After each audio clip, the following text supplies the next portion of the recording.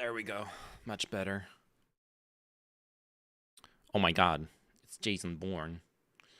Alright, let me announce the stream. Dismiss.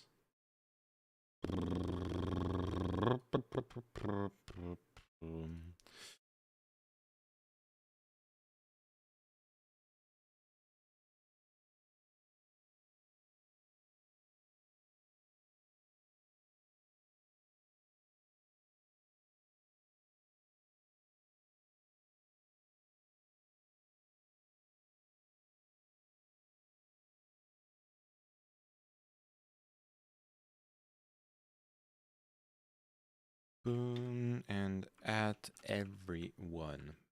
Yes, go. Stream is announced. Are you entertained, Kino? And before Kino tunes in like 3 hours later and misses half the stream. Oh, I love it when it happens. Anyways. Hello. Welcome to the jam. Hey everybody, let's slam. Welcome to the jam.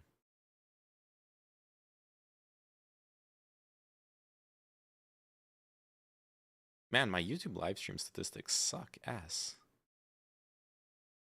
I need y'all to I need y'all to watch me on YouTube. Starting The Witcher 3 in 2023. Well, they did do that graphics update, didn't they? So like, and look, the thing is, I've never played Geralt de Riviera, the Coomer Adventures.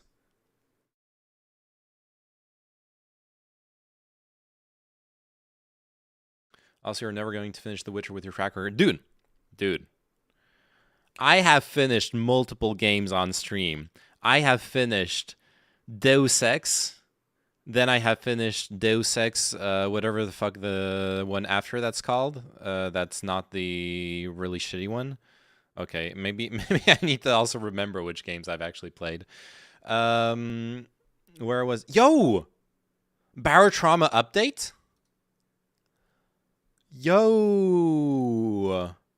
Pre-patch for Barotrauma 1.0 has just been released. It brings with it additions and quality of life changes such as transparent diving suit visors, better support for playing multiplayer campaign without a host, and more.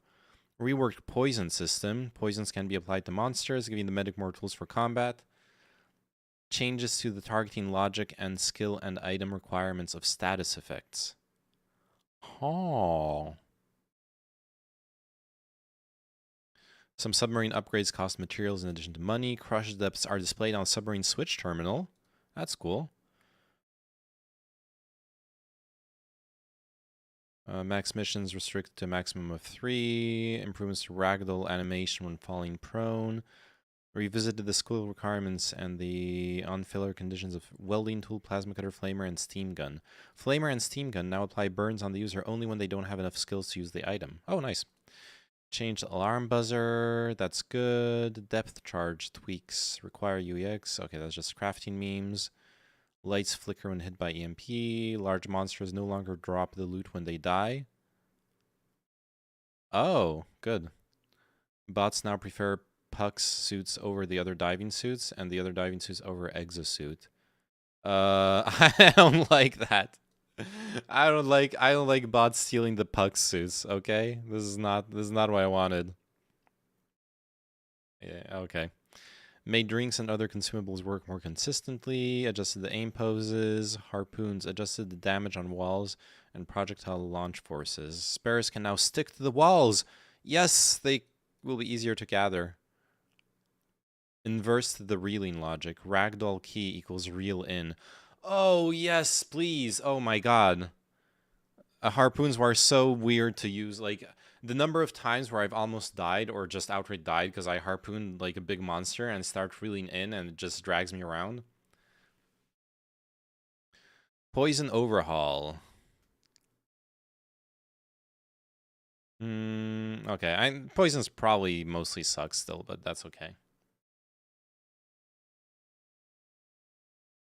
Talent fixes.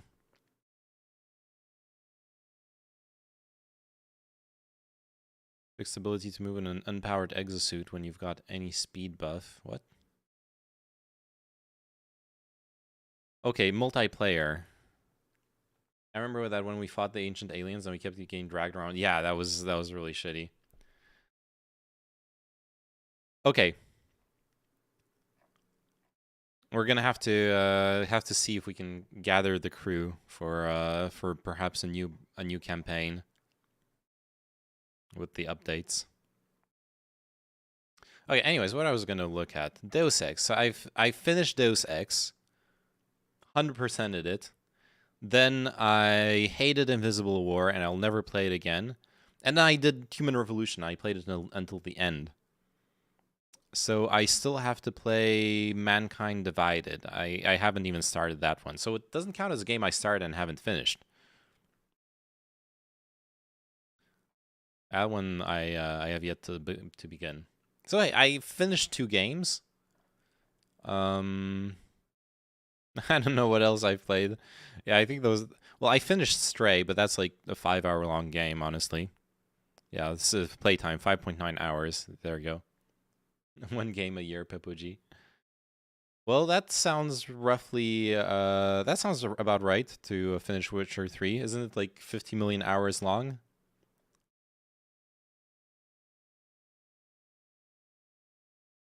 Yeah, I've mostly played multiplayer games, so I don't think there's much to be said. Oh man, I need to finish Everhood someday, but I don't know if I will. How many games have you started but not finished? I will not respond to that, to your needless provocation. I mean, technically, okay, Everhood. Oh, Gree I finished. Everhood I never finished. Doom Eternal I have yet to finish. Fuck. I just remembered. Yeah, I started Doom Eternal a long time ago and I haven't finished it yet. It wasn't a stream game though. I started in my own time. That doesn't count. We're talking only about stream games. Hades. I've never finished Hades. I've played 3 hours and that's it. SCP Containment Breach, definitely not finished. I haven't played that many single player games on stream, honestly. So yeah, I'm actually fine. All right. That being said, yeah, let's page Dr. Kino.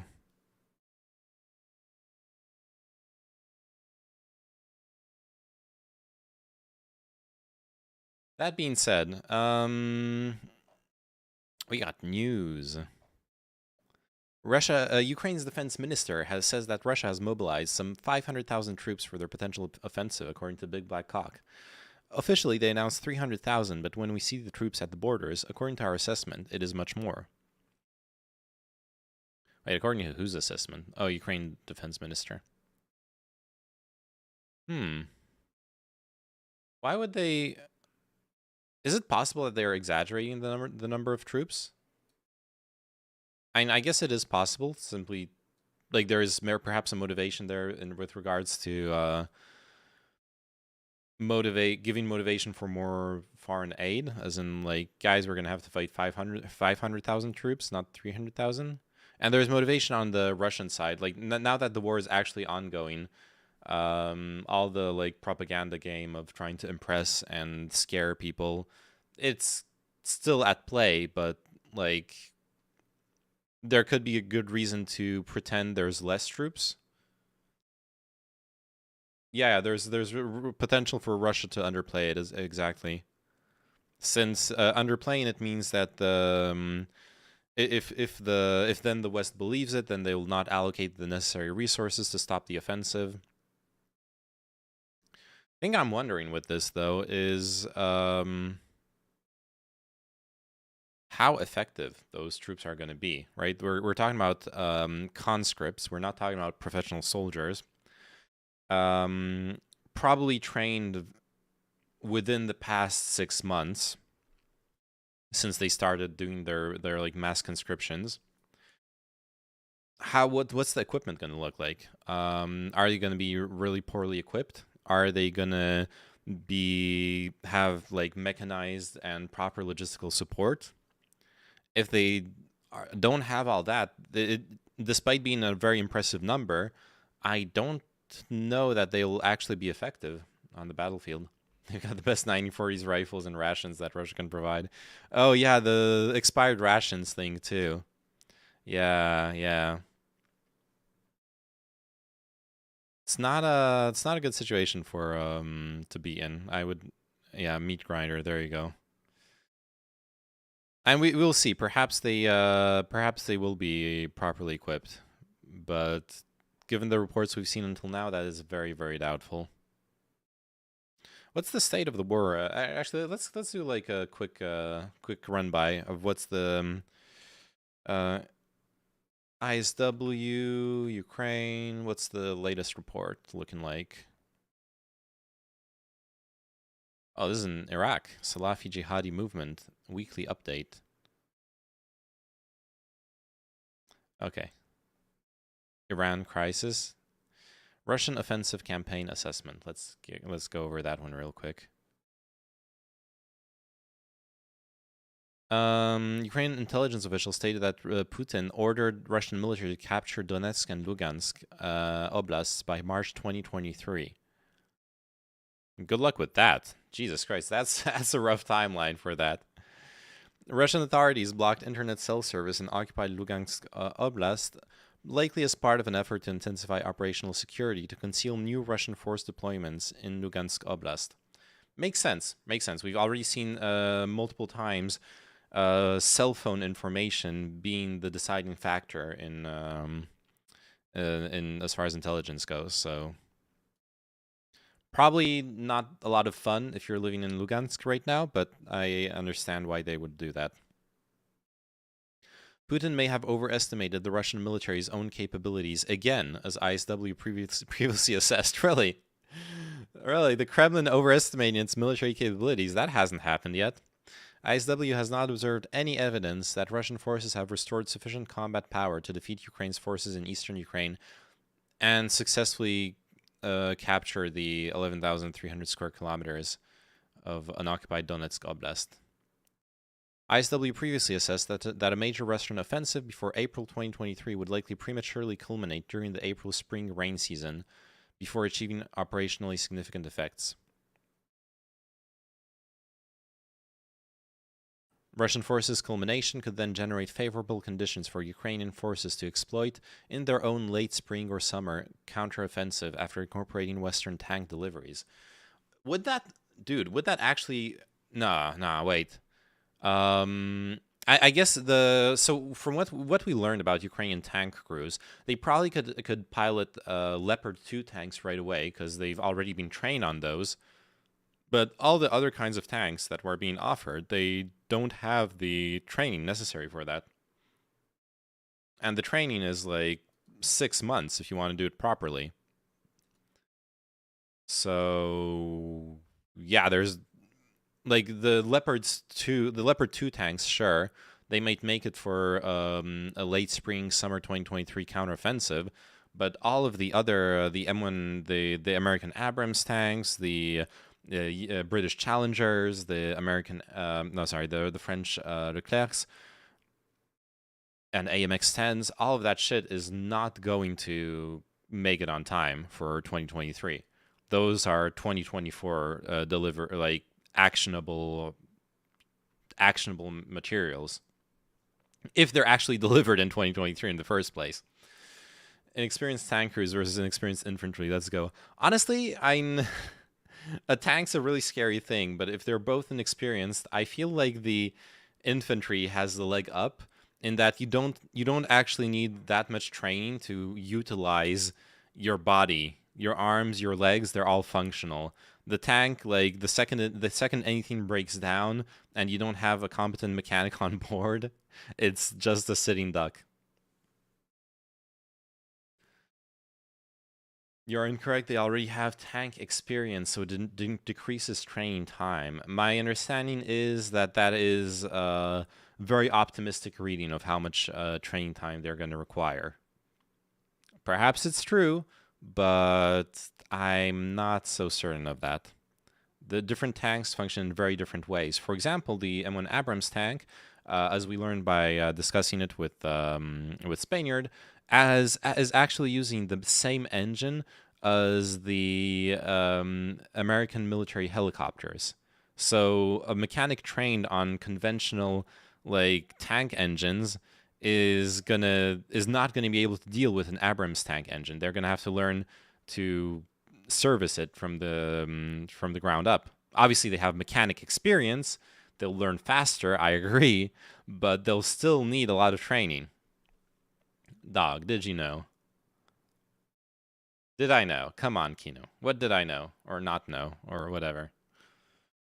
Ukrainian Defense Minister Oleksiy Reznikov supported ISW's MLCOA assessment and possibly suggested that Russian forces have mobilized substantially more personnel for an imminent offensive. Turbines are simpler than diesel, less moving parts. All I'm saying is it's a different type of maintenance. It's a different engine. How Also, I'm not even sure you're saying the truth, because as I recall, you're a financial analyst. You're not a fucking mechanic. And most reports I've read do describe the Abrams as being harder to service, as being overall a more complex machine, notably because of the engine. So no, what your assessment of Abrams engines being simpler than other engines goes against what seems to be common knowledge from other analysts who are actually competent on the question. So I'll trust them, if you don't mind me. Reznikov stated that Ukrainian officials estimate that the number of mobilized Russian personnel is higher than the Kremlin's official 300K figure. Reznikov stated that the Kremlin mobilized 500K. That's what we just read on the tweet. Although it is unclear whether this figure refers to Russian force generation efforts following the start of partial mobilization in September 2022, or the total number of forces that Russia has committed to the war in Ukraine. Okay. Russian officials are continuing efforts to frame the war in Ukraine as an existential threat to Russian audiences in order to set information conditions for a protracted war and maintain domestic support for continued military operations. Yep, that's something we've already seen when we've analyzed Russian propaganda. It's a pretty clear line of mediatization around the war. These efforts on the part of Russian officials are not succeeding in generating the likely desired effect of motivating Russians to want to participate in the war, however. Russian state services announced that as of February 2nd, the acceptance of applications for new passports has been suspended. Oh, snap.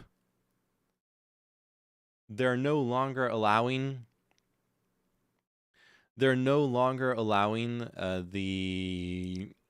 Russians to get new passports. They're afraid. You know what that means? That means they're afraid of Russians leaving the country. That's all that means. Damn. Russian research and design joint stock company Goznak, responsible for manufacturing security products such as banknotes and identity cards, responded with a statement that it has received an inundation of applications for the personalization of foreign passports, which require special embedded microchips. The shortage of microchips for passports and subsequent suspension of passport applications are in part consequences of the mass application for foreign passports in 2022. Because of the partial mobilization, people trying to escape mobilization. The Russian Ministry of Internal Affairs reported that it issued over 5.4 million passports in 2022, 40% more than previous year. The increase in applications indicates that social conditioning efforts to bring the special military operation home to Russia and reinvigorate patriotic fervor are not having the desired effect. I will be a little bit mitigated on this conclusion.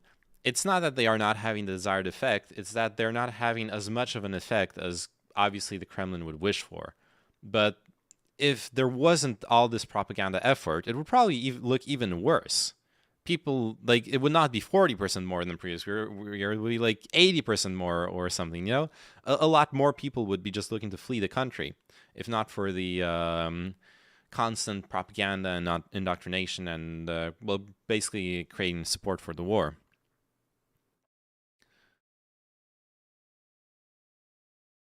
I think it's framed a bit like war is never going to be popular. No one wants to go die, no matter how good of a reason you can trump up.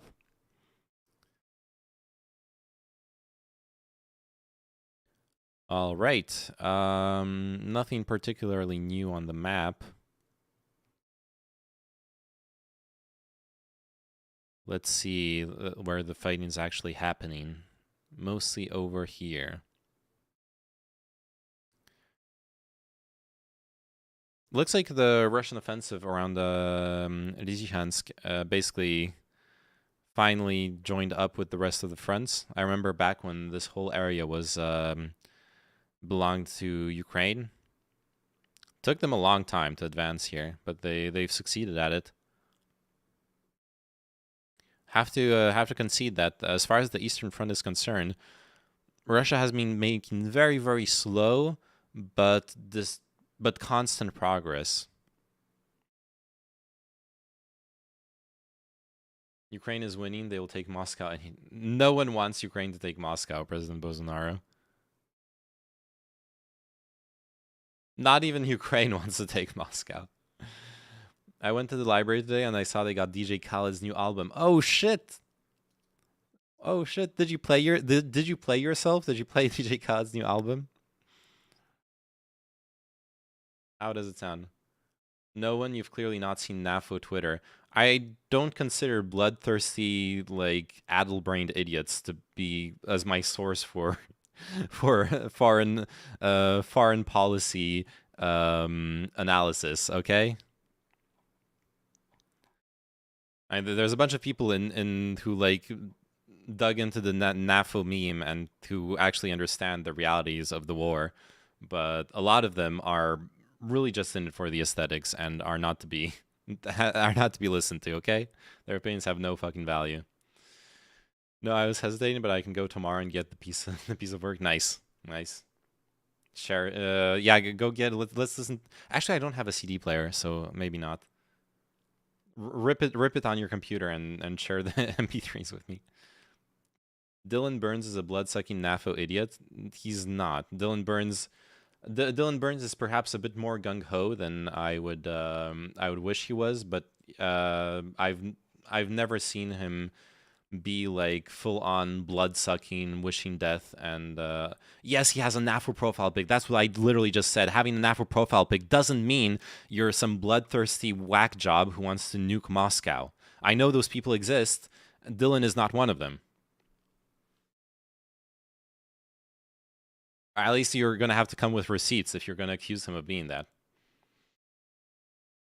Just having the NAFO profile pic doesn't mean that you ascribe to everything some like random dude in the US believes is right about the war, because they also share the profile pic.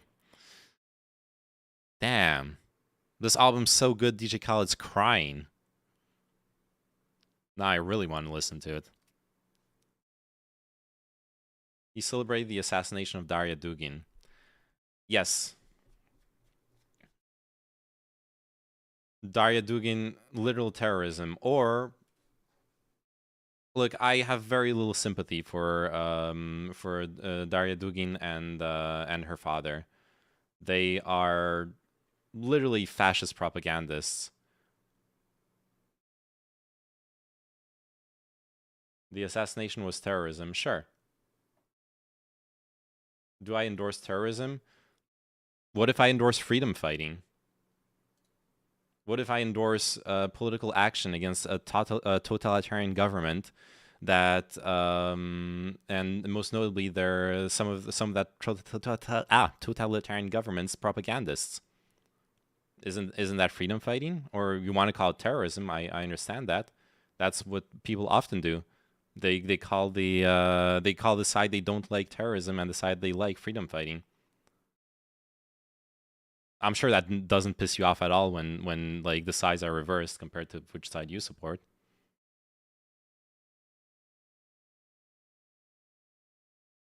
What was Daria doing except writing? She was not an occupier. She's a propagandist. She was literally a Russian fascist propagandist.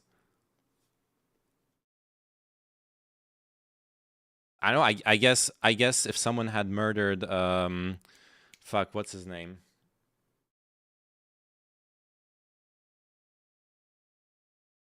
If someone had assassinated Goebbels, you would have called it terrorism as well, right? Because Goebbels wasn't an occupier, he wasn't a soldier, he was just part of the government, just supporting the government in his own way, just a propagandist, not an actual murderer, right? That would have been terrorism. Yes, I know, Kino, you were wrong. You don't. You're going to have to keep posting proof that you were wrong.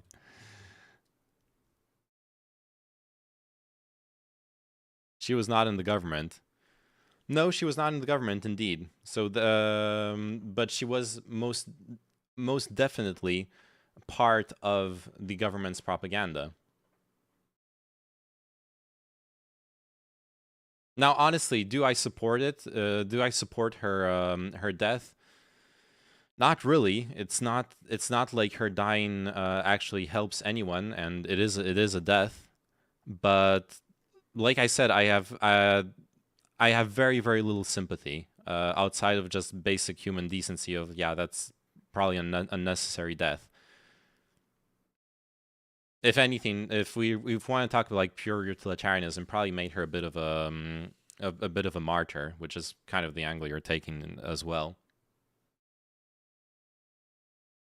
But I have very little sympathy for someone whose career is literally grifting and supporting a totalitarian government using fascist nationalistic rhetoric. There's going to be you are going to find very little sympathy for that here.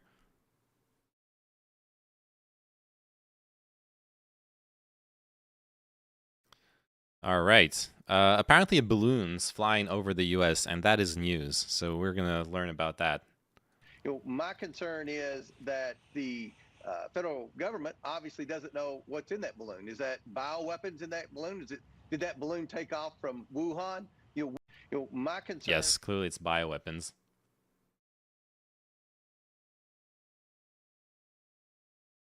That fucking looks like a meteorological balloon.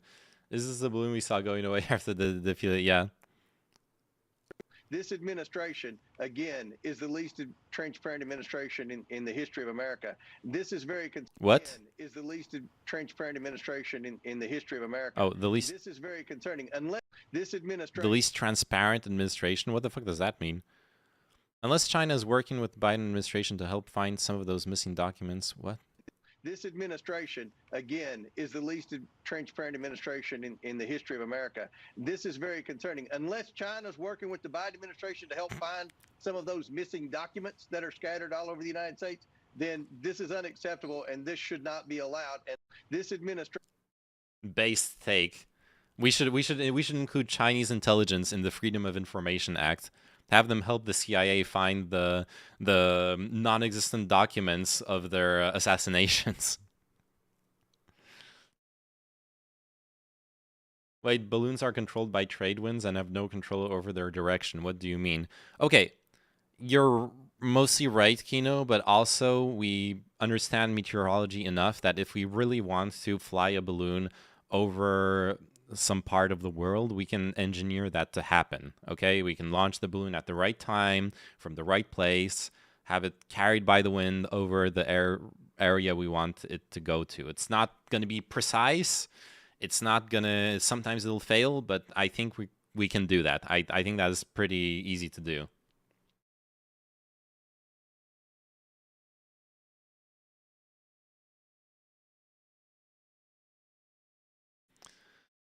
Starting today, but wind changes. Yes, I literally just said. I literally just said that it can fail. It's not an exact science. Meteorology is not an exact science. But we know for the most part where the wind's gonna blow. We know for the most part whether it's gonna rain or whether it's gonna be sunny or whether it's gonna snow. Like that's not that. Obviously it's pretty fucking hard, but come on.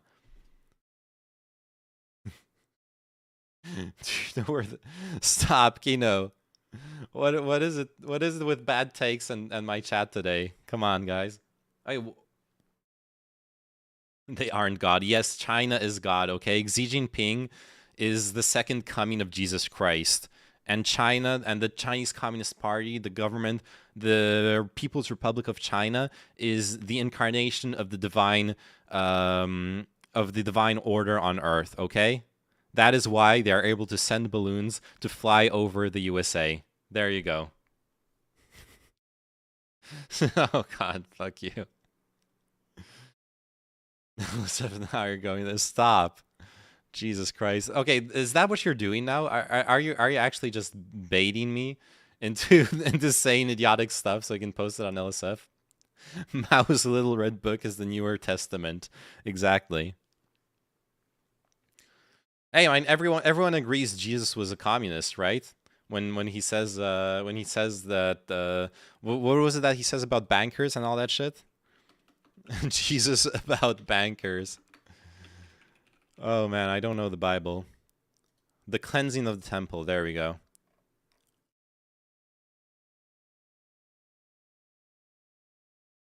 And Jesus went into the temple of God and cast out all them that sold and bought in the temple, and overthrew the tables of the money changers and the seats of them that sold doves. Oh yeah, fuck doves. Based Jesus. And said unto them, It is written, My house shall be called the house of prayer, but ye have made it a den of thieves. Haw. Is this Oyoyo Christianity arc? Yes. I mean, hey, I haven't read the Bible, so I've already fulfilled the first condition to being a good Christian, not having actually read the original text. Then you add on top of that instead of actually caring about what the teachings of Christianity are, I'll just project my own morality on top of it and assume that God's justifying it. I think actually I'm kind of a Christian already by those two metrics.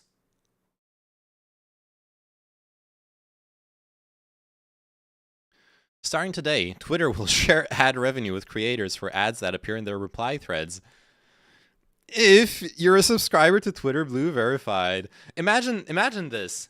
Imagine an alternative reality where, in order to get money from your subscribers on Twitch, you have to first subscribe to Twitch in the first place. I love Elon Musk's business model, and if you think about it, it's pretty smart. It's the same kind of logic that we have in society, where people accept shitty work conditions and shitty like poor taxation plans, regressive taxation and stuff like that, just on the off chance that there'll be the 1% of people who actually make it to like make money off of it. You know, we're all just frustrated billionaires here. Well, now Elon Musk is very wisely applying that logic to Twitter monetization. We're all just frustrated influencers. Surely, if only I buy Twitter Blue, I'll finally be able to monetize my shit posting on Twitter and make it big, be part of the great community of Twitter shit posters, and make money. Surely the only thing stopping me from being there is Twitter Blue. Amazon Prime to get Twitch money, Pepe, yeah. I'm Christian, I only do anal based. Just read Dante's trilogy of books, and you can get all the Christian fan fiction you need. There's been a lot of Christian fan fiction over the years. Also, if you scroll down, you have a little bonus point here for all those who've been following Elon's Twitter debacle. I'm curious. If an account was verified before Twitter Blue, then signs up for Blue, then eventually unsubscribes down the road, does that account keep its previous verified status? I suspect this unknown scares older accounts from jumping into Blue. Well, Twitter's legacy Blue Verified is unfortunately deeply corrupted, so will sunset in a few months. Let me, as a former software developer, translate that. I have imposed drastic changes to the Twitter code base and databases, foregone proper testing and proper backwards compatibility in order to push the changes faster, and thus corrupted the database in a way that makes it impossible to get back to your normal non-paid verification once you've subscribed to Twitter Blue. Thank you, Elon. Good job. Great decision making. Good investment.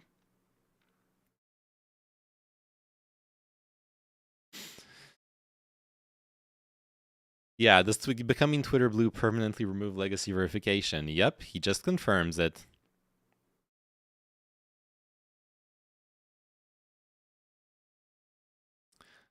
Yeah.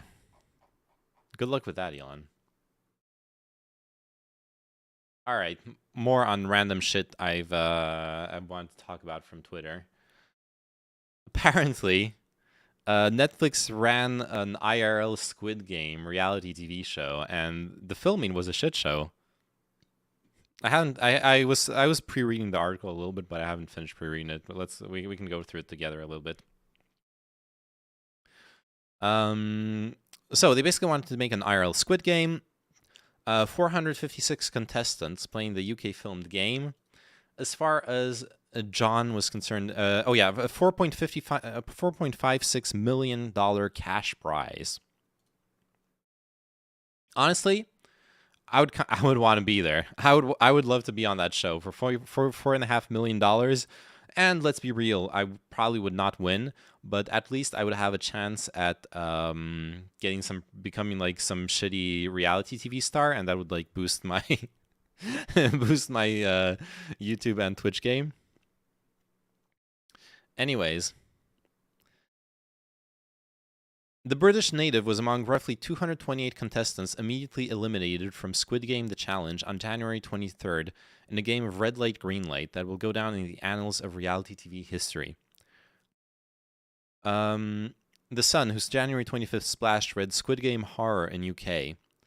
The story described how contestants on the reality show had been left freezing in a cavernous airplane hangar in Bedford, playing a seemingly interminable game where they had to hold statue-like poses for almost 30 minutes.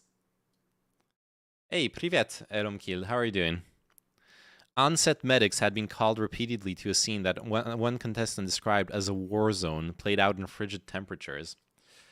I'm sorry, Eromkil, I don't understand. I cannot read Cyrillic. I will translate it, but please speak English in the chat, okay?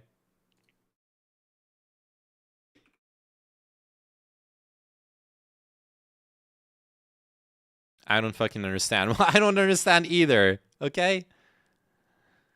Никогда не понимаю tu like, why are you watching?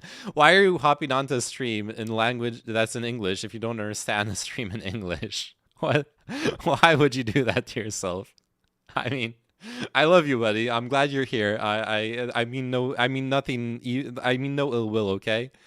But like I can't help you with that. I'm sorry. I do wish I believe Russian is a really beautiful language. If that is Russian, I'm a little uncomfortable with that. because I know there's like, yeah, it's Russian. There's like other Cyrillic languages. It's a beautiful language. I love Dostoevsky. I love Gogol. I've bought and read books by both, and those are two of my favorite authors in the world. But I cannot read Russian, not yet, at least. Maybe someday. But хорошо. That's all I can say. I love the Russian people. I love Russian people too.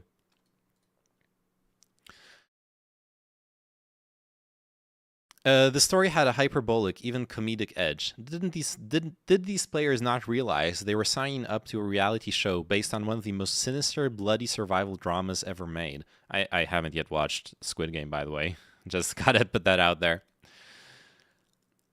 I have to admit, playing red light, green light with 30-minute pauses is horrible.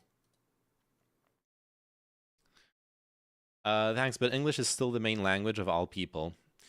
In the West, I mean, I've lived and worked in China, and guess what?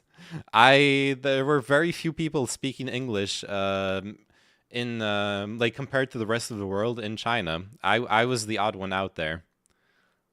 Mostly hung out with I did know I did meet quite a few. Obviously, there's a selection there. I mostly met Chinese people who did speak English.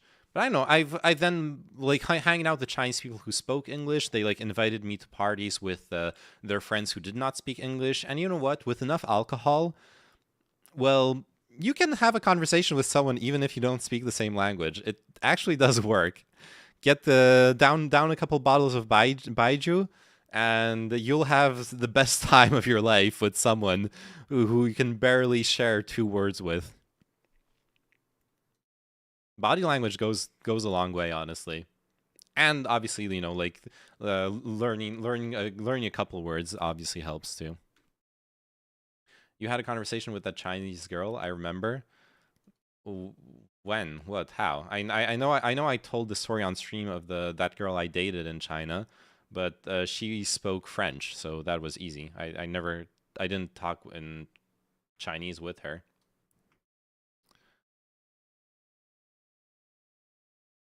I guess this is a Google Translate stream now. Personally, I don't like Putin. What do you think of him? The love language. Okay, let's do it like this. I believe Putin is a dangerous dictator. Я считаю Путина опасным диктатором. Я считаю Путина опасным диктатором. Диктатором. Я считаю Путина опасным диктатором. There you go.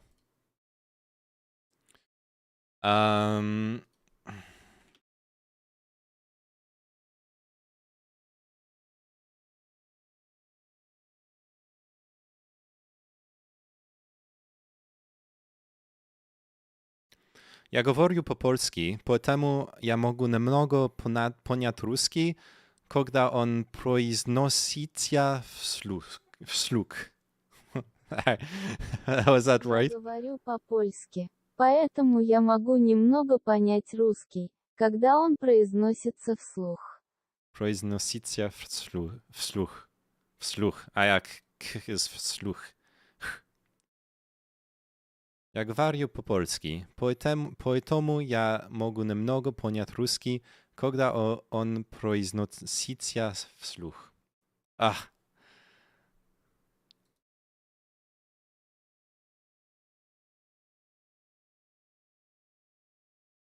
All right. Netflix was quick to kibosh tabloid reports of a contestant being stretchered out, publicly playing down the incident. In a statement, the streamer said it cared deeply about the health and safety of the cast and crew. Well, Netflix cares deeply about your subscriptions too. We'll talk about that right after. Yes, it was very cold on set, Netflix admitted, but participants were prepared for that. Clearly not enough. Yet contestants such as John and 2 others who spoke to Variety on the condition of anonymity say they never signed up for the physical ordeal they went through. Contestants who weren't paid to participate in the series say they were told the actual game would take roughly 2 hours to play and shoot, but instead that turned into an almost 7-hour ordeal. Okay.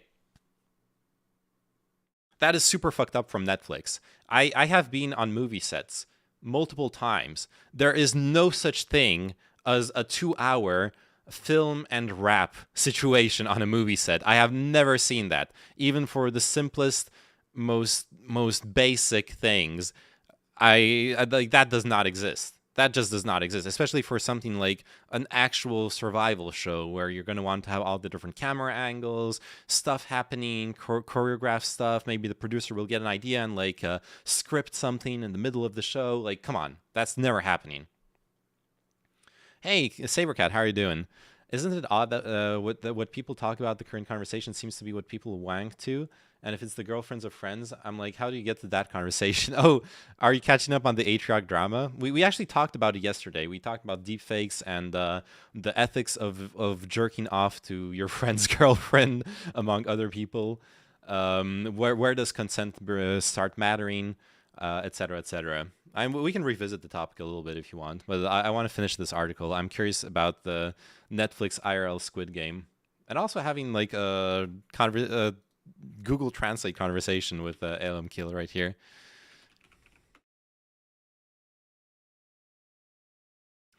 You don't pronounce Russian words well. The language is difficult. I myself was shocked when I was born and they forced me to learn Russian. The hardest shit I ever had to learn. Still not fully learned, and I'm 21. Well, you speak it. You clearly speak it better than me. But yeah, I know my pronunciation is bad. Yeah, I would need to actually learn the language.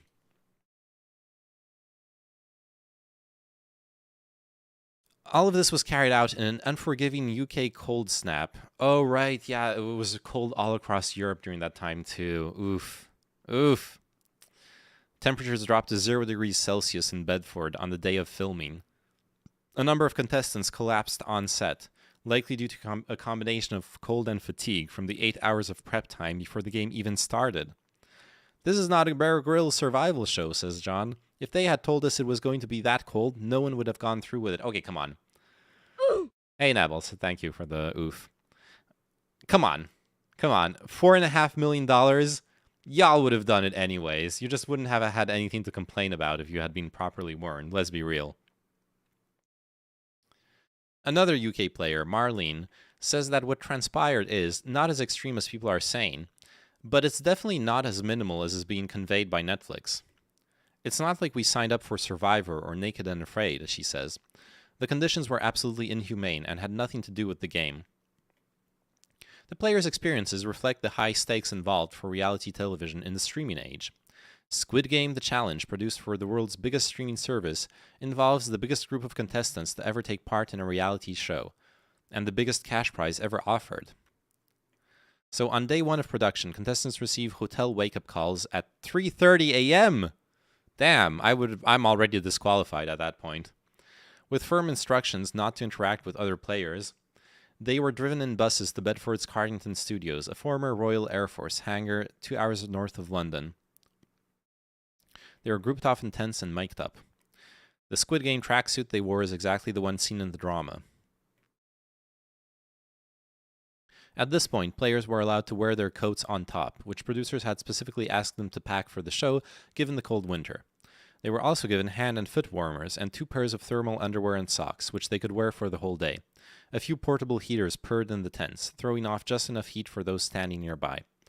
As smartphones had been confiscated the day before, contestants could not be sure what time the game actually kicked off, but by most estimates it was around 1 or 2 p.m. No one had a watch?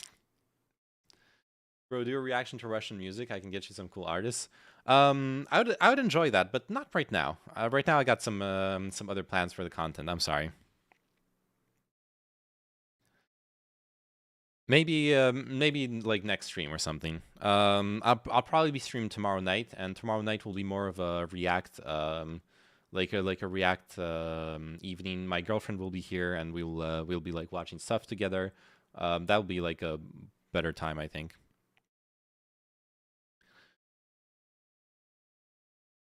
There was some grumbling when it was revealed the challenge would take around 2 hours to complete, with poses to be held for 2 minutes at a time, but no one balked.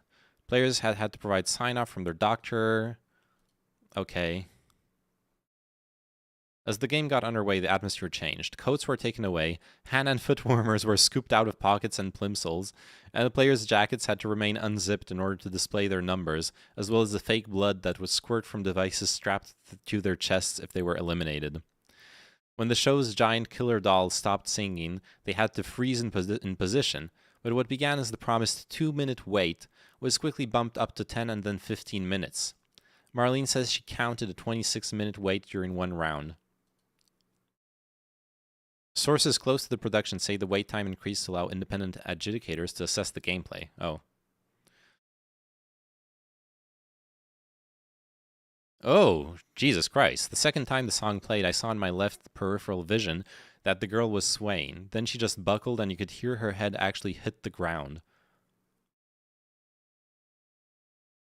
But then someone came on the microphone and said to hold our positions because the game is not paused. And after that, people were dropping like flies. She estimates around 4 people fainted. Jesus Christ. I would go further. Is it gay to give your friend a blowjob? As my best friend Scott is married and hopefully with a baby on the way, but when we were 14, we did all sorts of sex stuff together. And me being bi since I was 5, it never got to sex, but I did do oral.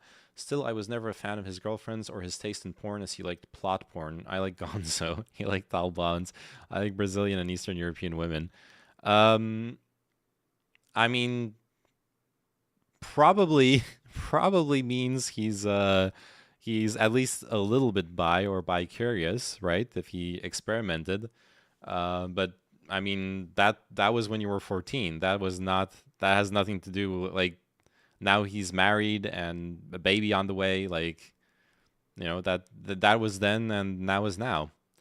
7 more days. 7 more days for what, Glaring Husky? What's going on? What am I waiting for?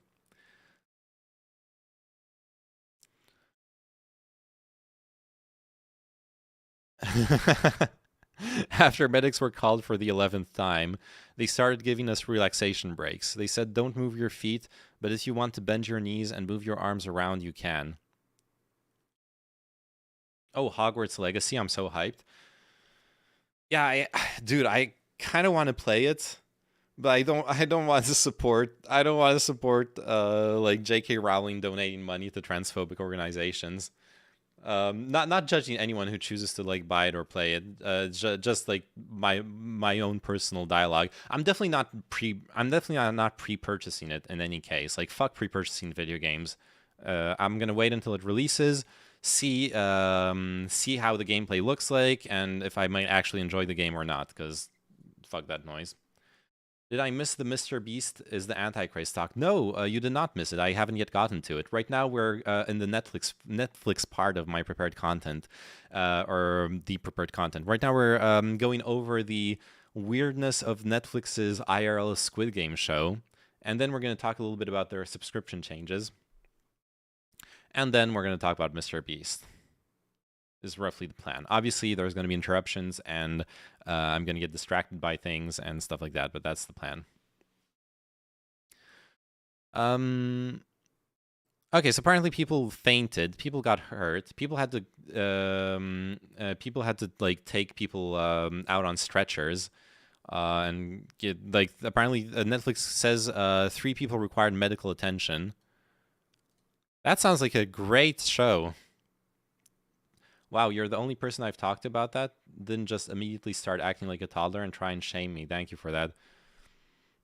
I think it's dumb. Like, yeah, play what you want to play, man. I'm like, okay, $2 of the money you spend are gonna go to J.K. Rowling, and she's gonna spend like 30 cents of that on some donation to some transphobic organization. Like, that sucks, but like, fuck it, dude. Obviously a video game is not an essential thing for your life, and if you choose to forgo the game and boycott it because of your morality, that's absolutely justifiable as well. But at the end of the day, there is no ethical consumption under capitalism. I don't know. My take in general also is, when it comes to those kinds of things, everyone has things that they care about. Me, for example, having worked as a software developer, having been like a tech nerd all my life, I care, for example, a lot about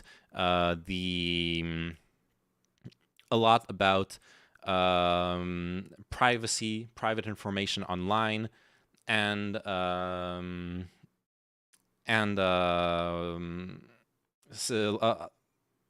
computer security. Yeah, that is it. That's, sorry, my brain's a bit foggy.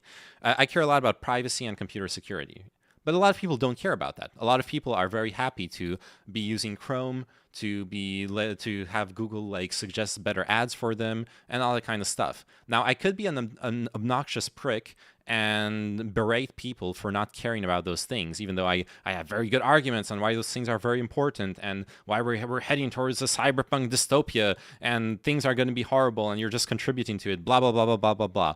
But guess what? I care about those things, so I do. So I put in some amount of work to mitigate my my impact on them. Other people care about other things that I don't put in the work for. And once I realized that, once I opened my eyes to the fact that, guess what? Different people have just different priorities. We have a different. We all have a limited amount of energy and time to put into things, and like, fuck it, dude. I'm sure there are things you do to make the world better around you that you put in time and energy for that other people don't, and you know, it's fine. It's fine. We like. We live in a society. I don't know how else to put it. Rare Pepe could just not buy it, but still play. Hey, that's a bit TOS, okay? Yeah, I'm very anti-privacy. I'm all for the government being able to, or not just government, everyone being able to look at things other people do on the web. Oh god, I fucking hate that. I fucking hate that idea. And like not to minimize either that like the gravity of what J.K. Rowling does. Like the trans rights are human rights. I absolutely believe that, and it is heinous what the ideas that she supports. But fuck it, dude. I'm really nostalgic about Harry Potter as well. It's been my dream for fucking all my teenage years. I was dreaming about exactly this, about like a game. Or more so a reality, but a game is a good like second choice where I could actually live that stuff. What is she doing exactly? She basically doesn't consider trans women women and trans men men. She supports the idea that trans women are actually at worst perverted men who want to rape cis women in their bathrooms, and at best are perverted men who just want to live out their own like weirdo wacko fantasies. There's like a technical term for it, like fantasizing being the other gender, but I forgot the name for it. And she argues that trans men are women who've internalized misogyny and want to be in the ruling class now. She's like full on TERF, trans exclusionary radical feminist. She supports organizations and people who have been very vocally anti-trans, to the point of the people she supports advocate for strongly restricting laws strongly restricting the possibility of even being trans, of having access to the basic like paperwork and rights, like being able to change your gender in your paperwork, stuff like that. I guess I'm not far off that belief. I mean, like I said, I see trans rights as human rights. There's nothing wrong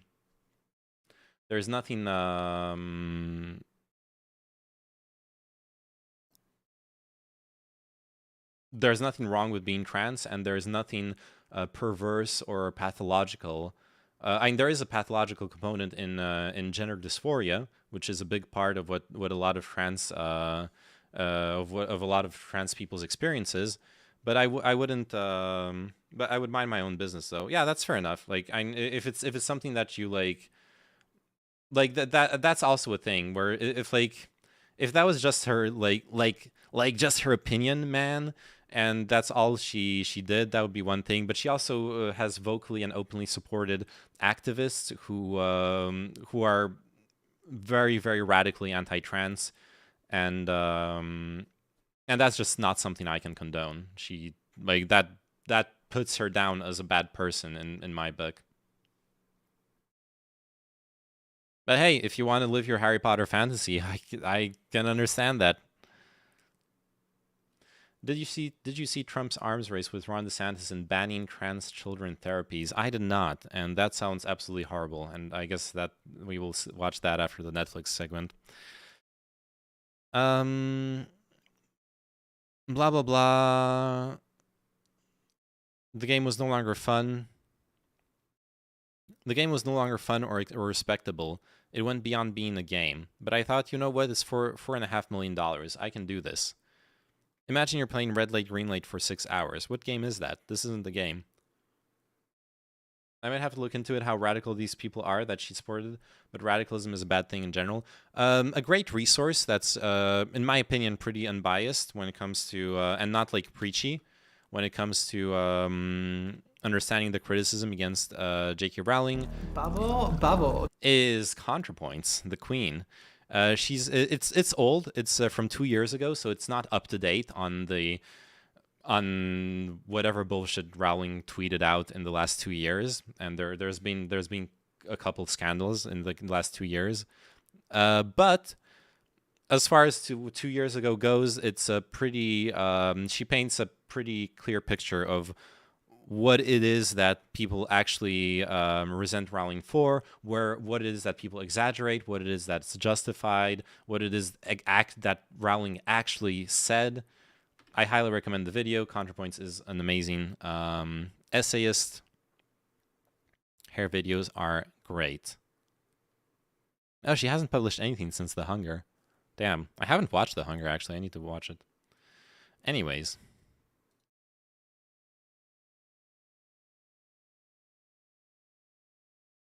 I actually thought Squid Game was crap as much like Star Trek Discovery. The politics are too on the nose. It's ironic because back in the 1960s, BBC did a sci-fi play called Year of the Sex Olympics that predicted the growth of TV to shock and towards shock. And Squid Games is just shock. It's a Saw movie with some politics to justify it. I have not watched it, so I have no opinion on it, honestly. I've heard it's good. I know a lot of people enjoyed it. I should watch it. But I have a million things that I have a million things that I need to watch. And like with Sophie, we've started watching Legion, which is really, really cool. Probably the single-handedly the best thing that the best TV show that came out of the whole Cape Kino fad. What else? We started watching The Terror like a year ago, and then we stopped watching it. We need to finish it someday. There's like a dozen movies that we need to watch. We're slow at clearing out the list. Anyways, Squid Game isn't crazy plot or crazy production. The cool thing about it was the actors did a really good job. Okay, that sounds good. That's good enough, you know. That's good enough for a good for a compelling TV show. All right, so they were hungry, they were tired, they were basically suffering because they were playing Squid Game in the cold. To be fair, okay, let's be real. This isn't a game, dude. The TV show is literally called Squid Game. What did you expect? Like, come on. What did you fucking expect? This is actually really, really realistic compared to what happens in the show.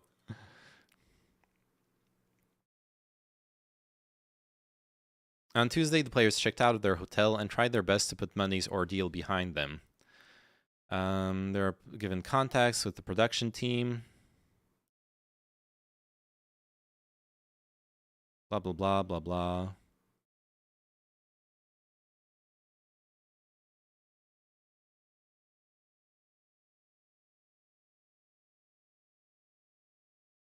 Oh yeah, they're talking about how you should just cancel the show if it's in freezing temperatures, or cancel the filming. Not cancel the show, but like cancel the filming and move it to another day. Yeah, which is true. Like you shouldn't be endangering people's health.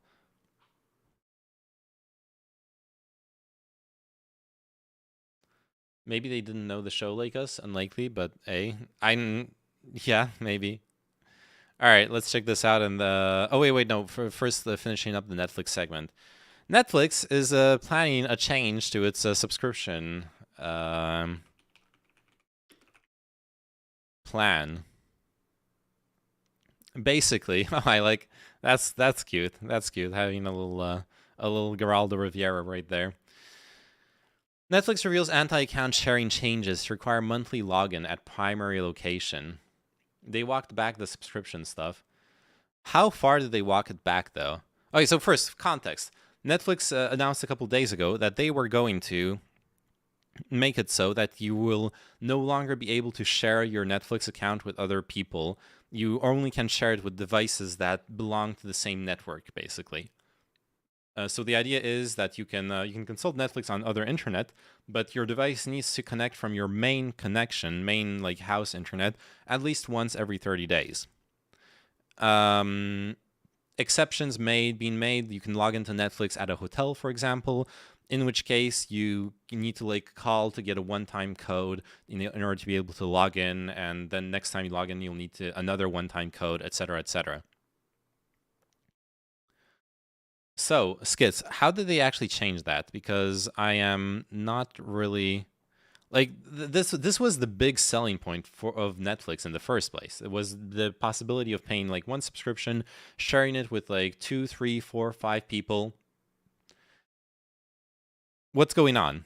Do they genuinely expect that this will make people pay for Netflix? Because I know what I'm gonna do, and it's not gonna be paying for Netflix. I'm not gonna buy a Netflix subscription just because I cannot share my mom's Netflix account. All right, streamers were furious over the guidelines that went live earlier this week. Netflix is backtracking on its new password usage rules. The posted rules included a requirement for all devices using the same account to be linked using the same Wi-Fi, blah, blah, blah. Now, the company is alleging that those rules only apply to account holders in Chile, Costa Rica, and Peru. What? What kind of bullshit? What kind of bullshit is this? Like, this is about as credible as a dog 8-hour end user license agreement. Okay? Come on. How stupid does Netflix thinks we are? For a brief time yesterday, a Help Center article containing information that is only applicable to Chile, Costa Rica, and Peru went live in other countries. We have since updated it. Oh, come on. Come on. Netflix is currently testing anti-account sharing features in a number of Latin American countries, but, according to the streamer, most options have resulted in significant pushback from users. That was literally the selling point of Netflix. In large part, you could share Netflix with other people. That was the big meme.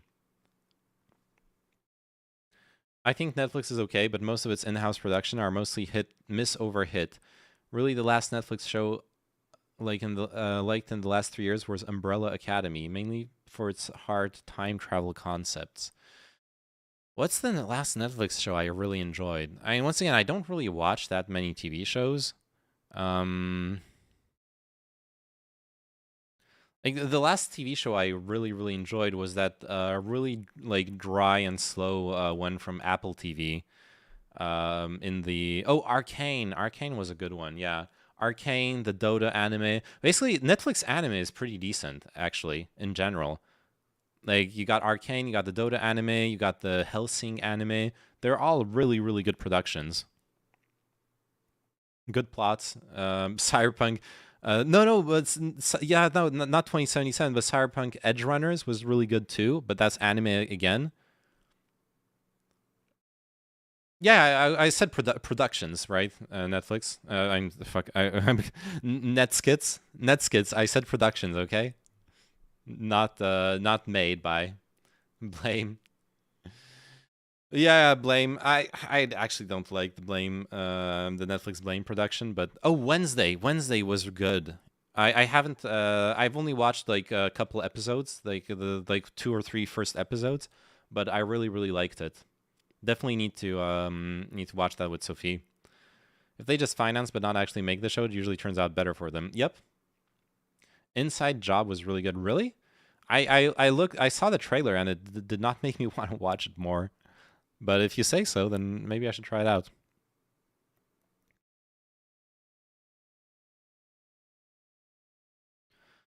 All right, I mean, this is bullshit, okay? Netflix is not walking it back. Netflix is trying to see if people in Chile, Costa Rica, and Peru are gonna murder them if their like sub counts are gonna drop through the ground, or if they're actually gonna make more money. They're just if they make more money, then they're gonna implement this everywhere. The Midnight Club was nice. I don't know that show. I don't like Arcane and Sandman, but my friend loves both. I love the Sandman comic book, and I'm pretty sure that I would hate the TV show because of that.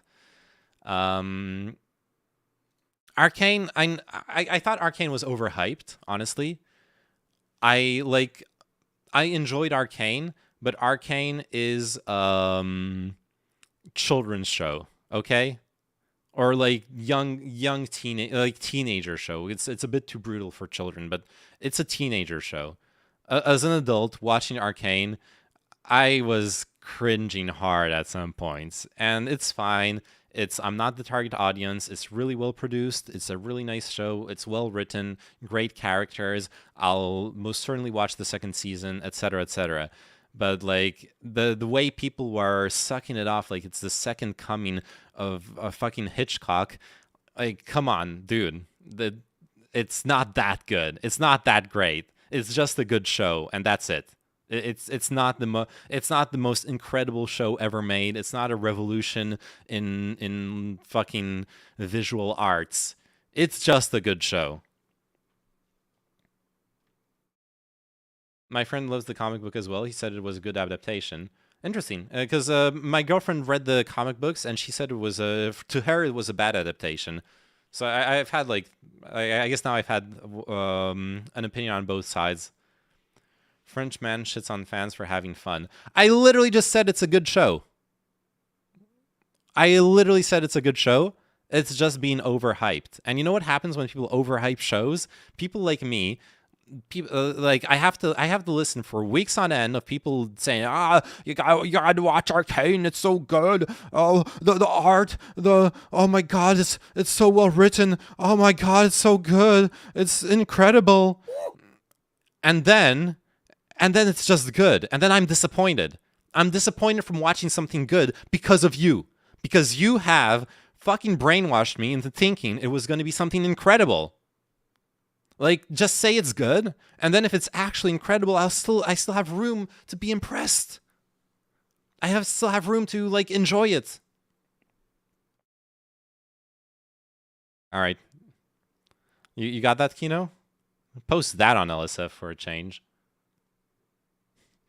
Actually,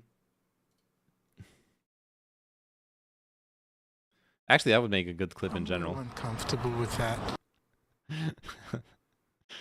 In my opinion, sharing your Netflix account is the equivalent of buying one cinema ticket and going in with 10 people. No, because a cinema ticket is only supposed to be used by one person. The Netflix account was designed to be shared from the get-go.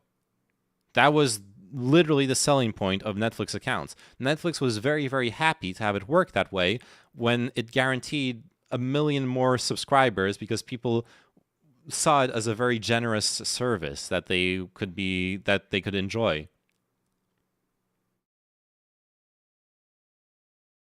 I'm saying, like, did they say they wanted you to share it? No, but they literally implemented it this way because they wanted people to see it as a better service. It was a selling point. People just abuse the company's good faith. Jesus Christ. Like, Netflix doesn't need you to defend their good faith. That was the reason they have to dial it back on it is not because people are sharing accounts, it's because their stock tanked because they're putting out shit shows for like 2 years. The quality of their production and the level of competition in the field, like the quality of their production has gone down, the level of competition in the field has gone up. Services like Disney Plus, services like HBO, services like Apple TV have been putting out quality content that has made people want to, sometimes cancel their Netflix subscription and switch to something else, or maybe only sub to Netflix for a couple months a year to catch up on shows and then end their subscription. So Netflix has seen their sub count go down. That's all, and their stock price go down as well. And that isn't because people are sharing the accounts. Like if tomorrow Netflix implements this and I cannot use my mom's account, I am not buying a subscription. I know a lot of people who are not going to buy a subscription just because they can't use a shared account anymore. Maybe on a short term they'll be able to get a couple more accounts from people who are frustrated and do want to have their own Netflix account instead of sharing it, sure. But I don't know, man. I don't think it's a long-term good decision. Because there is a phenomenon with TV shows that is similar to video games. So you know how in video games, a very, very important metric is the player base. Even like the most weirdly, like egregiously monetized video games require a large player base of free-to-play players so that there is someone for the pay-to-win players to own. And online games are extremely social. Even offline games have the social component of having someone tell you, hey, I played this game and it was great. You got to try it out. It was really cool. Like, go check out the streamer playing it. It looks really fun, etc., etc. Online games even more so.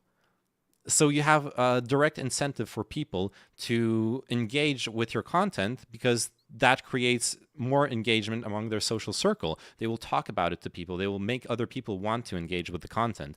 It's the same with TV shows. If I show up at work and the first thing out of my mouth is, guys, have you seen the latest show on Netflix? It's so good. There's this and this happening, etc., etc. And they don't have a Netflix account at that point, they'll probably buy a subscription. They'll try it out. If there are less people watching in general because they either canceled their subscription or they were relying on someone else's subscription, there will be less hype for the shows. And if there's less hype for the shows, more people will over time cancel their subscriptions. I could see this backfiring. The issue with stuff like Netflix, etc., is that I just buy a sub for like 2 months, watch absolutely everything, and then never pay for it again. Yeah, that's not what they want us to be doing. My Netflix account won't let me use it on 2 systems at the same time, so I don't share my code. Oh, it depends on which subscription you buy. So the thing with Netflix accounts is there's several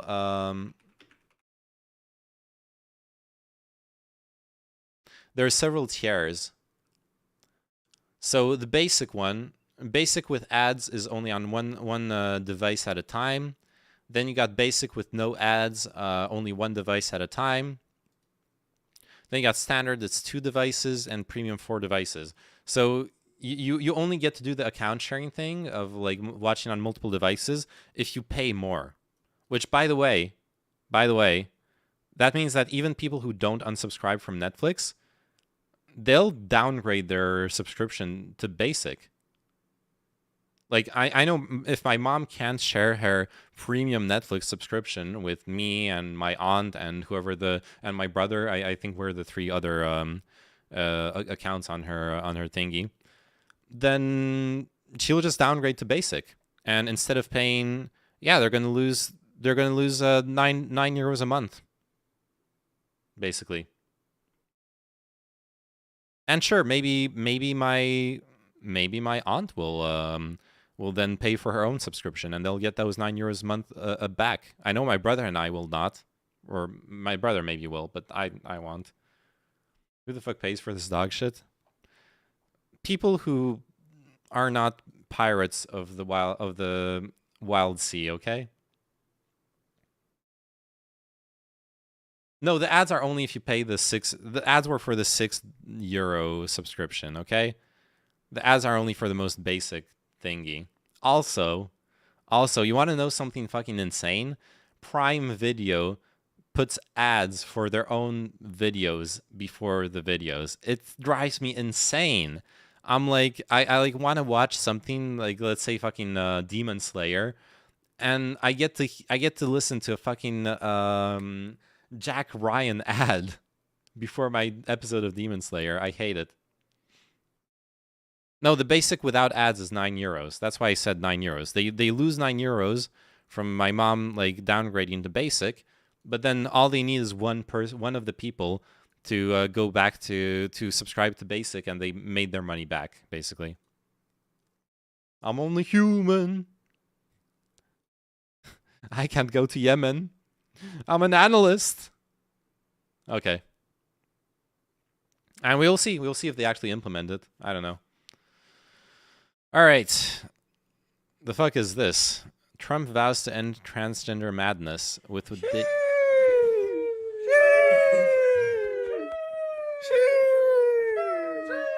I'll get some water. I'll be right back.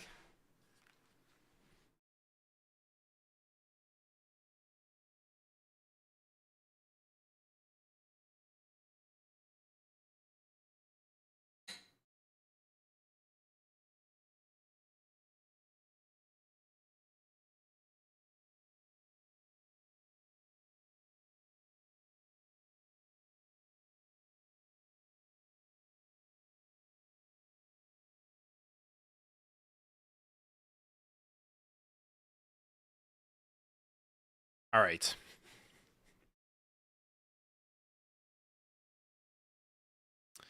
I'm only human.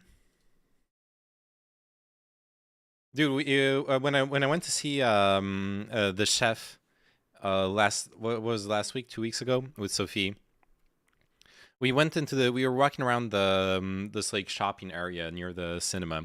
We walked into the store that had a bunch of like it's the menu, sorry, the menu, not the chef. The store had a bunch of like cool pseudoscience apparel. It's called Nature Découverte. It's supposed to be like a really cool. It used to be like a really cool sciencey store. Now it's like it sells like minerals for your like weirdo new age pagan beliefs. Anyways, so we're like walking through, seeing what like cool items they have, or making fun of like the books about how yoga will cure your cancer or whatever. And they start playing the "I'm Only Human" song in the store. Oh my god. Anyways. On day one, I will revoke Joe Biden's cruel policies on so-called gender-affirming care. Ridiculous. A process ridiculous. That includes giving kids puberty blockers, mutating their physical appearance, and ultimately performing surgery on minor children. Can you believe this? I will sign a new executive order instructing every federal agency to cease all programs that promote the concept of sex and gender transition at any age. I will then ask Congress to abolish the concept of sex, to permanently stop federal taxpayer dollars from being used to promote or pay for these procedures, and pass a law prohibiting child sexual mutilation in all 50 states. It'll go very quickly. I will declare that any hospital or healthcare provider that participates in the chemical or physical mutilation of minor youth will no longer meet federal health and safety standards for Medicaid and Medicare, and will be terminated from the program. And I think I find it super fucked up that how those people on the conservative side of this debate, they immediately conflate surgery with like softer techniques of addressing transitioning. Basically, my understanding is a responsible medical accompaniment to your transition will first off be very progressive. Like even if you're clearly, like, say, diagnosed with gender dysphoria, transition is the solution, etc., etc. It's not like they're gonna right away prescribe you a surgery. They're gonna try to figure out what level of transitioning is necessary to have you function the best in your life. And my understanding is that, for example, before starting more invasive stuff like hormone therapy, or, well, the most invasive part, a treatment, which would be surgery, you can already start off by doing things like trying out the bodysuits, trying out just like, say you're you believe you're a trans woman. Well, try out boobs. You know, try out fake boobs before doing surgery, before doing hormones. Those are that my understanding is that is pretty standard actually to make sure that there's a lot of care put in to make sure that that people aren't engaging in less reversible and more invasive methods of care without being as sure as possible that that is what suits them. I don't even think you can get the surgery if you're a minor. I'm pretty sure it's extremely rare. And like once again, like he's conflating everything together. Surgery is the most invasive procedure.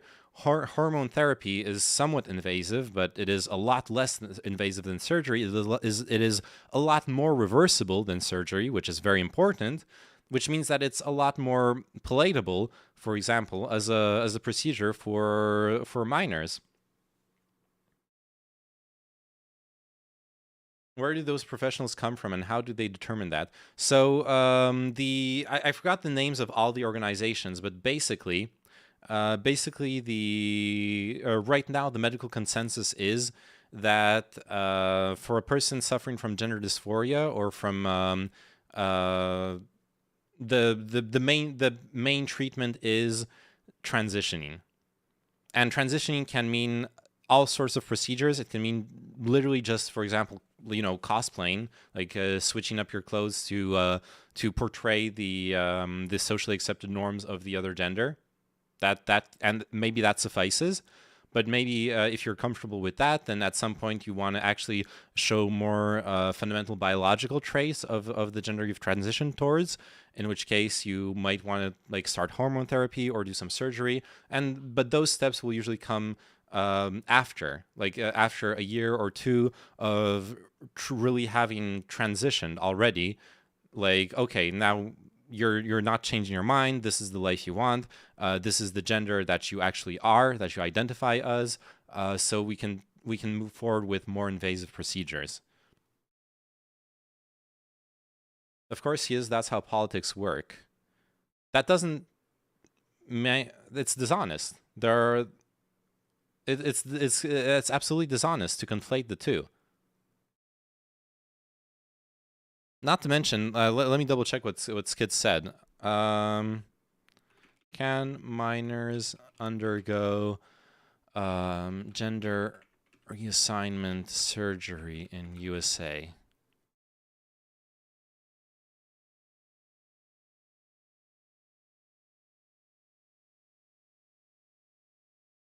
Okay, seems like it absolutely does happen, Skits, by the way. Center for Gender Surgery program offers gender affirmation surgery services to eligible adolescents and young adults. So adolescents meaning minors, right?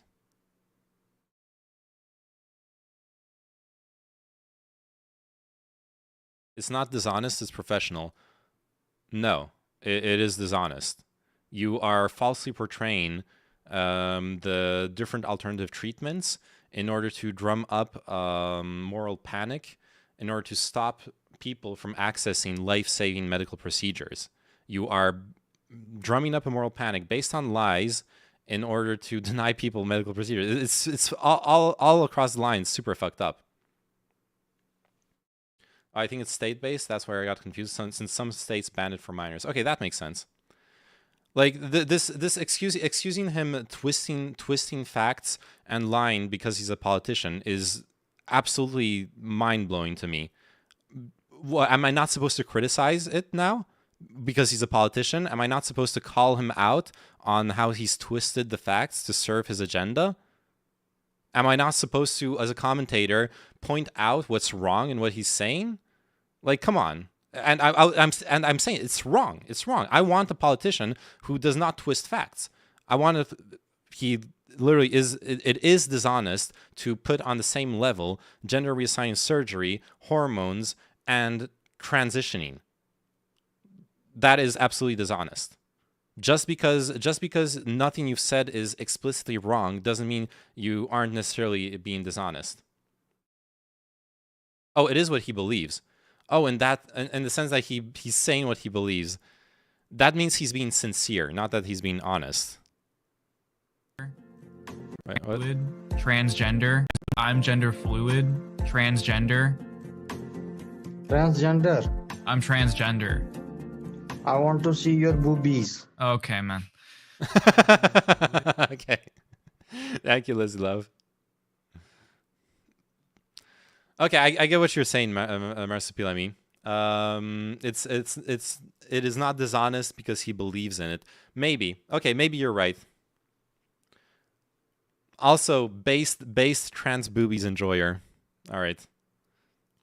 Immediately. Furthermore, I will support the creation of a private right of action for victims to sue doctors who have unforgivably performed these procedures on minor children. Oh yeah, that's pretty interesting. The legal liability, because in many ways that's one of the best ways you can make sure doctors are not going to perform the medical procedures. If you look at what happens in Poland, for example, even though technically in Poland the laws banning abortion have exceptions for medical procedures, like medical emergencies specifically, and have exceptions for cases of rape. In the end, because the doctors are actually prosecuted for murder if they wrongfully perform an abortion in Poland, doctors will just not perform abortions. They just won't. They just will not perform an abortion. It's too risky. It'll fuck up their whole life if they make the wrong call. If they believe someone who's like lying about their situation, etc., etc. So it's the chilling effect. It's a chilling effect. It's simply there being a legal threat behind that is enough to stop people from doing it, even if what they were going to do is perfectly legal, despite in the letter of the law. Same in the U.S. with the abortion stuff. Some doctors will not do medical abortions in states where it's illegal now. Yeah, it's too dangerous.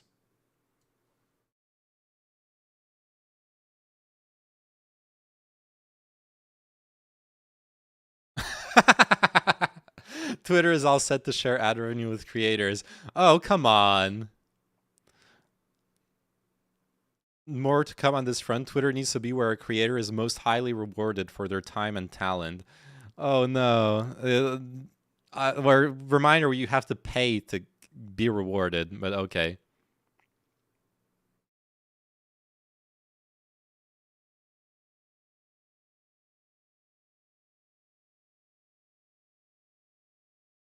Okay.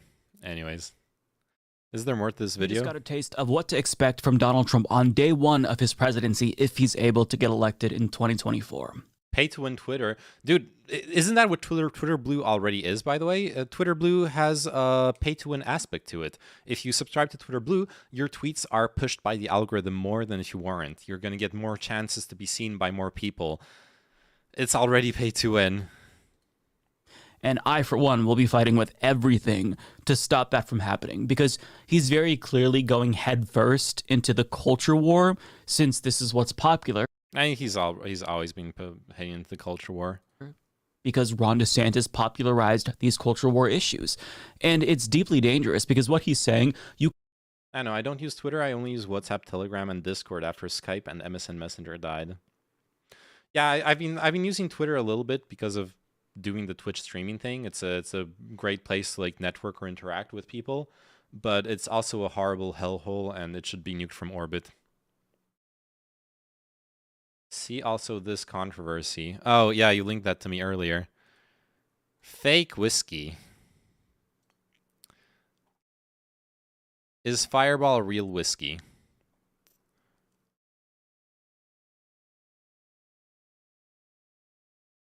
Blah, blah, blah. It's not real whiskey. It's spiced whiskey. Basically, yeah, the meme is they were selling, they have their like cinnamon whiskey main bottles, but then they're selling Fireball cinnamon bottles. So they could sell their product in more places. Laws dictating alcohol sales vary greatly by state, and many more areas allow for sales of beer and wine in more stores than hard liquors. Since malt beverages are classified with beer and wine, that means Fireball Cinnamon can be sold at many more locations. But basically, it looks the same as their whiskey, but it's not whiskey. It's malt. It's a malt beverage. And now they're being sued over that.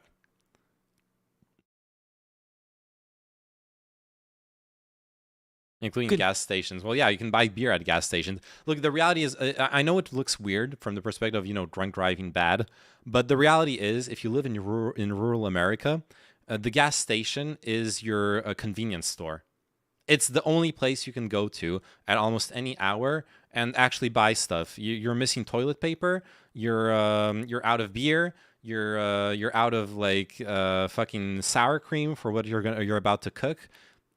You'll find it at a gas station store, and it will be the closest available thing to actually get it. Yeah, and they're open. Yeah, and they're open like 24/7 basically. So yeah, it's actually normal for some alcohol, for like basic alcohol, to be available at a gas station store. Just make sure the you don't open it in the car.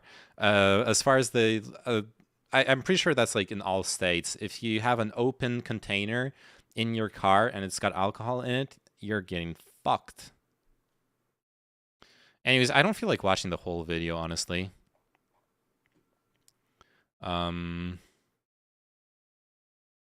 Let's do the Mr. Beast drama.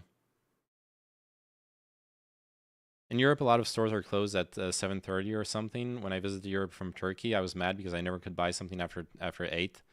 In Turkey, all stores are open 24/7. Yeah, it's changed here in Paris over the last like 10, 15 years. There's a lot more options to be able to go shopping at weird hours. But yeah, it's for a very long time. And then there's some like really regressive Christian weirdo laws. There are parts of the city where you're not allowed to have a store open on Sunday unless it's the owner manning the store. So only like mom and pop stores will be open on Sunday because you aren't allowed to employ anyone.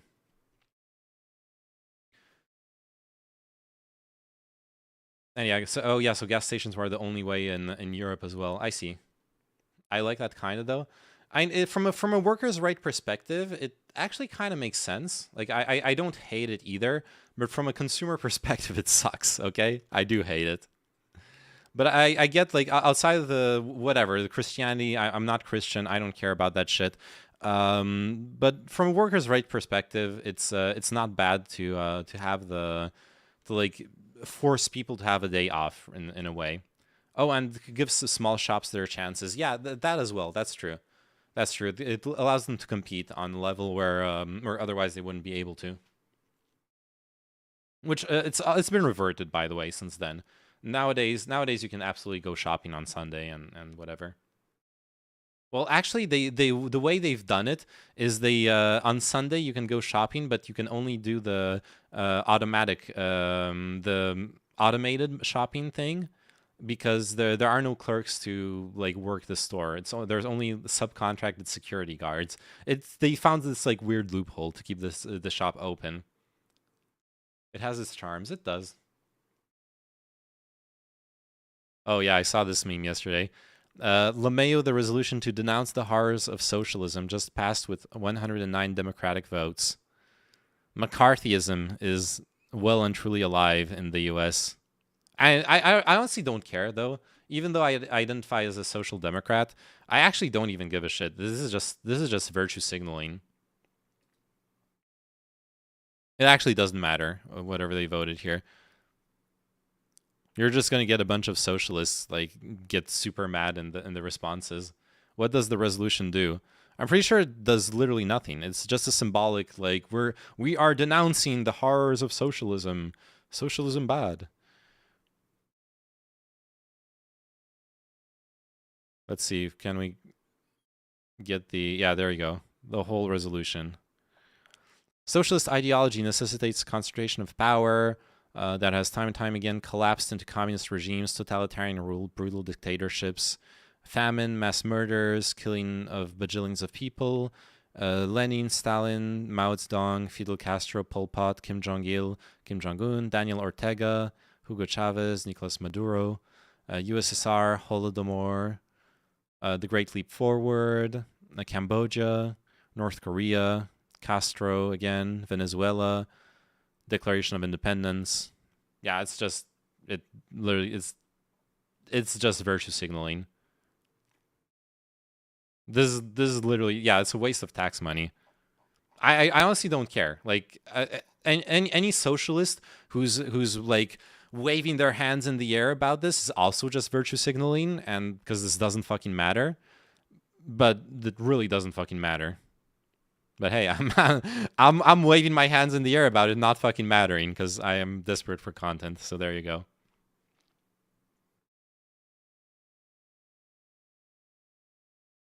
So basically, it's just a thing that says socialism bad, and the House was like, yeah, pretty much, yeah. That's exactly it. You've summed it up. All right. I need to find.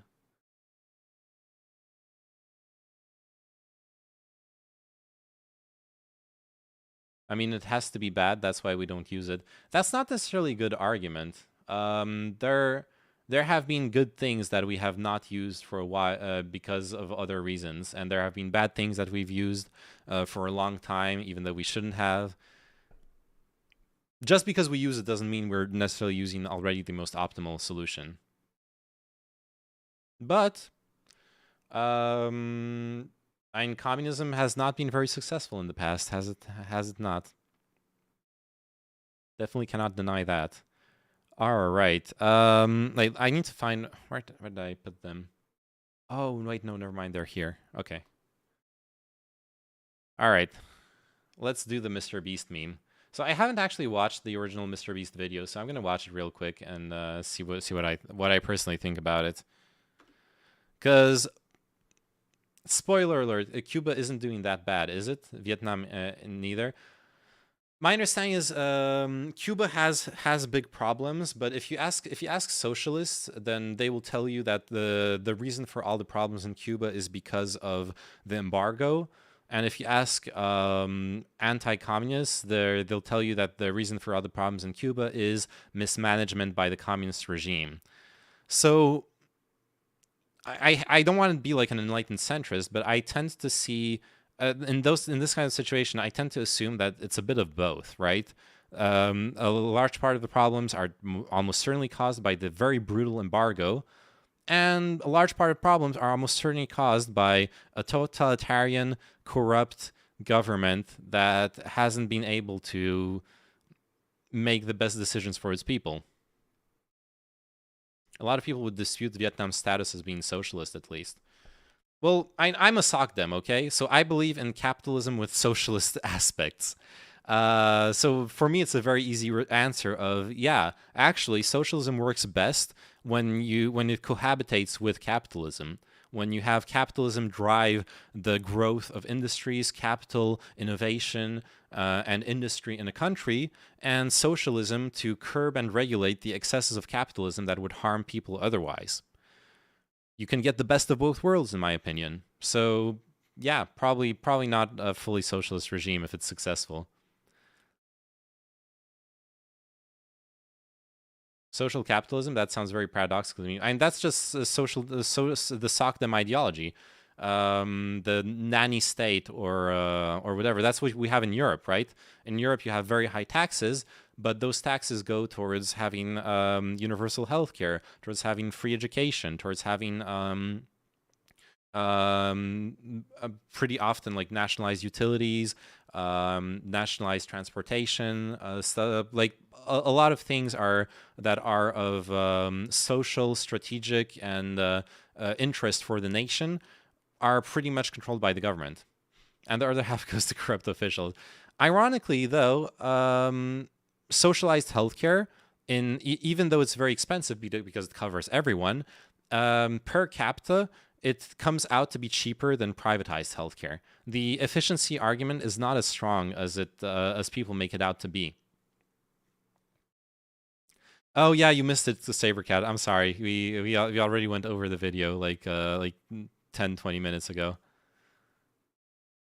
At least here in France, the statistics I've seen tend to show that if France transitioned to an American-style system of fully privatized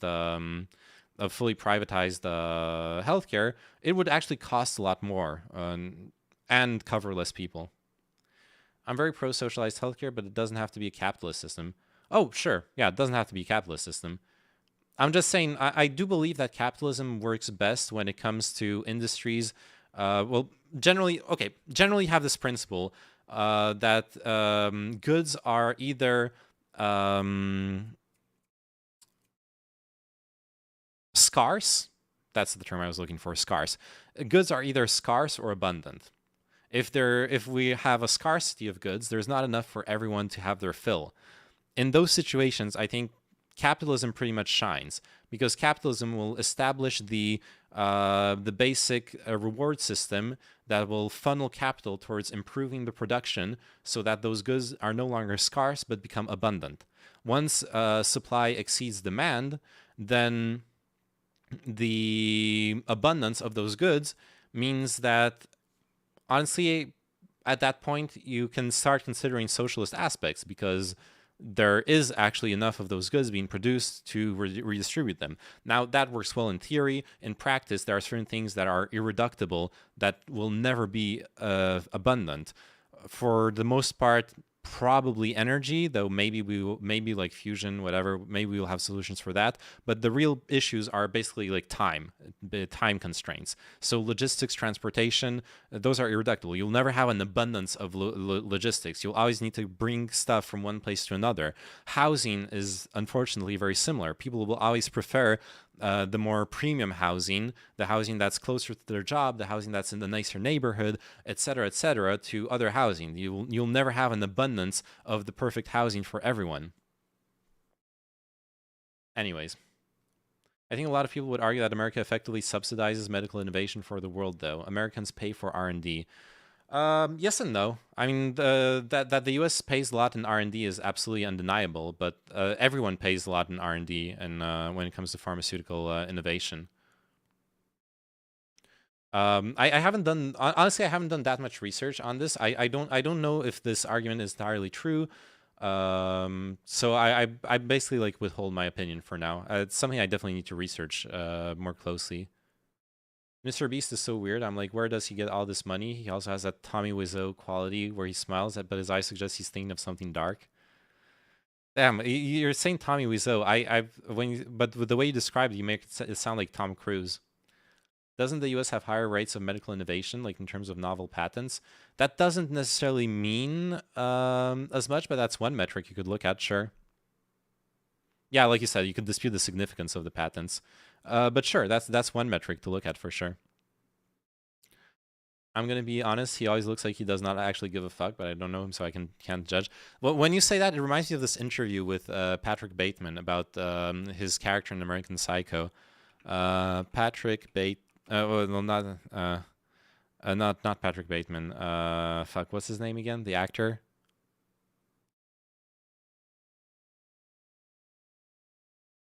Inspiration. Oh, this will find me the interview.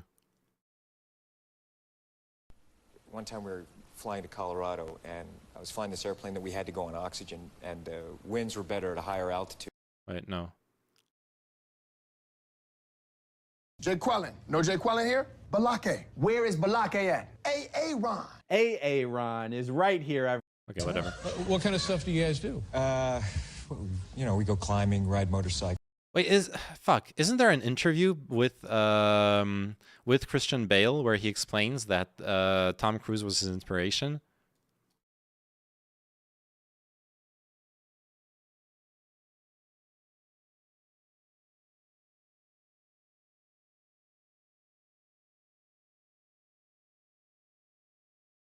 Relationship with someone special. In 1991, Bret Easton Ellis's American Psycho was published to a storm of controversy. The darkly comic novel followed Patton's career that has included such films as Look at his face. He's still in character. He's still in character right now in this interview. He's about to murder the interviewer. Was a critically praised I Shot Andy Warhol and the author behind it all, Bret Easton Ellis. I am pleased to have all of them here to talk about this movie. Welcome. It's great to have you. Let me just, so let's just get started. You like the movie? You know, a woman was, I think, almost definitely a woman was better at bringing Because it no up. one's more outraged about this than feminists, I guess. That's right. Fair enough, yeah. Well, So you'd think serial killers would be, but no, I mean, it was more or less feminists were the most outraged. let me just get Christian in here. So they dropped the script on your table. Do you get calls from people saying, forget it, do not do this, it is not good for you, forget it? I had an awful lot of calls saying it was going to be career suicide. I think because a lot of people would talk That's his real voice. He's got such a British accent. I've never actually heard him talk like this. Damn, he's such a good actor. He talks completely differently in every single character he plays. Jesus Christ, he's amazing. Anthony Perkins in Psycho and say, you know, once you play a villain like that, you never get to play anything else because you're stuck in everybody's imagination as that person. But Bateman is not a... I could never really view him just as a villain, pure and simple, because he's so ridiculous, you know. He's not your ordinary kind of Hannibal Lecter kind of scary villain, because you laugh at him, you know, never with him at all. So I was never really concerned and didn't take any of those career suicide threats seriously. In fact, it sort of, exactly, it sort of was exciting in many ways. What do you like about Patrick Bateman? What do I like? Yeah. I like nothing about him. I mean, he's a completely unredeeming character, you know. And They're like shapeshifters, yeah. Actors are scary. Best American Psycho thing is this. Oh no. Oh no.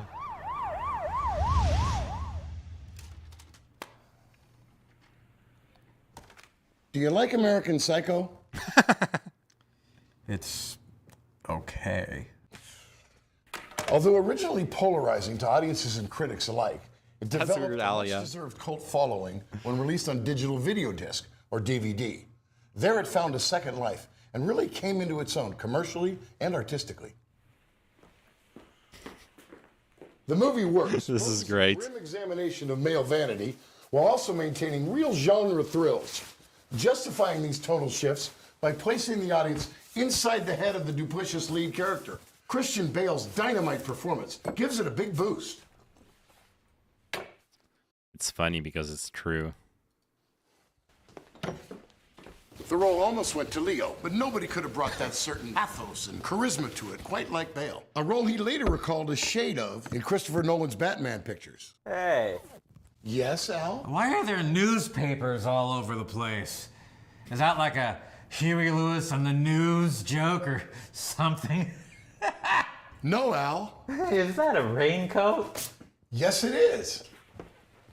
In 2005, Lionsgate released this. Undisputed masterpiece. That is so perfectly timed. Oh my god. Most people probably don't listen to the lyrics. But they should, because it's not just a great character study, but a sardonic metaphor. Check him. Check those dubs. And materialism. Hey, Al! Ah! Try parodying one of my songs now, you stupid bastard. That's good. Oh shit, that's good. Yeah, I'm lost. Have you not seen American Psycho, Jokesta? It's a really good movie. And this is just like a parody of that movie, or like of that scene. It's an iconic scene in the movie. Nope. Okay. Movie recommendation for you, Jokesta. Go watch go see American Psycho. Okay. It's really worth it. Christian Bale's American Psycho inspiration wasn't a slasher, it was Tom Cruise. He decided to model Bateman after a real person, except it wasn't modeled off of a serial killer, but a movie star Tom Cruise. During the Black Book Mag interview, she spoke about how this was exactly the vibe she wanted for Patrick Bateman. In the same interview with Harron, she recalled that one day Bale phoned her and he had found inspiration from watching Tom Cruise during a David Letterman interview. Oh, so that's the interview that we're seeing here. Okay. This is the David Letterman interview that inspired the character of Patrick Bateman. One time we were flying to Colorado, and I was flying this airplane that we had to go on oxygen, and the winds were better at a higher altitude, so we climbed up, and I realized that we couldn't stay at that altitude if on oxygen. I had to descend because I didn't have enough oxygen. So I had a passenger in the back, so we figured out, you know, me and the co-pilot, that if we turned the oxygen off in the back guy, that we could make it at this altitude.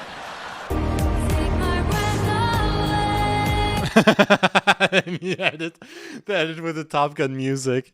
Yeah, let's just let the guy suffocate in the back of the plane so we can make it back.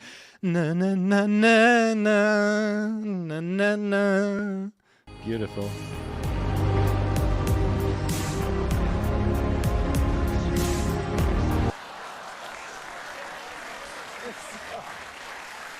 Beautiful.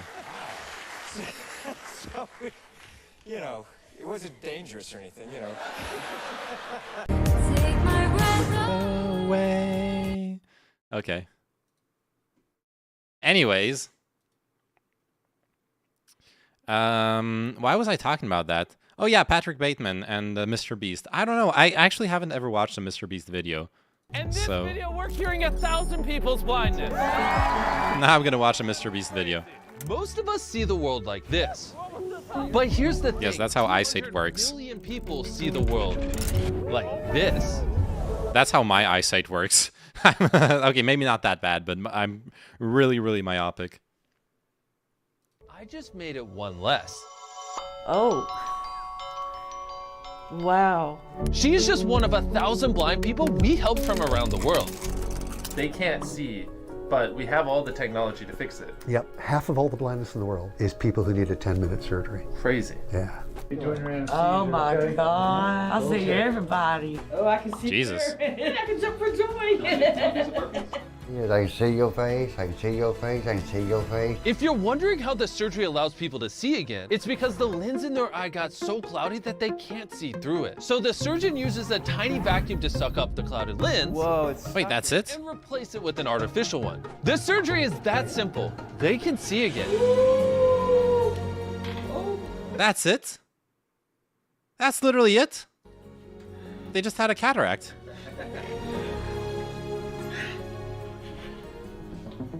You pay for my surgery? Yes. Seriously? You know what? Here's $10,000 to make your day even better. Alright, that's the classic Mr. Beast thing.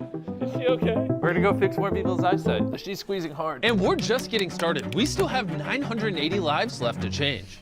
There's my watch. I've never seen it before. Oh my God. I watched a video today of this Canadian liberal reacting to the online lefty reaction to this. Well, we will get to the online lefty reaction. I had night blindness. I couldn't see. If you just deal with it life. I'm Nolan, by the way. I'm Carl. You're Carl? I know a guy named Carl. Not a good guy. Moment of truth. Wow, you are pretty anxious. What's it like? What do you see? Blur. How long have you not been able to work for? 4 months. Did you hear about the cross-eyed teacher? She couldn't control her pupils. I'm gonna need anesthetic soon. Oh man, no cloudiness, no blurriness. Oh, it's perfect. Now, what's it like? I can see everything. I don't need these. Our next patient is Charlie. You're not able to read any of this text on the TV? No, it's an E or something, I think. He won't know he won 10 grand until after his surgery. I can't wait to see his reaction. Charlie sees everything. Okay, the whole like Him and his family's. oh god, the whole fucking lottery thing of winning 10 grand makes me cringe so hard. But I have to say, like this, it's really good that he's doing this. It seems like only lower income people who can't afford a pretty cheap surgery, yeah. And people who have blindness as a result of defective eyes can see things if they take DMT. See, I like this kind of out-of-the-box thinking, Shang Yang. Now we finally have an even cheaper cure for blindness. Life extremely difficult. I was a cashier at my. Now you're not seeing real things, but you're seeing things. The money to give back. I just want to get my vision back so I can go back to work. You're gonna be really happy after this surgery. We'll see after it. Trust me, you will see. When patients go into surgery, there's a chance that they can get their life back. And for Charlie, if the surgery goes well, he can go back to work. What's it like? Oh, wow. All right, let's see if he can read it now. What does this say? You just won $10,000. Here you go. Oh my gosh. Oh my God. It feels good. I didn't think I was ever be able to see you. God, the reality TV feel-good music. I don't want to lose none of it. I thought people were being too hard on him, but this seems exploitative. Donnie, Dr. Nolan. It is exploitative. He's a fool. Do you need any But help? that doesn't mean it's bad.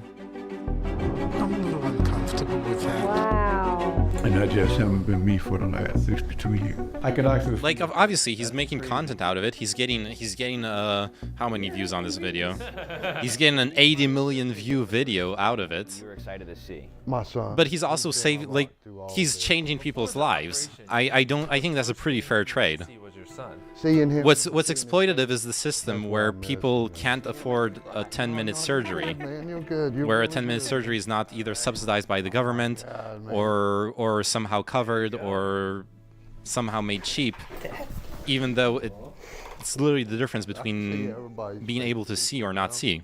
It's a little blurry with my tears coming out. How's it going? And honestly, I think that looking at the video, he doesn't talk about the cost of the surgery, but he's made it very clear that it's a very simple surgery. I don't know. I'll see. Does he actually bring awareness to how ridiculous this situation is? Well, he cured my blindness, but I'm pretty pissed off about the fact he made ad revenue off of it. Yeah, exactly. Like, come on. It's cool. It's cool that he made ad revenue off of it. What sucks is the system that makes it necessary for him to do this in the first place.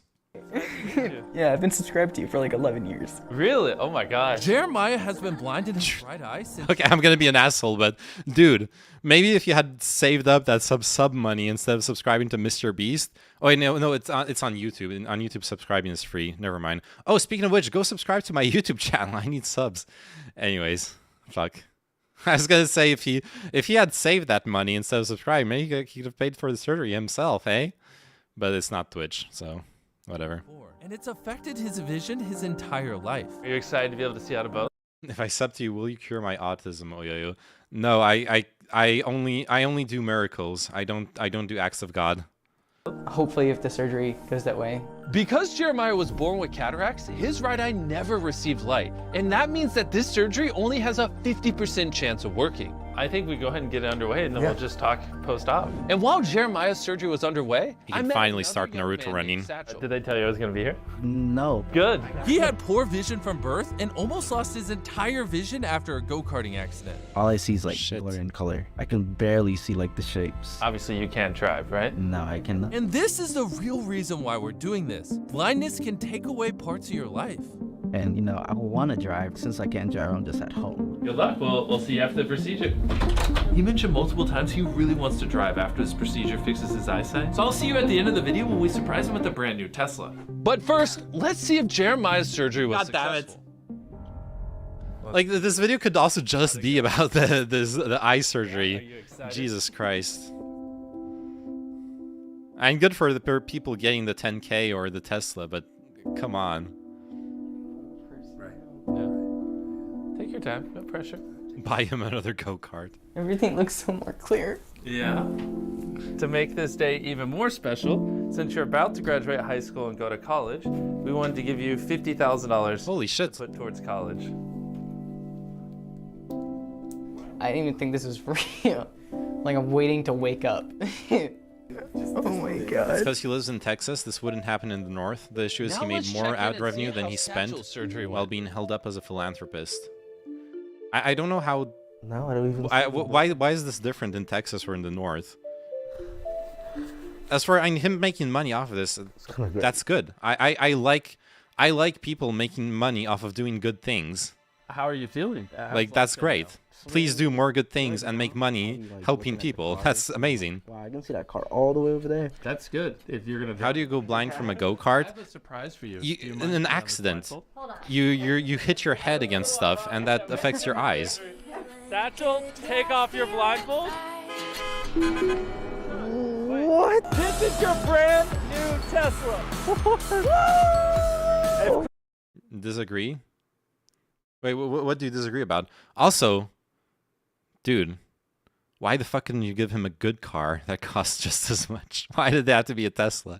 Chris wrecks it, I'll buy another one. Literally, I cannot put into words how I feel right now. Have you ever driven a car before? No.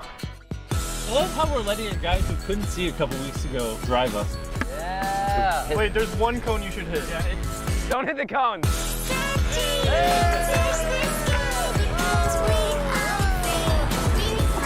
That did sound good.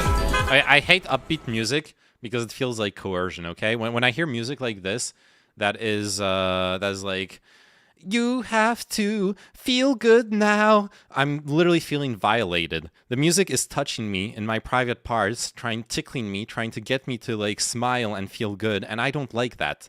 I don't like being forced to feel good. Doing something good for people for personal gain isn't good, it's selfish. I disagree. I think that, look, honestly, I don't even necessarily believe in altruism. Now, this might sound very cynical to you, but I believe that when people do good things, they do it because it makes them feel good, which at the end of the day, that's a selfish motivation. And I've made my peace with it personally. I think that is fine. I think it is fine for people to do good things because it makes them feel good. And I want to go even further. One of my main arguments why I sometimes argue for socialist things like more socialized healthcare, stuff like that, I have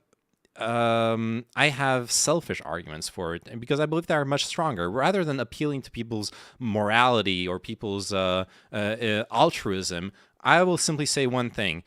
Look at this medical procedure. All those people who are now able to function better in society because they can see from a very simple, probably very cheap procedure. Well then, you know, sure, if the government was to pay for those procedures for all the people doing this, then that would mean I would pay a bit more taxes. But those taxes would go towards me living in a better society. Even, in fact, long term, those people could then get jobs, not be on welfare, not be dependent on other people, and contribute back to society. In fact, long term, my taxes would actually go down from just having healthier people live in the same country as me. So I can make very selfish arguments for why something like this should be done for everyone. And I like that. I like that because I think it's much easier to see, much easier to argue, much easier to defend. And if you want to be altruistic, that's fine. But I think even altruism sometimes gets falsely evaluated. There is this essay I'd read a long time ago that basically you can put actions on a 2D graph where an action is either basically altruistic and stupid, or altruistic and smart, or egoistic, selfish and stupid, or selfish and smart. We already know what selfish and altruistic means, but in that whether it benefits yourself or benefits someone else. However, smart or stupid in this case, meaning a stupid action is one where the cost is greater than the benefit, and a smart action in this case is one where the cost is lower than the benefit, where there's a net profit in the system. So a smart altruistic action is one where you give something, but the net benefit is greater than what you had to spend. Case in point here, though, obviously he makes it back in ad revenue as well. Which, reminder, ad revenue is not that much money. Like he's fucking giving out Teslas and tens of thousands of dollars every fucking 5 seconds in this video. Like even an 80 million view video, it's not that much money. But regardless, I would go even as far as to say that we should even try to avoid what would then be described as stupid altruism. It should be avoided to give something at great cost to yourself that provides little benefit to other people, even though it's altruistic, even though you're helping other people. Like, altruism is not a be-all, end-all of what is moral or of what is right and wrong. And now to answer your question, by that rationale, Jeff Bezos is great because he gives to charity and creates jobs, or does his personal gain take away from that? No, because Jeff Bezos also does immoral actions. The fact that some of the things he does have good consequences, in my opinion, does not outweigh the harm he does in other fields. So, for example, he creates jobs, but on the other hand, he busts unions and he prevents those jobs from becoming better, which clearly places him in an exploitative position, not anywhere near a meliorative position for society.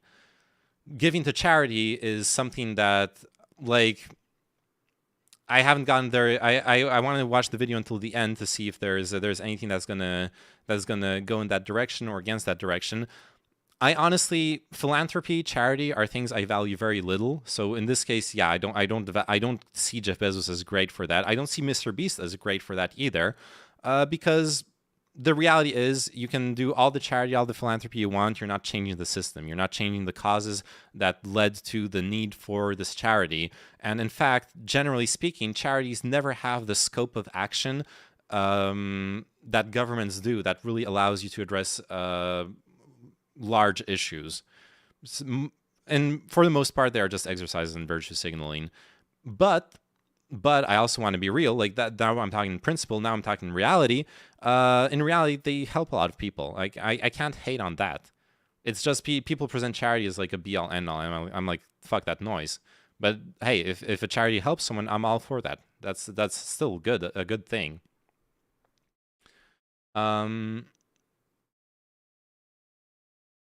But yeah, so for me, it's not the personal gain that Jeff Bezos gets out of his business dealings that is the decider on whether he is a good person or not.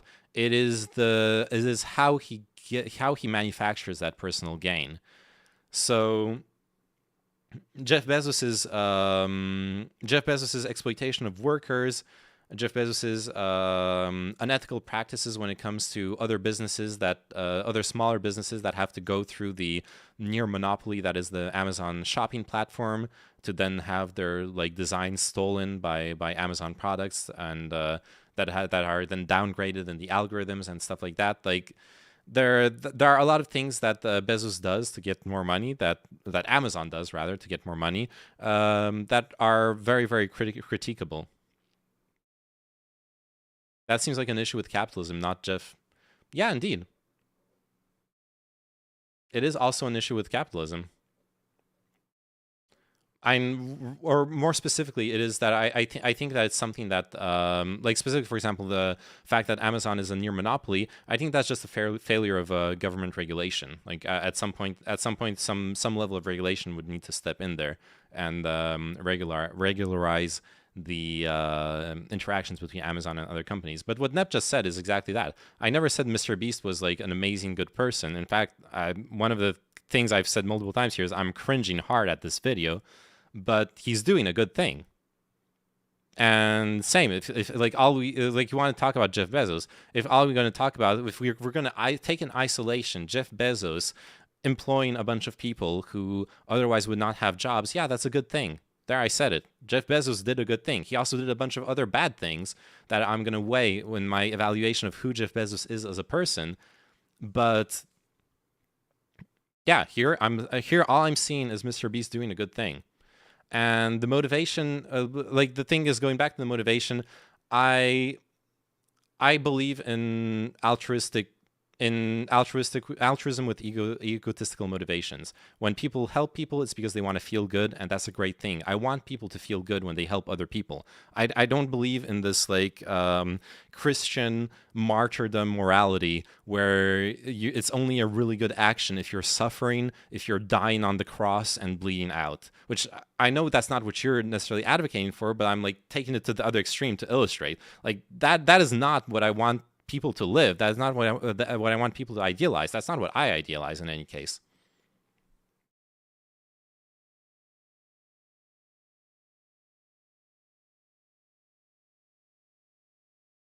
Real altruism is egoism. When someone loves someone, you love them for yourself, not for them. It is a one-way street. If you are lucky, that person feels a one-way street love to you as well, which is why love is an egoistic concept. Altruism is radical egoism. Oh, yeah, it was a Nietzschean Ubermensch. Honestly, Nietzsche has influenced a lot of my thinking. Not to go like full on edgy edgy teenager Nietzsche bro, but yeah, there is a bit of influence there. Nietzsche was actually a Puliaboo. Okay. All right, more people crashing Teslas. So not only are we helping people here in America, but we're also going to other places around the world. Because unfortunately, nearly half the population with curable blindness doesn't have access to this surgery. So I wanted to provide this to as many people as possible. Oh god, the music. I need to lower the volume. I can't. Oh god. I'm dying.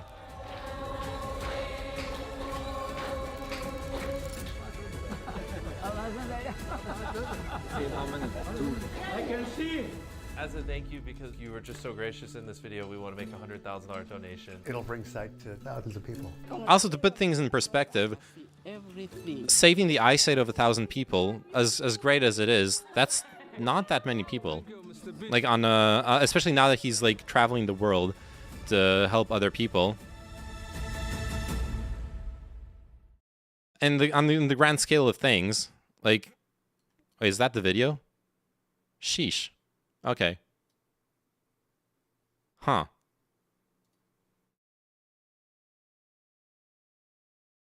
That was not very educational.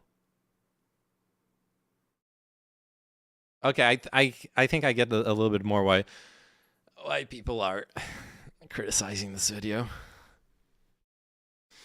Nietzsche was actually a Puliaboo, like he thought he must have been of Polish descent or something, and seemed to see Polish culture as superior to German culture. I imagine perhaps it has to do with the aristocratic nature of Polish society, with the Commonwealth and all of that. Oh, possibly, yeah. Well, from that video, I have concluded that Mr. Beast is a disgusting exploiter, and instead of curing 1,000 people of blindness, he should have ended capitalism. Exactly. Nah, the one thing I don't expect like an insanely well thought out documentary slash whatchamacallit, like the documentary slash video essay on how to resolve like easily treatable issues all across the world, or how capitalism caused this, etc., etc. But apart from like the short explanation here to see again, it's because the lens in their eye got so cloudy that they can't see through it. So the surgeon uses a tiny vacuum to... There's basically just like a 30-second explanation of what the medical procedure is, and yeah, it seems like a really simple medical procedure, but there's no discussion of the cost of the procedure. Like, I was expecting at least that. If we're going to talk about money, if you're going to be throwing wads of $10,000 around, the issue I have here is like, if you're going to make this video, you should at least bring awareness to the issue, which he is bringing awareness to the issue. He does say it's an easily treatable procedure by saying it's a 10-minute procedure. It's 3 to 6K. I wonder how much it is in other countries without like exaggerated medical fees. It's 800 to 1,000 euros in France. Okay, per eye. Personally, I loathe the idea that people must become political agents, and I'm fine with people engaging with society in an unpoliticized manner. Well, I'm sure you've heard this before, and you'll hear it a million times again. Everything is political. Tough luck. And covered by most insurance. Obviously, the people here don't have insurance, but fair enough. Makes a lot of sense that it would be covered by insurance. Everything that's political is quite reductive. I mean, I don't see it as reductive. It's a reality. Even just etymologically, the Republic. Hey, we were talking about etymology yesterday with Chow. The Republic comes from the word res, which means the thing, and the public, which means the public. The Republic is literally all things that are public. All things that are public are within the realm of the nation, of politics, basically. Already past the Mr. Beast stuff, as eye surgery is a bit triggering for me. We're still going to talk about it, but we're past the video. We're done with the video, so you're no longer going to see any eye surgery at this point. Doesn't use his own money. I'm pretty sure Okay, let's double check something here. Because, okay, this is Beast Philanthropy. This is his charity then. I opened my own charity. What's written here is that this isn't a charity that's used to make his videos. This is a charity that feeds those who are hungry, houses those who are homeless.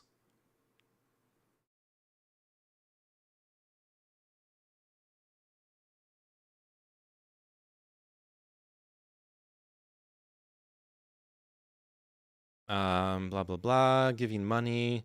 The goal of making the world a better place, the idea for Beast Philanthropy was born. Exists to leverage the power of social media platforms. What communities do you currently serve? Okay. How do you serve so many people? Our mobile distribution model. Where do you get the food? The way he's made it look, at least in the presentation of his website, is that this is disconnected from his channel. Do you know that, or are you assuming and calling me dishonest? I'm not calling you dishonest. I haven't called you anything. I'm just looking at the website and saying that what it looks like is they're basically running a soup kitchen. So I'm trying to figure out whether it's oh, that wasn't to you. Oh, you were talking to Marsupilami. Okay, never mind. I'm just trying to figure out whether it's a soup kitchen, in which case it seems to be mostly detached from his channel. But if the money from this is funding his like YouTube channel, then that's kind of fucked up, yeah. Or at least you would expect the money to then flow back into the charity, like.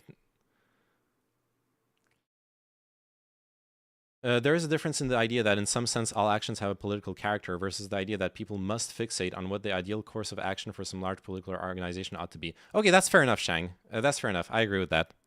I don't expect people to always have like a perfectly researched and educated opinion and take on political praxis for a given problem, of course. Yeah, that's absolutely fair. I don't hate that, Shang. I agree.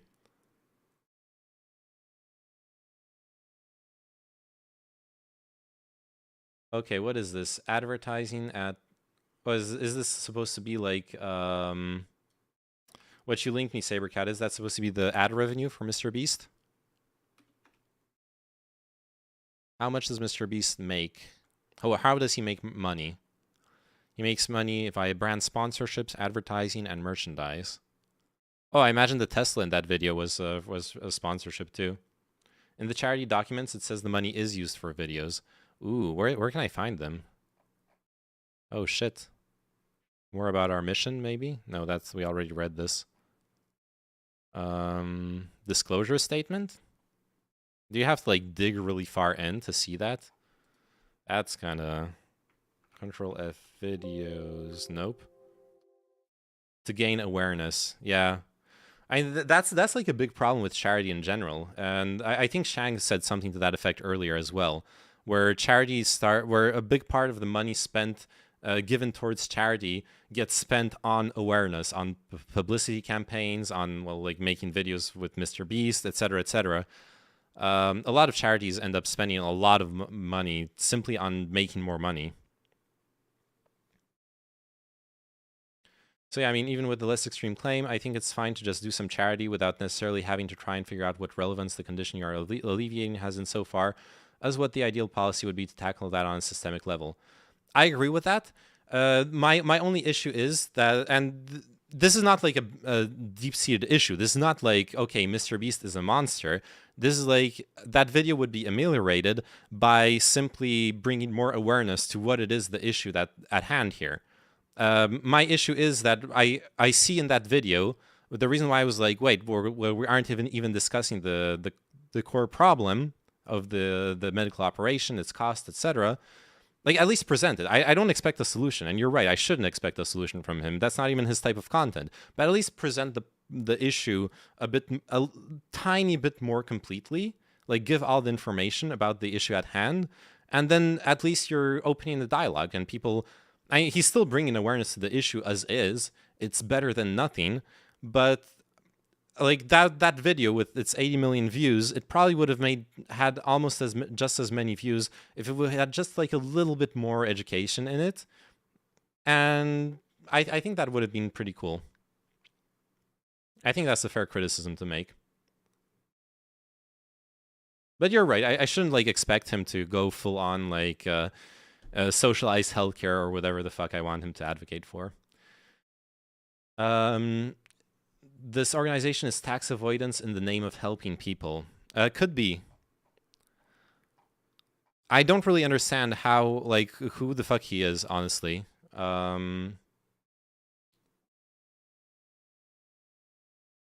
Really, I'm suspicious of charities myself, as back in the 1930s to 90s, the mafia in America, Italy, France, and even Scotland used trade unions as a money laundering system. Yeah. Fair enough.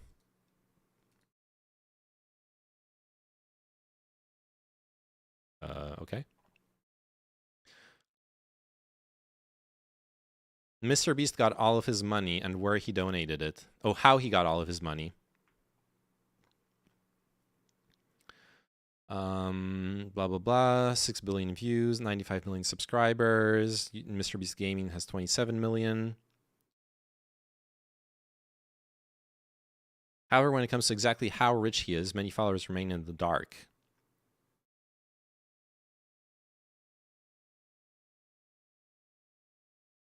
Philanthropy, giving money to people, blah, blah, blah. How did he get his money?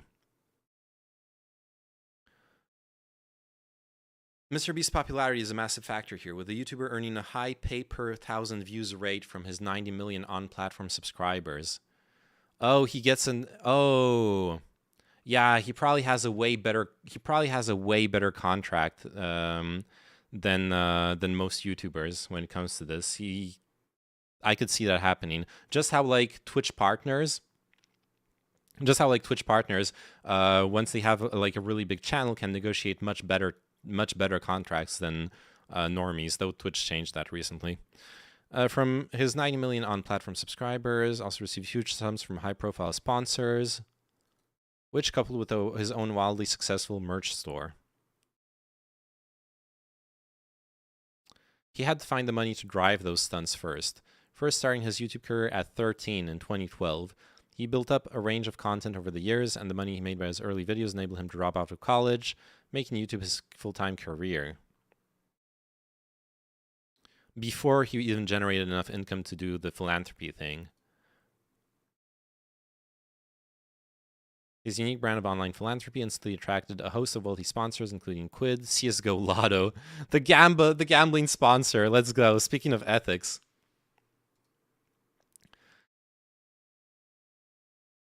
He should just do slot streams on Twitch.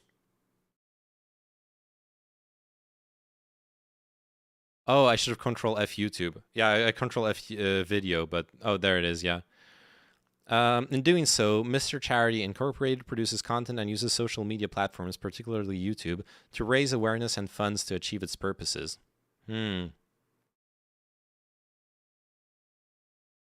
Yeah, tying this to the YouTube seems very sussy.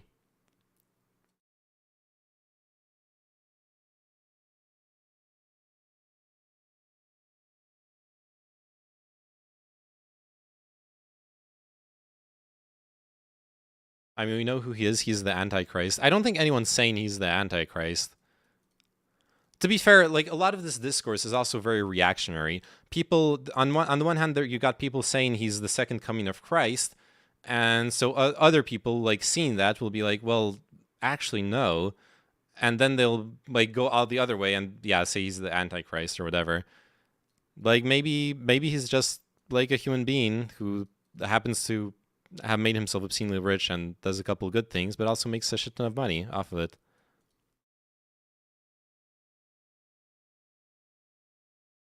Both sides in it. There we go. That's the Oyoyo take you came for. My biggest question would be, how much is his total money, and does this charity affect his taxes? Well, charity donations affect taxes when you're actually donating to the charity, right? In running the charity, he doesn't actually just running the charity. He possibly, like, gets a salary out of the charity, which itself will be taxed as revenue.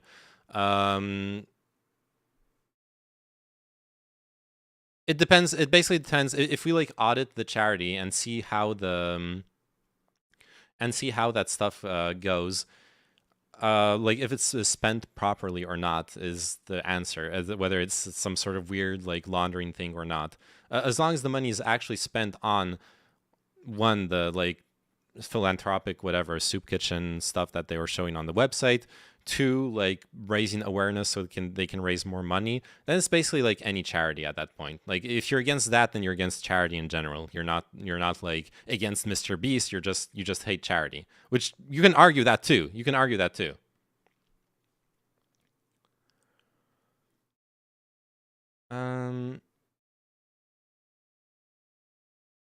Giving money to kids for some obstacles, of course, video fine. Finding poor blind people to make a video bad.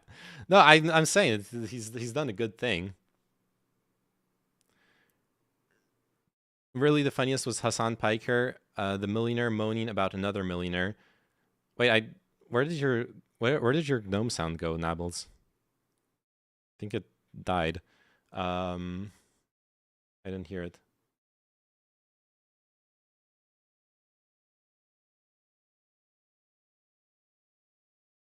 Oh no.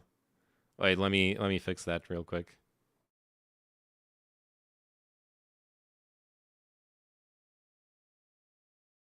What if I refresh it? We killed the gnome. Oh no. I'm so sorry. Sound alerts are dead. Okay. Anyways, all I saw was Hassan. I didn't see Hassan criticize Mr. Beast. I did see one Hassan Piker, Mr. Beast. I guess this is so no good deed. Oh God, fucking Candace Owens. No, I don't want her. I don't want her commentary on this.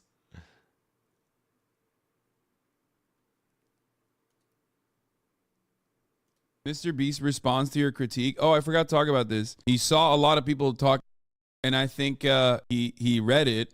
And normally it doesn't even matter because like he has billions of fans at this point. So like it gets lost in the sauce. But I think this is one issue where he's just like, even he as Mr. Capitalism, even as like an appreciator of capitalism, he recognizes that like what's going on with. You know, which is true. It's a good take. It's a good tweet. It's a good take, and I stand by it. I agree with it. Asking. Right, so he fucking agrees. What's the? This is not the clip I was looking for. I don't. I haven't seen Hassan actually even actually shit on Mr. Beast at all here. If you have the clip, then link it to me. But I have not seen any drama, any problem. And understood what my perspective was because everyone was like shitting on me originally, and now people are. Now people are like, nah, never mind. He's actually spitting. People were losing. All the top comments originally were like people losing their minds. Oh yeah, this one. The Hassan is filled with rage. Like he's not. Let me find it. Hassan filled with rage, Mr. Beast. Can I like not get some other person talking about it? Can I just get the original clip? Please.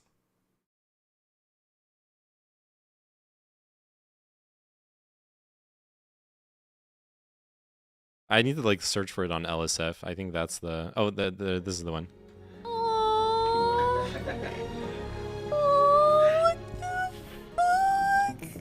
You watch this video, you go, oh, how cute and how nice. I watched the video and I'm filled with rage. What's wrong with you? That we shut off access to a... That we allow people to see again. Fuck them. Based Hassan. 10-minute procedure because we paywalled it and decided that like some people just simply can't get it. It is so insanely frustrating that it like it's up to like one YouTube guy to like decide to make content out of it that people who are too poor can't just fucking see. That's like this is the clip I saw. Hassan isn't shitting on Mr. Beast. He's adding on top of that like, hey, it's fucked up that the situation exists in the first place. Like nothing he said is wrong and nothing he said is shitting on Mr. Beast. He's not being like, he's not saying Mr. Beast shouldn't have done this or whatever. I think that's a pretty normal response, especially considering his, like his beliefs, etc. Him saying it is wrong. Why? Why is him saying it wrong?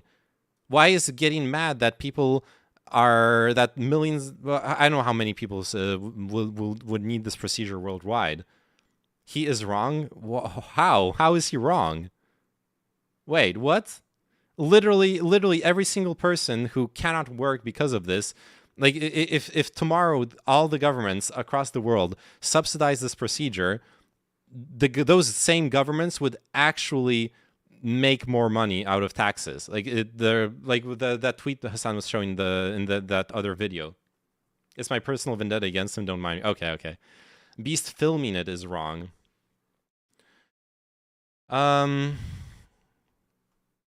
Maybe. I disagree. I don't think Beast filming it is wrong. But and you're right, there is something exploitative in it. In an ideal world, those people are cured in privacy and with dignity and are not monetized, are not presented to the world as those poor people who had to be saved. So there is the situation, there is something very fundamentally wrong with the video.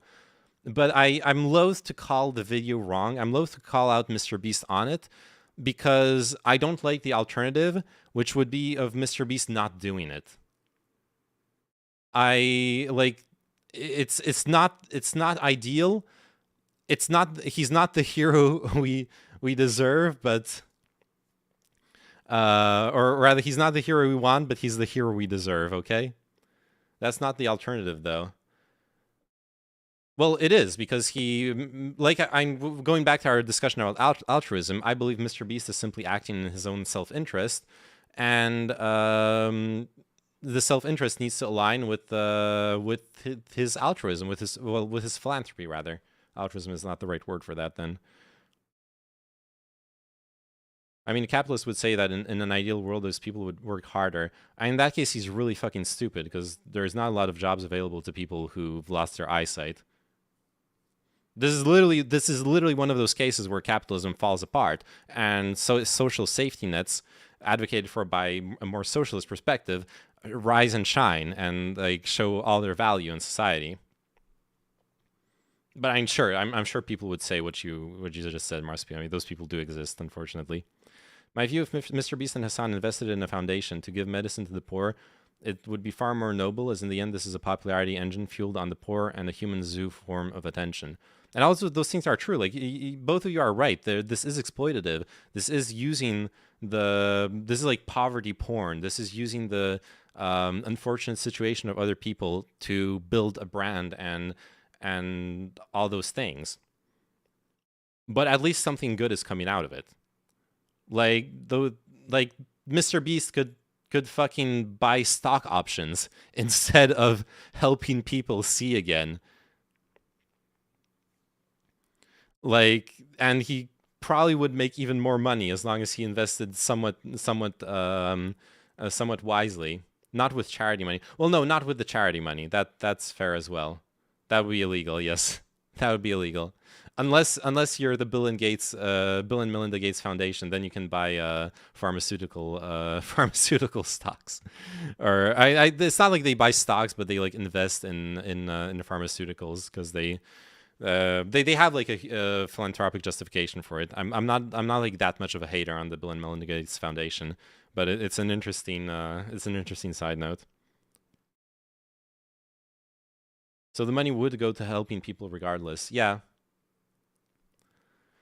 Yeah. Especially if, like you're saying, if most of the money or all of the money came from the Beast philanthropy NGO, then most definitely, yeah. Honestly, the ideal situation, given that he has this humongous, gigantic brand, Beast Philanthropy shouldn't spend any money on marketing. Every single cent that goes to Beast Philanthropy should just go to philanthropy, and then he should be spending his own money to promote Beast Philanthropy. Unfortunately, that's not what we see in the on the website. That's not what's being advertised here. So yeah, I doubt that's the case. Why do I have 2 tabs of Beast Philanthropy open? Humongous. Yep. My name is Humongous. God, I still was in my anti-SJW phase of like 2-3 months when I saw that clip about Humongous. I was watching Sargon of Akkad, and I thought he sounded like a really smart person. I swear to God, I got bamboozled by Sargon of Akkad's British accent into thinking he was a smart person. It only lasted like a month, but that was not a high point of my life. What percentage of people would spend as much on philanthropy as this guy if they had access to the same amount of resources? Probably very few, but also probably, to put things in perspective, this guy literally made a career out of philanthropy. So, like, let me flip the question around. If he was just as wealthy, but his career wasn't centered on philanthropy, would he be doing as much philanthropy? Probably not either. So you can flip that question both sides. Like, once again, going back to the altruism thing, obviously he's acting in his own self-interest. I'm not mad at that, but it's a reality.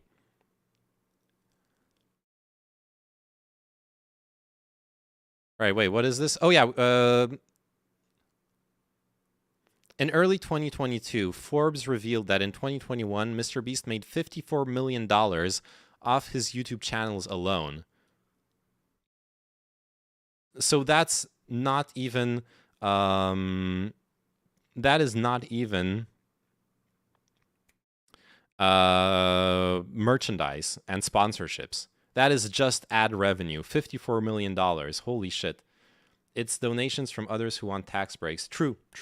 Which, going back to the whole philanthropy discussion, I don't like that donations to that humanitarian donations are tax deductible, honestly. I actually don't like that. Huge erection is how I call myself if I'm trolling. Nice. Perhaps, but the fact he made his career on philanthropy means that he has the resources to carry it out in the first place because of the so-called exploitation. Yeah, but he started doing it because of the... yeah, he started... so what this article explains, he started off having a successful YouTube career. Once he got like big sponsorships, he turned the money from those sponsorships into those like meme philanthropical pseudo-philanthropy videos where he just gives the money to some like homeless dude. That was insanely successful. And then he just built his career off of making those kinds of videos.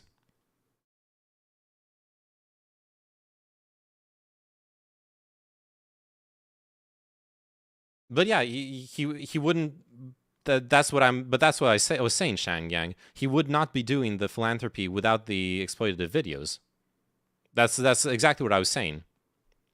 But that's not a criticism. That's just a reality. And you're right, like from the resource perspective as well. Not would not, could not. Yeah, he could not. Yeah, I agree with that as well. Okay. Well, it's impossible to predict what MrBeast might do next. Blah blah blah. How rich is he? $3 million per month.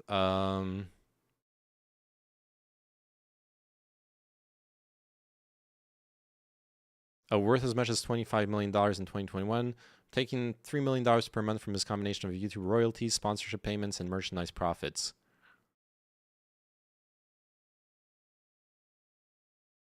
His biggest charity effort to date is called Team Seas, an ocean cleanup initiative for which MrBeast teamed up with fellow YouTuber Mark Rober to raise $30 million with the goal of removing 30 million pounds of trash from the seas. Prior to the success of Team Seas, he donated 1 million meals to families in need during November 2021. Donation drive milestone, surpassing his Squid Game video. Okay.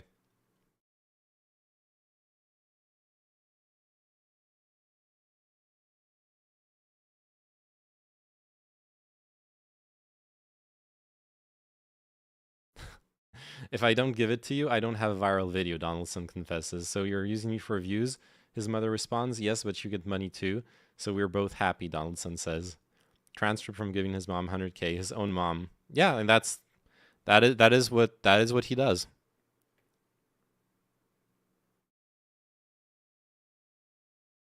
It's all for the views.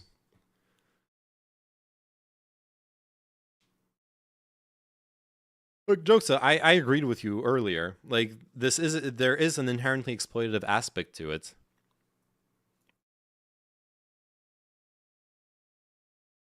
But he found a way to set it up set it up so that he actually does help out random people.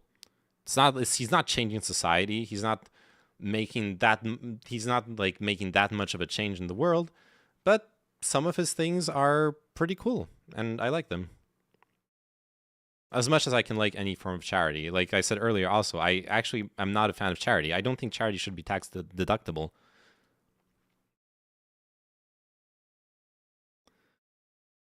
All right.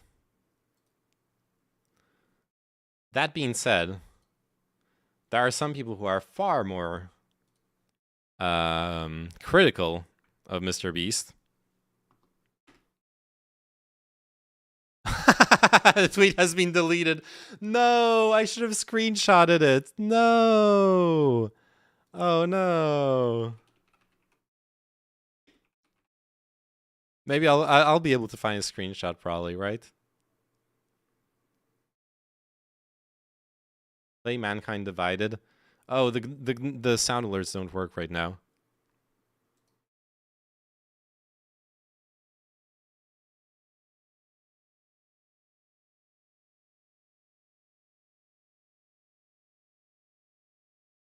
Oh yeah, he did delete the tweet. Okay, so the serfs basically tweeted out that Mr. Beast fucked up by not raising awareness to the fundamental issue, which was a bit of the same criticism I was making. Well, except that the serfs went full on like a socialist, or you need to denounce capitalism. And Mr. Beast is like, well, it did raise awareness and got tons of people talking about it. Also, what profits? The average Mr. Beast video lost $1.5 million last year. Lol. I don't know how true that is. I mean, this guy's still making money. There's a video that goes over a bunch of reactions like this if you're interested, from the Canadian Liberal.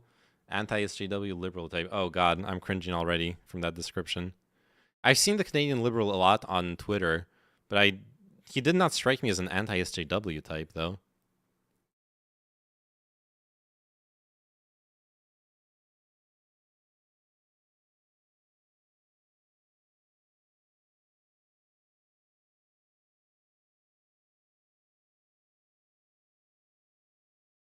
All right.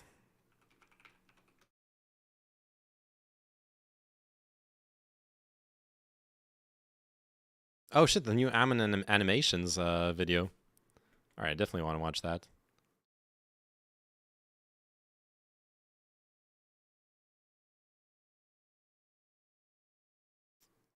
Uh-huh. Turns out searching Canadian Liberal is not that great because there's a Canadian Liberal Party. Maybe the Canadian Liberal? Nope.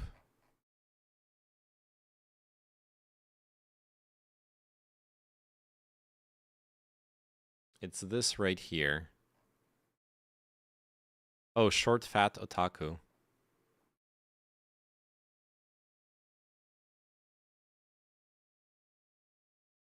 The leftoids are mad because Mr. Beast is actually redistributing his wealth when all they do is talk about it. Oh, come on, fuck off. The lefty take is to do redistribution through a government entity, not philanthropy. Philanthropy is cringe. Oh no, I was confused. I was confused, Chang, because there is literally an account on Twitter that I see a lot in the. Okay, maybe I actually don't remember what his like. There is this account I see all the time in like Twitter circles that is literally called the Canadian Liberal. Like he'll be in, you know, various Twitchbowl people's replies and whatever. After reading that, do you really need to actually click it? Yes, I do. A little bit. We're giving it a chance. Oh boy, it's time for the Mr. Beast discourse, because I don't value my remaining brain cells enough, apparently. On January 28th, 2023, Mr. Beast, a YouTuber with 131 million subs, in case you don't know who he is, put out this video, 1,000 blind people see for the first time. And this video is exactly what the title describes. Mr. Beast found 1,000 blind people with a specific type of blindness that can be cured by extracting the clouded natural lens of the eye and replacing it with an artificial lens. The video is full of feel-good moments that you'd expect to see from this sort of thing, punctuated with that highly energetic effects and editing that Zoomer humor is known for. God, I fucking hated the editing of the video. I'm exploiting your brain cells for content. I absolutely am. This is absolutely what's going on here. I'm exploiting my own... Dude, I'm sacrificing my own brain cells here, okay? You want to talk about what I'm inflicting on you? Think about what I'm inflicting on myself. Mr. Beast often blows a ton of money on his videos, sometimes by giving away exorbitant prizes, sometimes by going on extravagant trips, sometimes just by taking a big pile of money and destroying it. But he also regularly does charity work. He's helped clean the oceans, plant trees, give away tons of food. In fact, he has a side channel, Beast Philanthropy, where all he does is show where the money's going. And with these sort of view... Hey, we already know Beast Philanthropy is not the... Thanks to Jokesta, we know that Beast Philanthropy is actually the name of his charity. That is not just a side channel. That is his charities channel. It's a bit more than that. List of evil words and concepts. By lesbian. What? What the fuck is going on in the background of this video? I love the words back there. Math, fitness, egalitarianism, the wall. Where a few million hits is considered a failure on the main channel, he's absolutely got truckloads of money coming in from AdSense. Mr. Beast has gone on record multiple times in tons of interviews stating that all the charity work he does is his way of giving back. But despite all of Mr. Beast's previous philanthropy, this time the curing 1,000 cases of blindness video, the leftoids on Twitter decided to lash out about it. Normally, Lance has enough cancerous tumors strangling his brainstem that a coherent thought can't actually make it from his mind down to his fingertips and keyboard, but he did finally manage to pull it off a couple days ago, going viral with this garbage take. People are honestly praising Mr. Beast yet again. The guy does poverty tourism for cash. If he pays... Oh yeah, this is the tweet he deleted. This is exactly the tweet he deleted.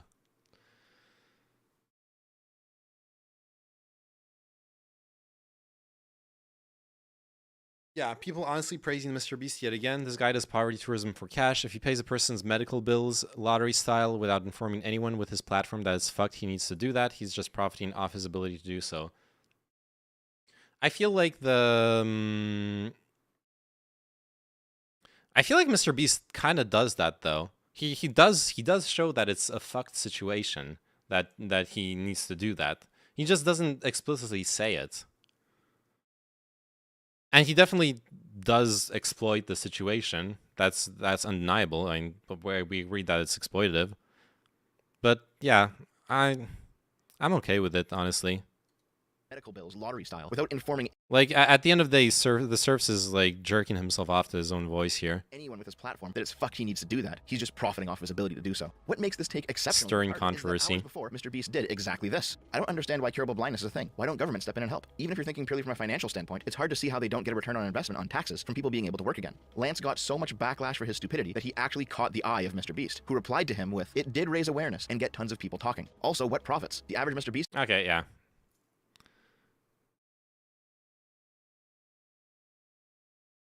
And then it goes into commentary of other people commenting. Who the fuck is this? Actual Jake. Like, this is the formula for this guy. He spends a little money, and he makes it at this point, and, like, he's the philanthropist YouTube guy. And you see people do this type of content where they essentially exploit impoverished people for content, harvesting their fucking tears and their struggle for the enrichment of themselves, for a pittance, in their opinion. And it doesn't attack the central, like, problem. Like, he still participates in all of this. Like, this video could be used as, like, explicit political action, and he could still do this, and it would start to be better. And, like, I can hear, like, the liberal being like, that's not what it's about. It's like wholesome content and stuff. And I'm like, I know. And there's a fundamental problem with us viewing this interaction as a wholesome one. This is disgusting. There is a there's a whole sliding scale between the between like political praxis in your YouTube video and what Mr. Beast did. Like we were talking about earlier, I don't expect him to go full on political, but yeah, he probably could have been a bit more educational. That tweet he made about the that tweet that he made right as he posted the video, it should have been in the video. It was literally like this guy quotes it right here, right? The I don't know, it's before that. This tweet should have been part of the video, honestly. I don't understand why curable blindness is a thing. Why don't governments step in and help? Even if you're thinking purely from a financial standpoint, it's hard to see how they don't get a return on interest on taxes from people being able to work again. This should have literally been in the video. It would have just been like a sentence there, and the rest of the video would be unchanged. And like, throw your opinion out there. And it's a pretty good take, honestly. Right, he could be like, healthcare is broken and these people made it that way. I'll do this to help it. He'll tweet the politics and keep the YouTube for making money. Yeah, seems like I don't know if it's that deliberate, but it is fucked up that this like is sitting on Twitter, whereas it should just be part of the video. But I don't expect more than that. Like, I don't expect him to go like what we're talking about with Shang earlier. Like, I don't expect Mr. Beast to go full on like political essay on reforming society, etc., etc. I didn't even expect this, honestly. I expected it was for him to at least denounce the problem or present the issue completely, which he doesn't really do. The concept of poor people existing will always remain a sort of necessity for him to make his content and for him to make his profit. And so he has a business model off of monetizing poor people. And while yes, he is making those individuals feel better, have better lives, he is still monetizing poor people, and he needs there to be poor people. And thus, as he has in the past, he will continue to defend capitalism because there needs to be capitalism. Yes, Mr. Beast creates poor people so his channel can be sustained. Exactly. Good take. Wait, who is this? Is this Hunter Avalone?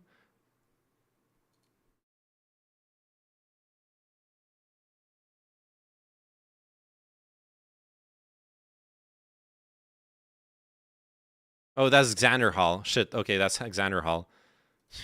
Well, there doesn't need to be capitalism for there to be poor people, but as long as there is capitalism, then there will be poor people. Here's an example of a really big difference, okay? The ways in which people who have wealth... No, Hunter is smarter. Yeah, and that was pretty fucking terrible. With base insurance, the surgery costs $700. The yearly upkeep on a Tesla is $600. I see.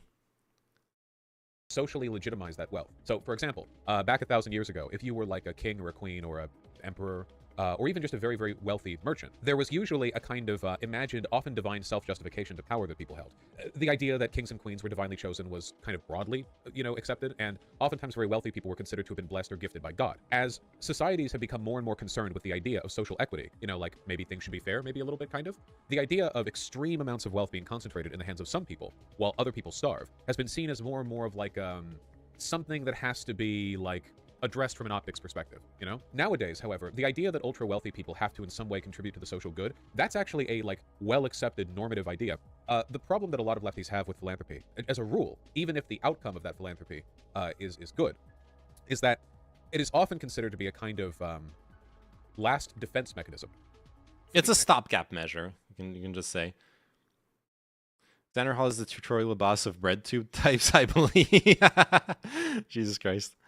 Of capitalism. Charity can't really maintain. It's definitely funny to see Vaush agree or disagree with him. It's funny to see Vaush right after that Xander Hall take, and agree or disagree. At least he's he somewhat knows how to put an argument together.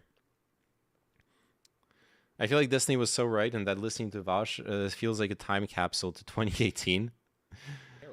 The stake gap The state is capable of this. For those of you who didn't make it through, my thoughts and prayers are with you. And Mr. Beast offers way more than thoughts and prayers every time he does charity work, so what gives? Well, the reason behind all of this is kind of scattered around my previous videos. One of them is literally called Why Do Socialists Hate Charity?, where their position on the topic is encapsulated in the phrase solidarity, not charity. The complaint is that charity relies on the goodwill of the rich, while solidarity means that all people have a right to healthcare, or food, or shelter, or whatever. And because it's a right, the government has an obligation to provide it. And if the government has to tax it out of the rich, then fine. They don't want the rich to exist anyway. The issue ultimately is, despite the claim... Not necessarily. There are a lot of people... Fuck, this is something where I completely fall out of the whole lefty ideology thing. I disagree with being rich being inherently evil. Like, that's fucking stupid. So when I've had this I've realized this listening to a Bernie speech. When Bernie was like, we will tax the rich to fund healthcare, I was like, okay, yeah, cool. Yeah, woo. And then he's like, we will tax the rich to eliminate the rich. I was like, wait, what? No, you had a plan. You had like a reason for doing it, and now you're just taxing them to just tax them. What the fuck? What happened? Like in the same fucking speech. That's not lefty ideology. Well, for a lot of people it is. Even for this guy, like this guy in this video is conflating the concept of eliminating like rich people from society with lefty ideology. Being rich is based if you're my himbo Twitch boo. True. Don't worry, I'm working on it. I'm working out. I'll be a himbo in no time. Of the libertarian socialists to be decentralized and oppose the state. The very things they advocate for place more power into the hands of the state. You need a centralized bureaucracy to manage any sort of redistribution. This leads into a second video that I made last year, this time all about why leftists hate small business owners. Leftists hate small business owners. He's doing it in bad faith like most right-wing people do. Absolutely, yeah. But that's why I'm talking about this. Like but the thing is, he is presenting it in bad faith as if that is all lefty ideology, but that's why I'm talking about this. That is not a necessary part of lefty ideology. But people on the left also do that. They will conflate this this like hatred of wealth with the idea of redistribution. The idea of redistribution is not there to eliminate wealth disparity. It's there to provide better outcomes for everyone. If at some point you're doing it just to take money from people, then you're doing it for the wrong reasons. At least that's the lefty ideology I ascribe to. I think it depends on what you mean by lefty ideology. I don't think he's talking about like your average social democrat, for example. Maybe. I don't know this guy's videos. I don't know enough about his videos to know like what level of like projection or straw manning or specific like semantics are going into play here with when he says lefties. But I know that for conservatives, for example, social democrats are considered lefties usually.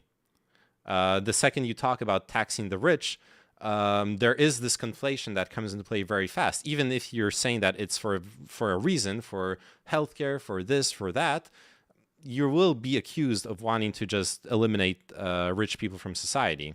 From certain conservatives, probably not all. I've talked with plenty of conservative people who are absolutely okay with not strawmanning you and engaging with your concepts as well. By using the word lefty, then attributing the most extreme ideas to all people left of him, he is using a strawman argument. Yeah, that's my feeling as well. That's my feeling as well. Given that he's plugging a video that says that lefties the left doesn't want you freed, I'm suspecting this guy to be really conservative and seen basically dumping like all the left together, including social democrats. I think by American standards, at least he would count as a social democrat, really, because he's just went into a tirade against the very concept of socialized systems of redistribution and equalizing social outcomes. That like literally the last this whole tirade is against very fundamental those very fundamental concepts encapsulated in the phrase like social democracy. The complaint is that charity relies on the goodwill of the rich, while solidarity means that all people have a right to healthcare. Right, solidarity. He's against the concept of solidarity, even though the concept of solidarity is the core concept of the social part of social democrat. So to me, he doesn't really sound like a social democrat, at least in this video. shelter or whatever. And because it's a right, the government has an obligation to provide it. And if the government has to tax it out of the rich, then fine. They don't want the rich to exist anyway. The issue ultimately is, despite the claims of the libertarian socialists to be decentralized and oppose the state, the very things they advocate for place more power into the hands of the state. You need a centralized bureaucracy to manage any sort of redistribution. This leads into a second video that I made last year, this time all about why leftists hate small business owners. This time, the idea is encapsulated in the famous Trotsky quote, "A particle of Hitler is lodged in every exasperated petty bourgeois." According to socialist theory, the petty bourgeois are the class of people who work the means of production, like the proletariat, but also own the means of production, like the bourgeois. They don't sit by doing nothing, extracting profit through right of ownership, like the bourgeois. They still work. But they're not wage slaves either, who must exchange their labor for pay, like the proletariat. In a liberal sense, being conservative is fine, but ad hominem and strawmen or red herrings aren't making any point. The whole thing has been a fallacy so far. I agree. I don't think he's saying that he's against it broadly speaking, but rather he's against this idea of placing this in opposition to charity. I think you're reading him very charitably, ironically enough. But fair enough. Like, I haven't seen his other videos. I'll reserve judgment until I see like a broader pattern, I guess. But I do see signs of pretty much the classic like reactionary right-wing anti-SJW type of video. So I tend to be uncharitable, on the contrary, because I hear the same type of like rhetorical tricks that I've heard in people like Sargon of Akkad or others. And you know, like Sargon of Akkad, if you cherry pick some of his videos, you might end up with thinking, oh, he's actually a bit of a social democrat too, right? He wants like better outcomes for poor people and this and that. But when you start looking at his whole corpus of media, then you realize that not really. He's actually just like a conservative alt-righter type guy. But maybe this guy's different. I don't know. I'm just judging off of what I'm seeing in this video. If he's a reactionary, then what am I? I don't know. We haven't interacted that much. The one thing I think yesterday we like went back and forth on something, and you came off as a bit like more conservative, but I don't know. You tell me what you are. Since these are the small shop owners, and there's a lot of well-documented. I'd say he's more progressive than Sargon, probably. Okay, interesting. Leftist hate for them that I presented in that video. The reason for that hate also basically boils down to centralized connection and control. A truly socialist system is a totalitarian one. Anyways, me personally, I have the whole like left approach to charity, where I don't like charity for exactly the reasons he described. What I want is solidarity, not charity. But I don't see charity as evil. More like what Vash said earlier. It's a stopgap measure, a last resort. It has good effects, but it should never be necessary. It should never be necessary. It should never be the thing we rely on. Charity should be a bonus on top of actual systems of betterment of outcomes. I feel like Sargon has become more reactionary as time has gone on though. I fell like I said earlier, I watched Sargon and I fell for his sexy British accent years and years ago, but back like when the anti-SJW stuff was popping off, when the big wave started, and he was the same. It was perhaps a bit more subdued, perhaps a bit more subtle.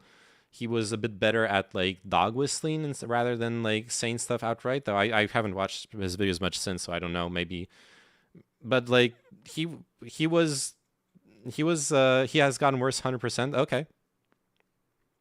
Damn, maybe I should revisit his videos. God damn it. His British accent was so good back then, okay? I fell for it so hard. No. Where everything is interconnected. Everybody is a component of the superstructure that dictates and directs all production. Everything is political. You might say all within the state. And concepts like privacy or independence run against this goal. If you own your own business, you're a bit more unplugged from the superstructure. You're a bit less reliant on the interconnectivity. And the whole thing doesn't work if people can just opt out of it. Both the charity thing and the self-employment thing show that the socialist true goal isn't to care for the poor or to see that individuals own the means of production, no matter what they might say. Their aim is to encapsulate everything into one unified structure where this is a clear straw man. This is no longer a straw man. This is all the windmills. This is the fucking what's his name charging at the windmills with an army, saving us from the evil socialists who want to destroy businesses and make us all slaves to big government. I mean, I recall seeing his videos back in like 2015 and 2016, and at least what I've seen recently, he definitely seems more reactionary. Sargon changed a lot from somebody that was about centrism and free speech to a dumb extreme right person. Okay, Good to know. One is connected. Everything is political, and there is By no the way, such hi, thing as Chinchilla. individualism. Or at least that's the aim in terms of socialist political theory. But none of these socialists actually want socialism. Hassan doesn't want real socialism because then he wouldn't have been able to buy himself a multi-million-dollar mansion and fly out to Germany to fuck sex slaves. Meanwhile, Lance is Okay, he's fucking laying into Hassan there.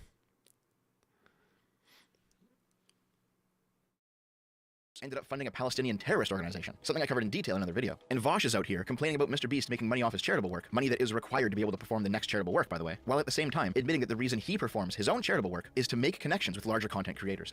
I also, honestly, Hassan, you can criticize Hassan for a lot of things. One thing I don't believe he is, I don't believe he's a grifter. I do believe that he believes in his ideology and that he believes in socialism and that he advocates for it. In his own way, he's fighting for it. And in many ways, he's far more effective than a lot of people who criticize him for being rich. So that's kind of a lame dig at him, honestly. And grow his own brand. You know, I really hope that this big live stream, the charity, the positivity, all of it, I hope that it encourages some people who are on the fence about me to be more open to working with me in the future. Working with me, I mean, you know, speaking amicably. That would be nice, I think. No, these people don't want socialism. They don't want to help the poor. They just want to get rich. The They reason didn't they want hate the rich. Jesus Christ. Hassan is based. I've seen a lot of like bad takes from him, but I've also seen a lot of good takes from him. I don't know. He's just a human being. Fuck it, dude. Sometimes he has like a really good take. He can be smart. Sometimes he's like really cringe. By the way, I dislike Mr. Beast as well, not because he helped blind people, but because he helped blind people. I just dislike blind people. We are not the same. Based. Isn't because of some sense of justice. It's simply jealousy. That's it. That's why they're completely fine with a socialist getting super rich within a capitalist system. I don't think there's anything wrong with an individual maximizing their outcomes within an unethical system like capitalism, especially if they're a socialist, because it increases the likelihood that they'll be able to achieve political and economic power. Does that I would love it if we had socialists who were go-getter business majors. So when the day comes or something, we have people in legitimate positions of power, as opposed to a bunch of college students. You hear that? The difference between Mr. Beast and it was Philosophy Tube in this example, but it can be any rich socialist, really. Hassan, whoever, is simply their politics. That's it. If you're not a socialist and you're rich, your charitable works don't matter because you're collaborating with capitalism and your existence is part of the problem. If you are a socialist, you have the moral license to maximize your... That is not what Vosh was saying. But I get why this guy's interpreting it that way. That being said, Vosh wasn't criticizing Mr. Beast either for like being who he is. The only really harsh criticism of Mr. Beast was like Xanderhal's, but Xanderhal was fucking brain dead in his tirade, and the serfs. Like those are the two main critical people. Vosh was critical of this concept of charity being like the be-all end-all of altruism and helping people in society. Which, yeah, and the Short Fat Otaku sums it up pretty well until he goes into the straw man. What is the socialist perspective on charity? That we should do solidarity instead. Yeah.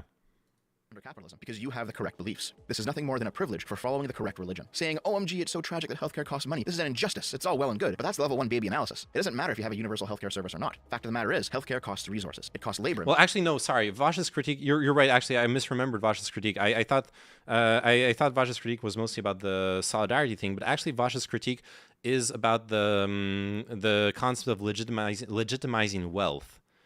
So it goes deeper than that. So actually, Vosh is really critical of Mr. Beast as well, since it is all about legitimizing wealth. So actually, Short Fat Otaku's criticism here does apply to Vosh. Vosh does do this thing where basically, if you're rich and socialist, you're okay, but if you're rich and not socialist, you're just searching to legitimize your wealth. So actually, yeah, the Short Fat Otaku has a point there. Is that Vosh's critique, like charity? Well, I mean, that's a critique from socialists in general when it comes to charity. That charity is not that charity is counterproductive insofar as it legitimizes capitalism, but that charity is a very poor measure of social help. That centralized government-run social help is going to be much more effective than charity. So we shouldn't focus so much on charity. materials, and those people need to be paid. You cannot simply tax the compensation from the wealthy, because there's eventually a breaking point where it becomes easier to simply up and fucking leave. The progs like to point at the Nordic model and wonder why America can't do that. But newsflash, not all countries are the same. You can't behave like everyone and everything is a replaceable cog. There's huge... So iCal Rich, last weekend when I was on this panel talking about taxation and government spending, iCal Rich brought up something interesting. There is no like explicit study on this topic, but he brought up something interesting. In the 80s, end of the 70s, 80s, when the U.S. started lowering taxes on rich people, like the highest tax bracket, they noticed that as the taxes went down from what was like 80% to 50%, the tax revenue actually increased. However, once it went lower than 50%, then you start losing government funding again. So there is a specific breaking point, which probably should study that more. This is very anecdotal, but basically the ideal taxation for obscene wealth, like multimillionaires, etc., seems to be around 50%. And that seems to be like the perfect break-even point between retaining entrepreneurs and rich people in the country while still taxing and getting maximum value out of their revenue in order to, well, fund your social programs or whatever the fuck the government needs. I'm against charity. I'm just a utilitarian that believes in harm increase based. Huge differences between America and Norway or Canada or Japan or any other place. Differences in productivity, in natural resources, in population, in political stability, and yes, in ethnicity and cohesiveness too. Though that very... Oh god, the ethnicity argument. The dissident right likes to pretend it is. The Cringe. Point is, though, eat the rich doesn't work. It's never worked, and attempts to do so has always made things worse. Here, let me show you... And to be fair, rich people are very not tasty, okay? I don't recommend eating them. Let's talk about a different Mr. Beast charity event, this one from 3 months ago. Mr. Beast had decided to show up at a random grocery store in Greenville, North Carolina, and pay for everybody's groceries. However, the news somehow leaked to the local population that he was going to be there, and look at what happened. Mr. Beast is not coming today due to security issues. Oh, Jesus, no, gotta bring his ass back. And I'm the one to get to tell y'all so. Oh no. Anybody intending on getting groceries on the regular, Mr. Beast is not coming today. Oh no. That's actually super fucked up for the store. I didn't even know about this till last night, so I have no idea what's going on. They just called me in. You have people loading up garbage bags with the entire meat department, people loading up multiple carts. The purpose of Mr. Beast's visit was to pay for people's regular purchases, just surprise them with a gift, not to let opportunists buy up a whole store. After the leak, Mr. Beast decided to volunteer at a local soup kitchen instead. And once the word got out that Mr. Beast was in fact not coming, everyone just abandoned all the stuff at the store. The store yeah. Spend a lot of the victims here are the store and lost a fair bit of stock and the workers there. Items and fresh or frozen food warming to above the safe temperature.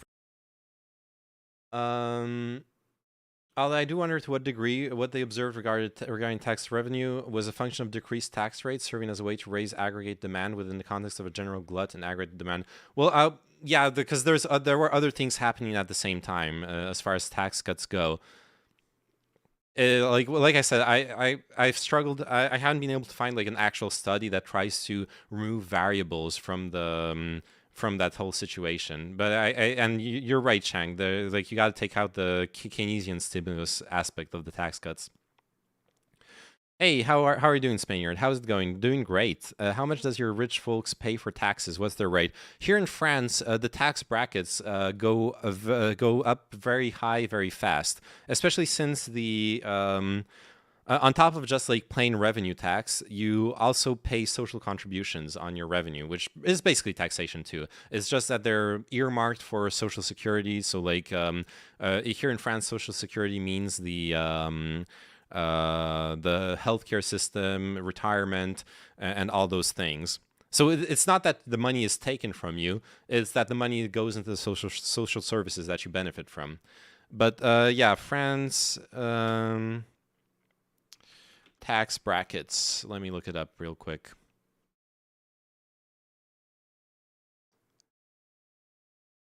There you go. So for 2020 income tax rates. So this is just income tax. Up to 10K a year, 0%. Up to between 10K and 25.5K, 11%. From 25K to 73K, it goes up to 30%. That's the biggest hike. Then between 73K and 157K, 41%, and everything above is taxed 45%. So we are pretty much at that like 50% sweet spot for taxing like really high wealth. It's probably high in France because they all retire at 35. Yeah, not any longer. Holy shit, 45% of a rich person's income. Wow, yeah, that's a lot. But it is necessary when you have the nanny state, right? You have to get the money to fund all those things somehow. What the fuck? That's communism. Netherlands, it's 52%. Yo, based France. All you Dutch frustrated billionaires, move to France. You're taxed 7% less. Well, when you have all the socialist programs, I can see why. Yeah, that's the thing. This is a part of a whole system, right?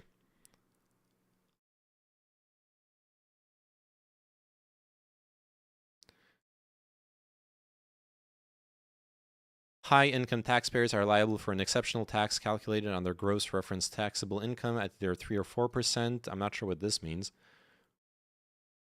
Is like instead of their income tax? Are those programs that much better? Depends. I think the right now there are big problems in several of the programs. Ironically enough, as much as there is a lot of taxation, healthcare is grossly underfunded in France.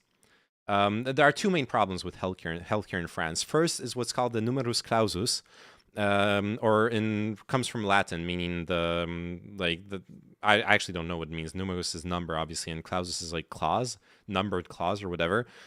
Basically limiting the number of people who can have a medical degree in a given year. So every year, say like only 1,000 doctors, only 1,000 people can get their medical degree because of the numerus clausus. So instead of it being like the top 5% of medical students become doctors, it's only the top 1,000.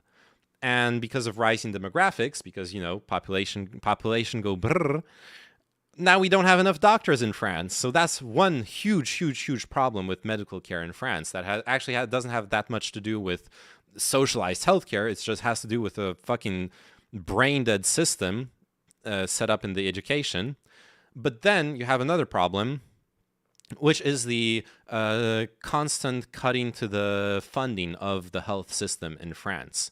It's this process that you see in most, you've seen, if you look back a couple of decades, in most Western European like welfare states, there has been this pattern where we've consistently cut funding to systems that claiming that they're bloated and inefficient, and then when we've cut funding, they work less well.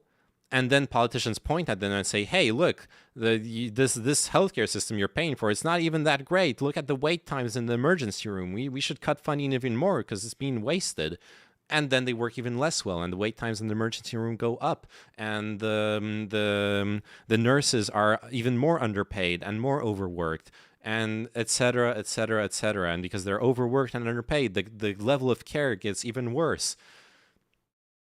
So we're a bit in like a death spiral of those socialized systems, and it's hard to see what kind of political change can come about that will actually fix this, because it's been going on for a while.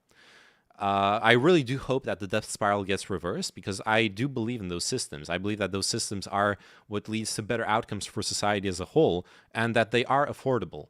They are expensive, but they are affordable. And even more so than being affordable or expensive, they have a return on interest. They lead to a better, healthier society, just from a purely like capitalist fiduciary perspective. They lead to more income. They lead to people who can work better. Be France, less doctors equals better. Doctors bad? Question mark. What the fuck is that sentence, Kino? The issue is rich people can't just move, so you have to placate them. To a certain extent, yes, you do have to placate them.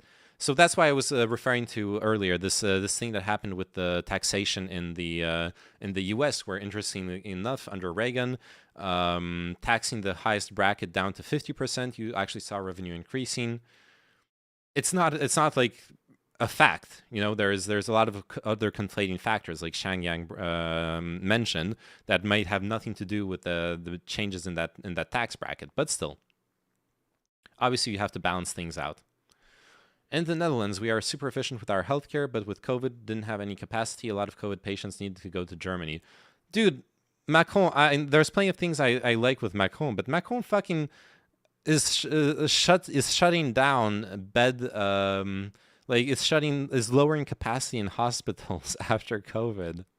Like, come on, dude, haven't you learned your lesson? Wait a minute, Chinchilla, that doesn't make sense. If the current healthcare is under a socialist program, yet there's unreasonable wait times and sometimes bad treatment, how is that a conservative strategy, Chinchilla? No, what Chinchilla is referring to is that in most European governments, in most democracies, you have a flip-flop between, at some point you have a more right-wing government, at some point you have a more left-wing government. And in that flip-flop, when the government is dominated by more right-wing politics, they usually tend to cut funding to those institutions. And then when they're campaigning, they will campaign notably on the idea of an overbloated budget and that they need to cut more because it's not working well, because there are unreasonable wait times, etc., etc. So is socialized healthcare even better? I do think mixed systems are fine. Like, I don't think all healthcare should be socialized. I'm not against private clinics.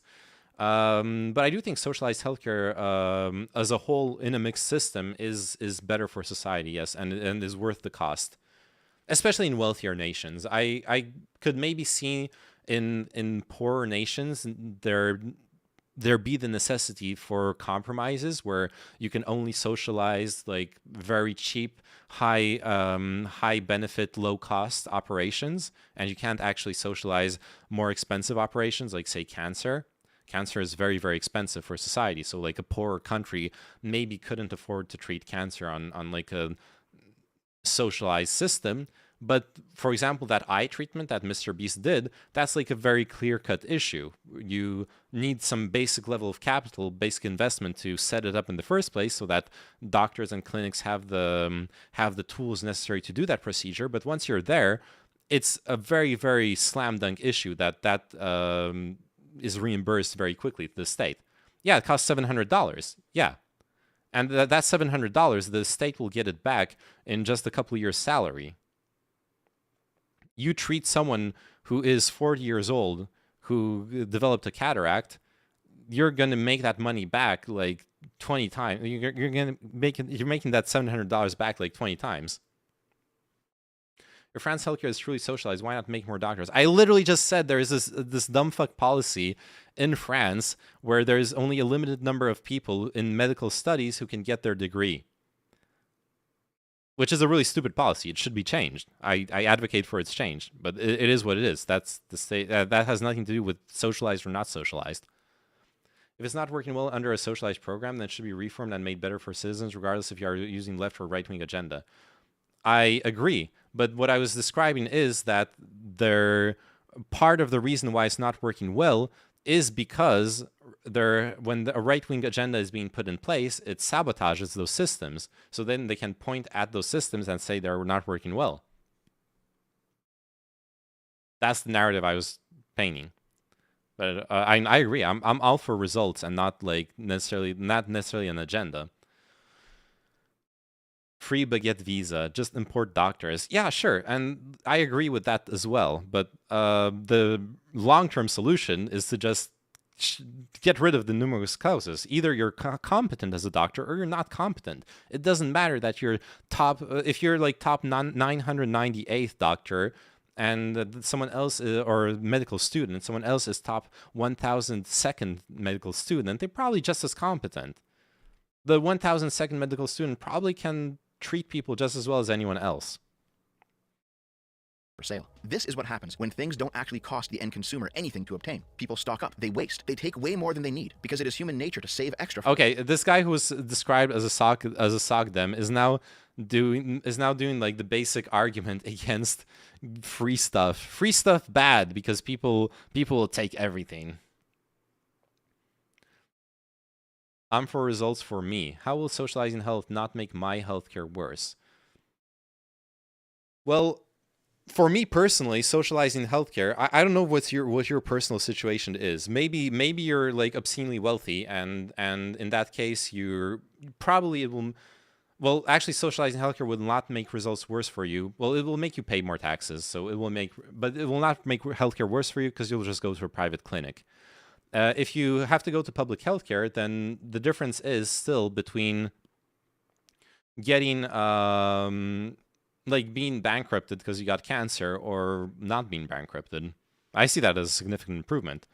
Obviously, I hope I never get cancer in my life, but if I do get it, I'm happy to know that I'll be treated. And sure, I'll be treated in the public system, and I'll have to wait in line and stuff like that, but I will still get treated, and I will not have to get bankrupted because of it. And I'm pretty cool with that personally. That's the result I expect.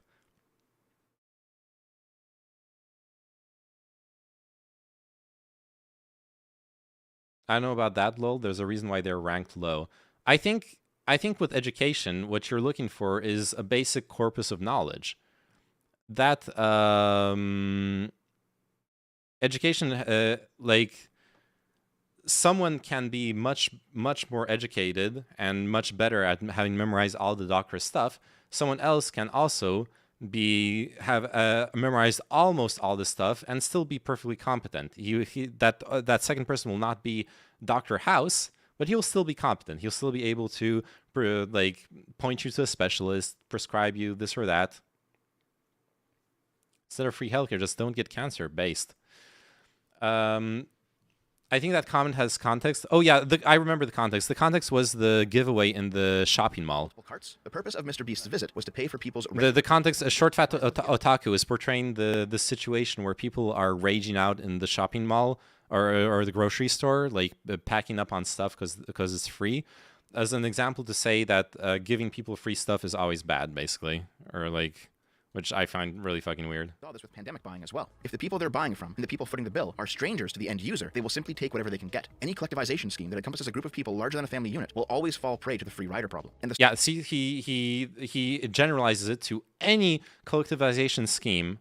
So any collectivization scheme, any kind of socialization collectivization will fall prey to the free rider scheme. I think that's a very fallacious statement. I feel like it's time for a hero to emerge, and his name is Adam Jensen. Really?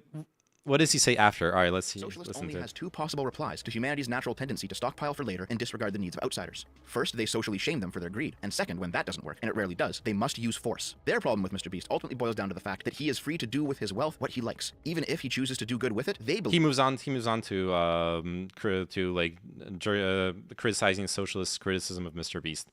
He doesn't dwell on the giving people free stuff bad. Nobody should have the choice in the first place, except them, of course, after they enrich themselves by becoming Communist Party leader. At the end of the day, regardless of who has the correct politics, regardless of what socialist theory says, regardless of all of the anger and screeching and gnashing of teeth of the Twitter nobodies, Mr. Beast has helped 1,000 people, and that's 1,000 people more than any leftist activist.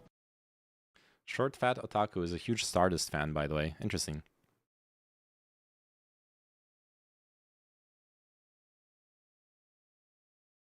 Well, from my point of view, if you've been to a school for more than half your life for a medical degree and you're ranked 998 out of 1,000, you don't have a full understanding of medical concepts.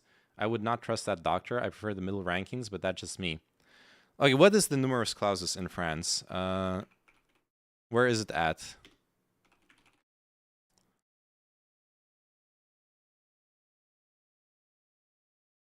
I just think, look, the thing for me, Spaniard, is I find it very, very strange that the limit is a fixed number. It should be like proportional. Say like top 5% of medical students get to pass, not like top 1,000. That's what I find very weird.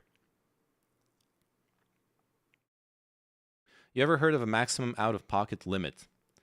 Right. If I understand correctly, that means that you, no matter how big the medical bill is, there is a limit to how much you'll owe the hospital.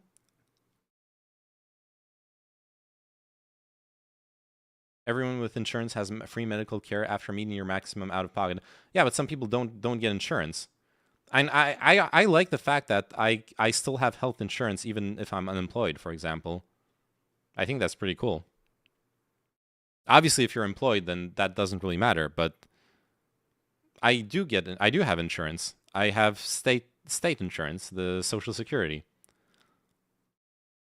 that I paid for when I was employed through my taxes and my social contributions. All right, how many are, where are we at?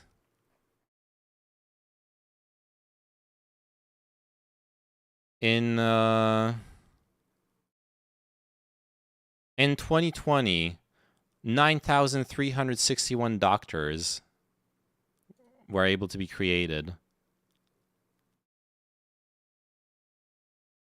And then what are those other ones? Odontologie, that's dentist, I think. Maïeutique, I don't know what that is. Pharmaceuticals.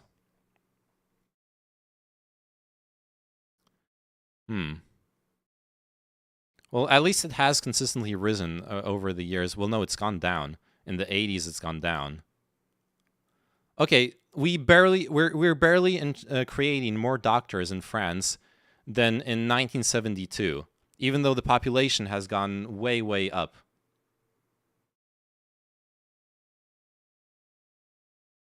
That is what I take issue with. It should be like, why has the number of doctors we've been creating gone down? Maïeutique is about pregnancy and labor. Oh, that's like woman stuff. We don't want that. Who cares about that, huh?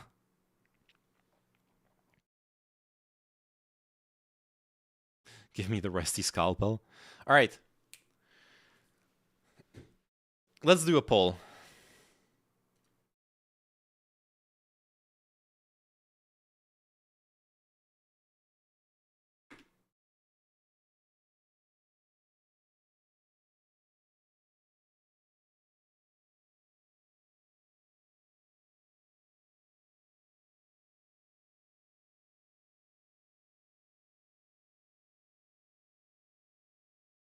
No, Spaniard, this number is state mandated, or this is like this is the number of people. There are way more people interested in becoming doctors than this number.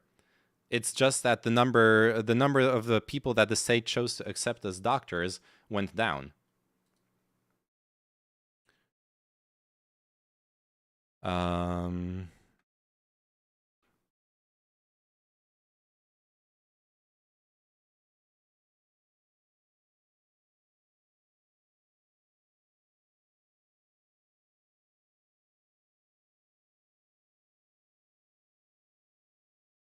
Okay, there you go. There's a poll in chat now.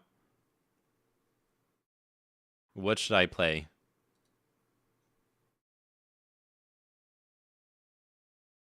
I'm literally churning water for Oyoyo with bait comments, and he still wants nibble. I did respond to your bait earlier in the stream, okay?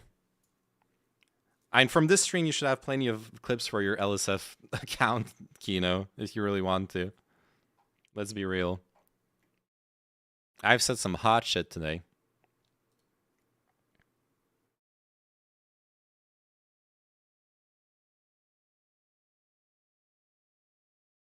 Valorant, of course. Oh no.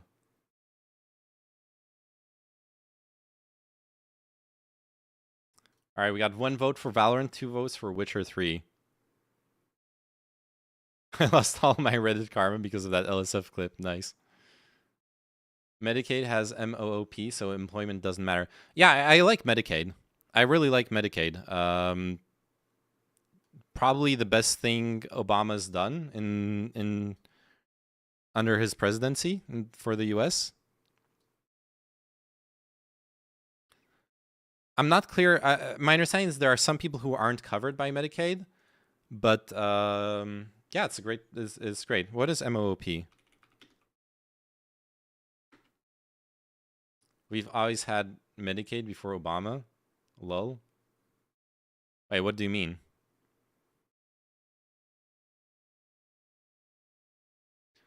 Also, just there being maximum out-of-pocket doesn't mean... Oh, Medicare is for old people, Medicaid is for unemployed people. Okay.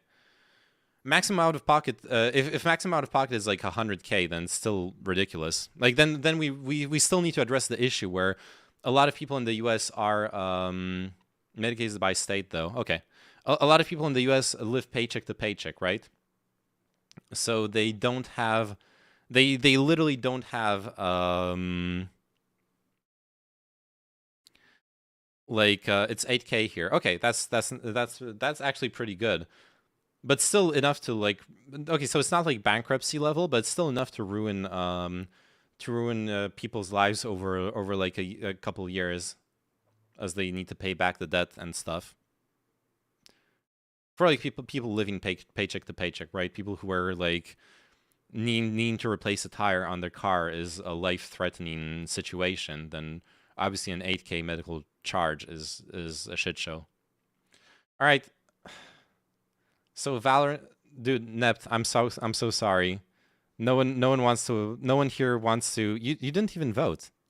You were the one asking me to play. What was it? Deus Ex. Where is it? It's Mankind Divided, not Khmer Revolution.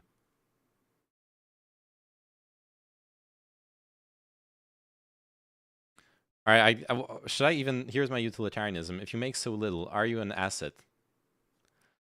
Well, I would argue that we are all inherently assets, and that first off, that we all contribute something to society, even if it's not necessarily quantified or measured by income in society. But even more importantly, I would go the egoism argument, where I want people not to be in desperate situations that will push them to desperate measures.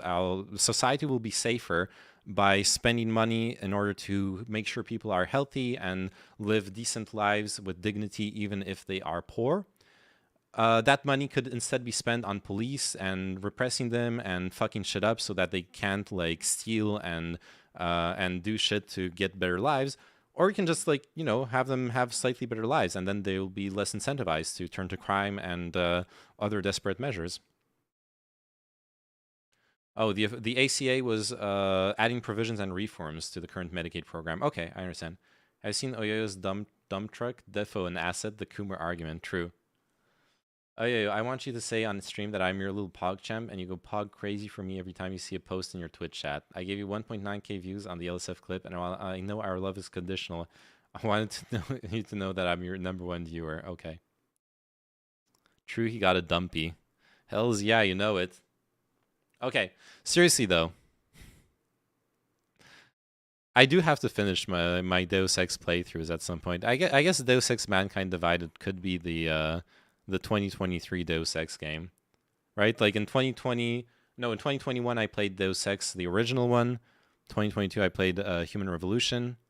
Mankind Divided will be the 2023 Deus Ex. I like that idea. But for tonight, or should I say Fortnite, what should I play? I prefer Overwatch 2 over Valorant. Ooh, damn. Yeah, I don't hate Overwatch. Like, I enjoy playing Overwatch with friends, but I don't enjoy playing Overwatch without friends. It's not a game I can play by myself.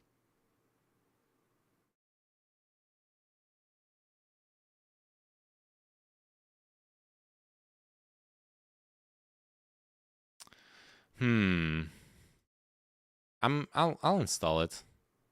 I'll install it, and I also wanted to start playing Witcher 3 at some point.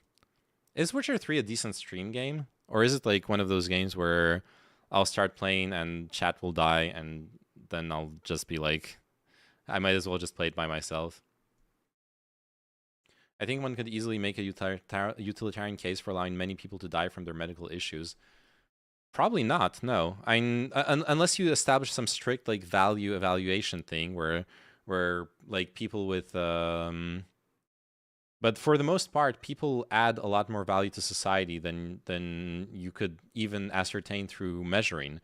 Like, it's not just about whether someone has a degree and whether they have like job experience, etc., etc. It's also whether they're a relative of someone who is productive in society. Like, should we put other people through trauma and grief because their relatives die because of an easily treatable issue?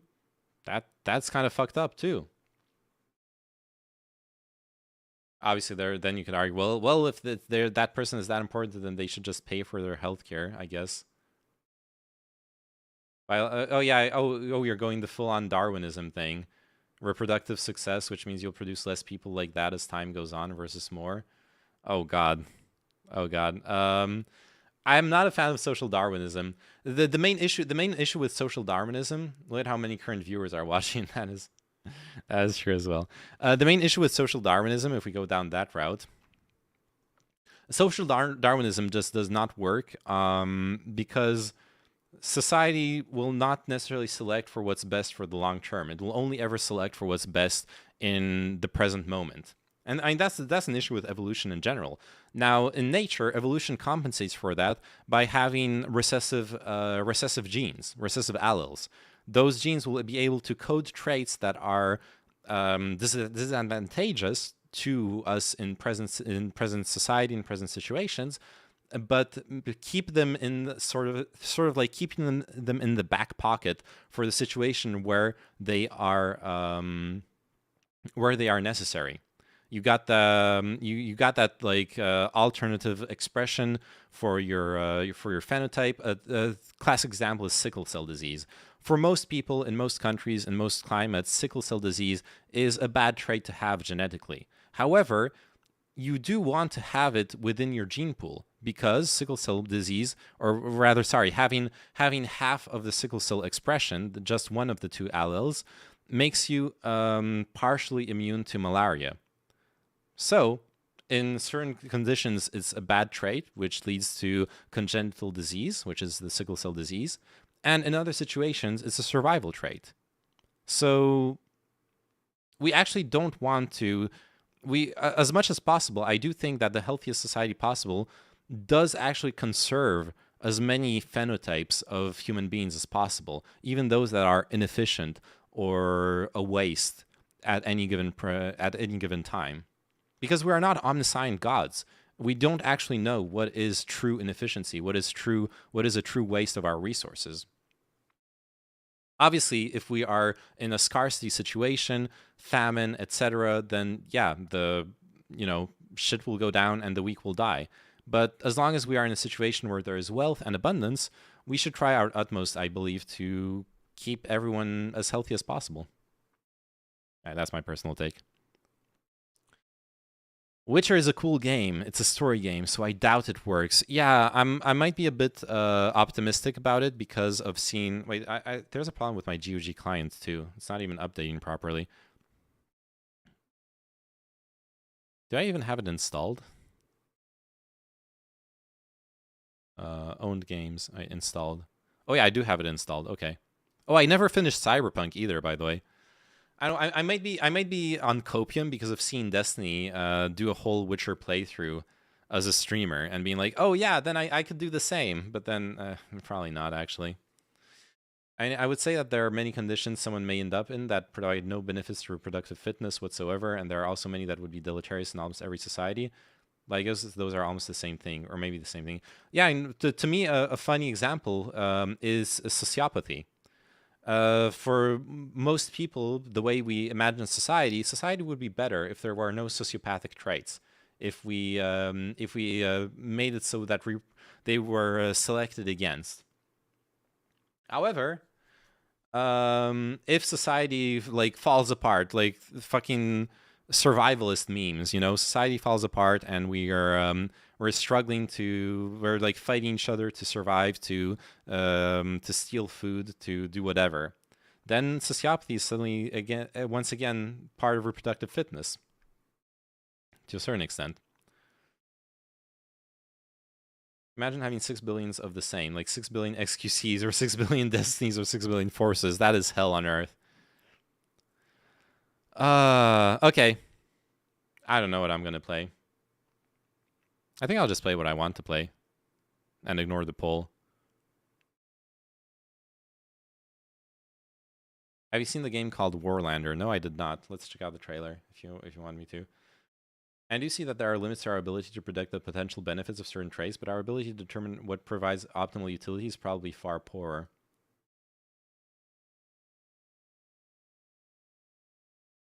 Yeah, which is why I like a system that just helps everyone.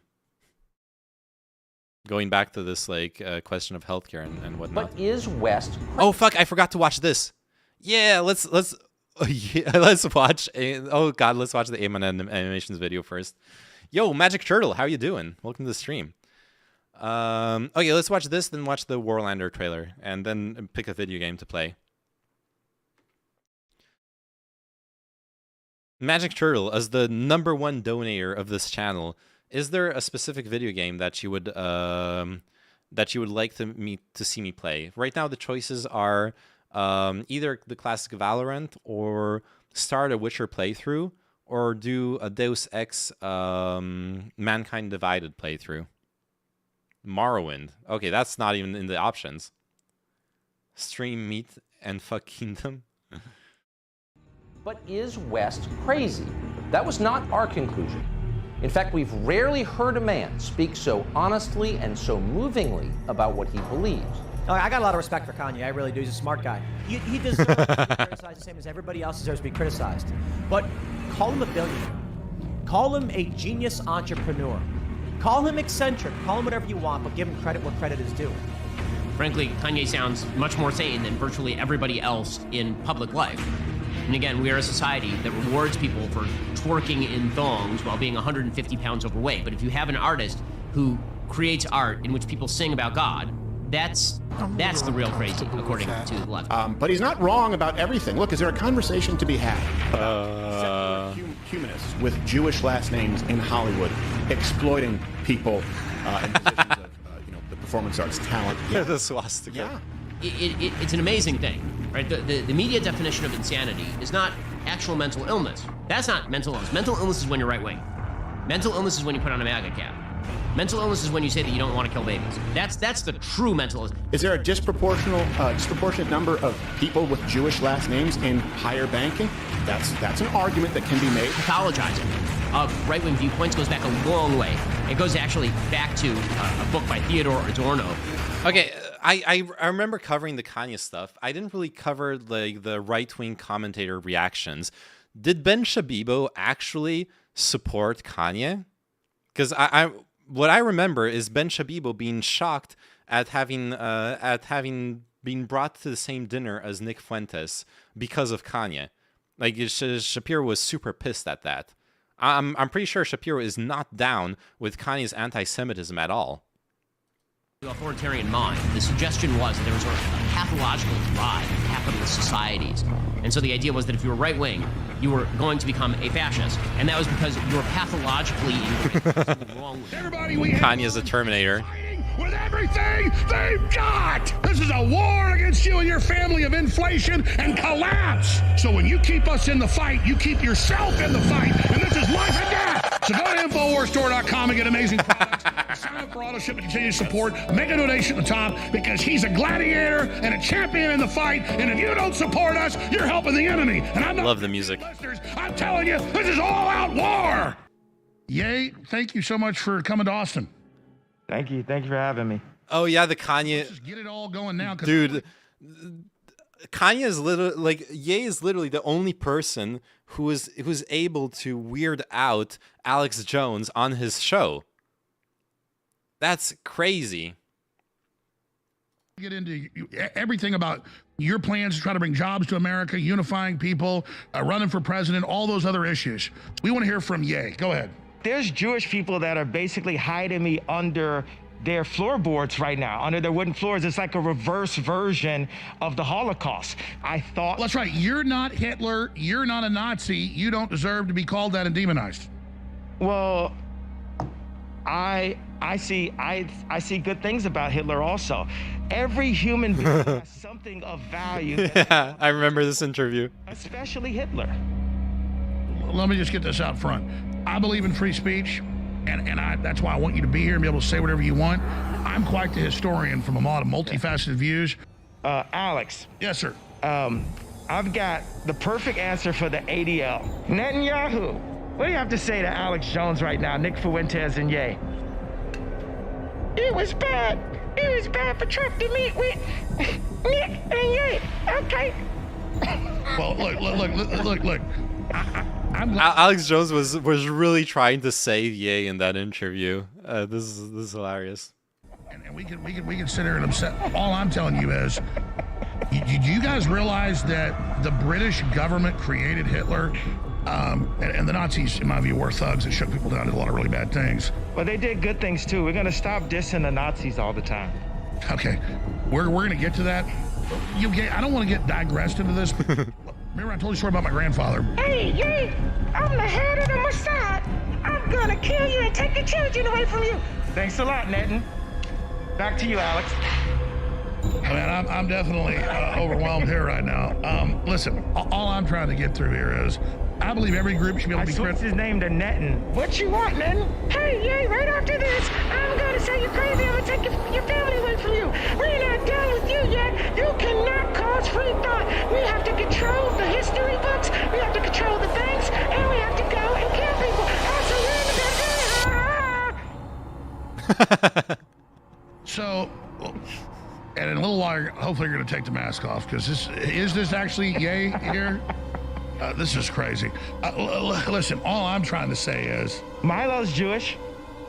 And you've got a little bit of the Hitler fetish going on. It's not a fetish. I just love information. I'm not on the whole Jew thing. It's what I'm saying. I don't care if people talk about it. I believe in free speech. I'm just really worried about the forced injections, world government, 5G, the open borders, the collapsing currencies, war with Russia. What do you think? Nick? Wait, is that Nick Fuentes? Ye speak. Let the man speak. You may not agree with what he has to say, but why don't you want him to speak? I don't get it. I do love Hitler. We love everyone. You're just saying love humanity and stop getting past the labels. It's love is the key. Everyone's promoting this loathing, and it's time to promote love. I mean, just because you're in love with the design, you're a designer. Can we just kind of say, like, you like the uniforms, but that's about it? There's a lot of things that I love about Hitler. A lot of things. Oh my God! Look. And he didn't kill 6 million Jews. That's just like factually incorrect. You are something else. Look, you look really friendly and nice. Is this dubber for real? So I haven't listened to the whole interview, but parts of it are actually like the real interview. I don't know about this part.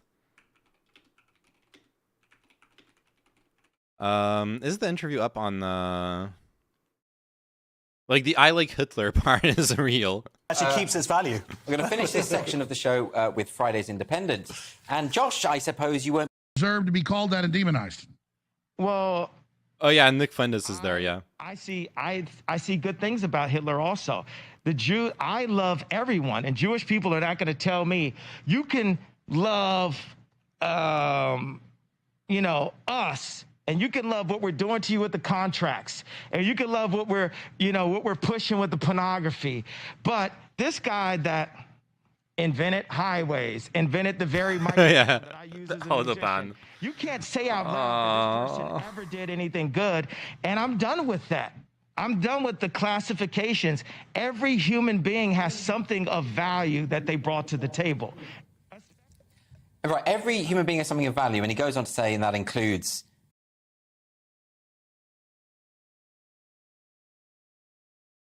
Man, I was so charitable to Ye when in his like Friedman interview and all that stuff, because it's possible to be charitable even with what he said here. It's possible to be charitable, but God fucking damn it, he like lost the plot.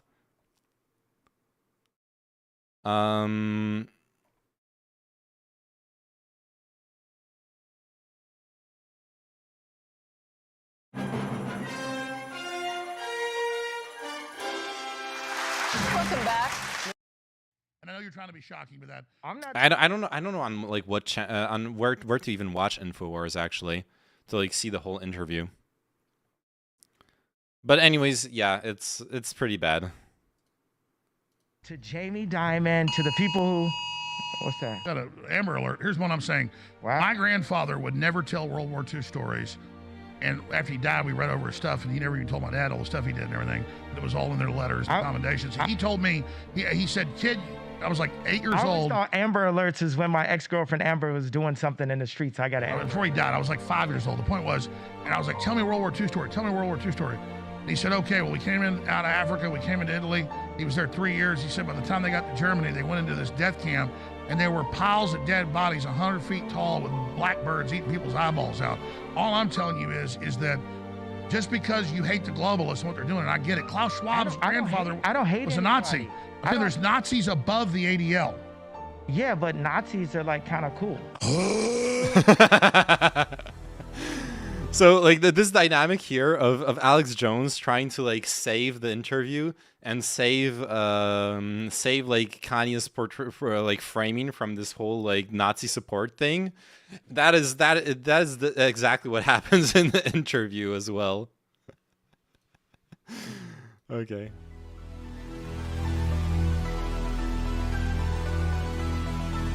Oh shit, it's Ammon Hawk. Hello there. Hope you enjoyed the video. If you're interested in knowing more about how I make these, supporting me on Patreon, even for just $1, will grant you access to various behind-the-scenes videos and tutorials. As you can see, I've rekindled my relationship with the hamsters and we are working together once again. Despite our differences, we are aligned by our dark and sinister ambition. Be sure to follow me on Twitch. I have a lot of plans on there that are coming to fruition. On both my channel and Amy Lark's, you can interact with and customize our models in various fun ways. Anyway, let's read off the names of our top patrons. Nikita Mc... Alright, there you go. Go check out his Twitch channel. He's actually pretty fun. And you can do like wacky stuff on the hamsters working out, yep. It was Ammon Hawk? Yeah, Ammon Hawk. And Amy Lark is his wife or girlfriend? I don't know. But they're partners. His partner, I guess. Alright, let's check out the Warlander video. Free-to-play game? Oh shit, that means pay to win, right? Anyways, let's check it out. What was it? Knights of Apollo, you made it just in time. I hope you got your sword sharpened. I hope you've been doing your stretches, because we're jumping into battle. I want to welcome you to Warlander. So Warlander is a free-to-play, action-packed medieval game, and today's video is sponsored by PlayOn. I want to give them a big old thank you for supporting the channel. Seems like a really chaotic it looks like a, well, not that much chaos. It looks like basically a more rationalized Mordhau or like all of those medieval simulation games, but less like more video gamey. And sponsoring today's video. Right, you see there's a mini-map, objectives. Third-person online multiplayer game with seems like it's trying to be that mashes somewhat balanced or whatever. Inspired setting, fantasy items and abilities, and even powerful robots. Jesus Christ. It features intense competitive skirmishes and epic castle siege warfare with up to 100 players. You must use the almighty powers of godlike warriors, clerics, and mages as well. Honestly, seems like something that could be pretty fun. It looks badass, yeah. Siege weapons and cataclysmic spells to control the battlefield. So guys, what are you waiting for? Get the game right now. Looks like it could be pretty fun, honestly. Yeah. So the crits are pretty cool. Yeah, let's join this. So we've got, okay, let me go over the abilities here. So you can see in the bottom middle. Okay. Let's, I think we can we rebuild the gate? Sometimes you can rebuild the gate. Oh, yeah. Come here. I'll help. Oh, I don't, yeah, we're singing. This does some sort, oh, amazing. This heals? I think this heals. Anyways, I mostly play the warrior. Trying, oh, no. Hold on. You can be revived. Wear trebuchets. But it might not be worth it. Yeah, it's not going to be worth it. 6 out of 10 reviews. Uh-oh. What's... Okay. Warlander reviews.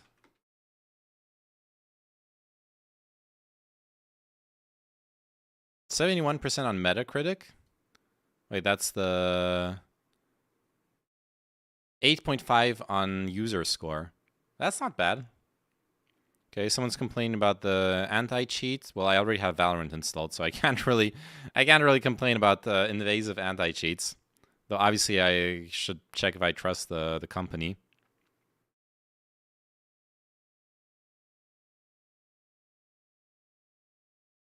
All right, seems like something I could try out, for sure.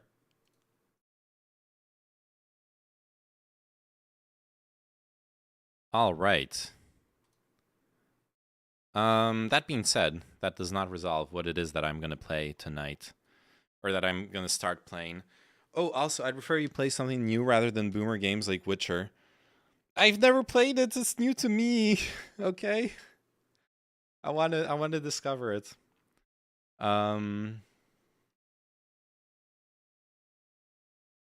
It's new to me.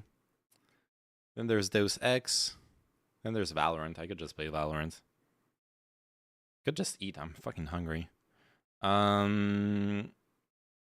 See, the thing is, I was oh, also speaking of video games, I was thinking of taking on some choose Gerardo. I was also thinking of taking on some sponsorship, as like a sponsorship as well. Maybe like set up a schedule where I take like a sponsorship once every 2 or 3 months. Get like a couple hundred extra bucks from time to time like that. And it'll be video game sponsorships. That's the easy ones to get. Like mobile games and shit like that. Have you ever played Outer Wilds? No, I have not, but I do want to play it. It looks amazing. It's definitely one of those games that I've wanted to play for a long time. Outer Wilds. Where is it? There it is. 23 euros.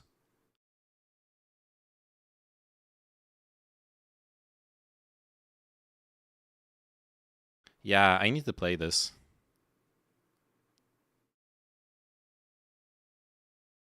Oh, Yo-Yo Mods gamer. Yes, I am a gamer. And to be fair, like the game looks really fucking amazing. I've seen other people play it, and like I 100% want to.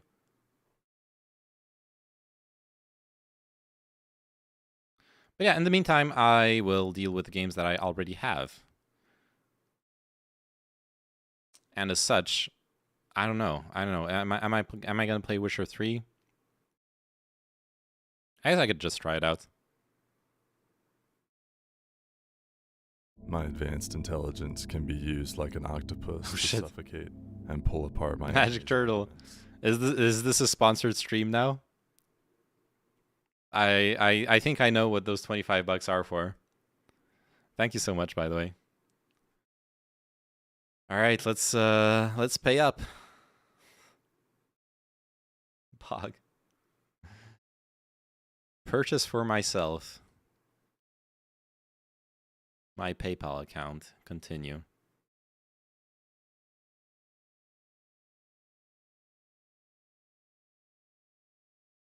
Oh, I need to go fetch my password from...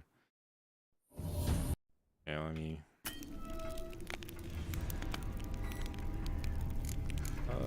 exit. Magic Tortoise, big baller, yep. Wowie. Okay. Need to look up my PayPal password, which I'm not streaming my screen, so it's safe for me to pull it up.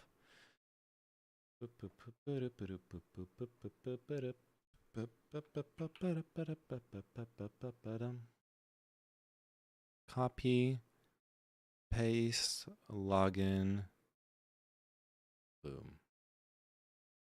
Those passwords. Careful with the deepfake porn. Don't worry, I've been it's over here. Like if I turn the camera a little bit, you're gonna get to see all my deepfake porn. All right, I agreed to the Steam subscriber agreement, right of withdrawal clause, purchase. And there we go. I have bought Outer Wilds thanks to you, Magic Turtle. Thank you so much. Install content. Wait, can I... Do I have... Yeah, it's only 10 gigs. I'll install it on the SSD. Wowie. All right, that is that is one more option for the video game.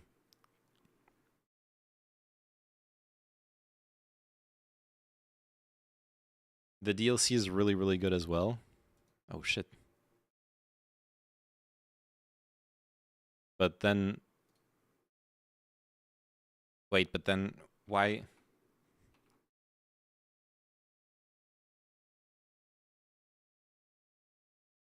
That's okay, you're actually sucking me into this. You give me the main game and I'll play it and I'll enjoy it, and then I'll be like, "Oh no, I want to play the DLC," and then I'll have to buy it.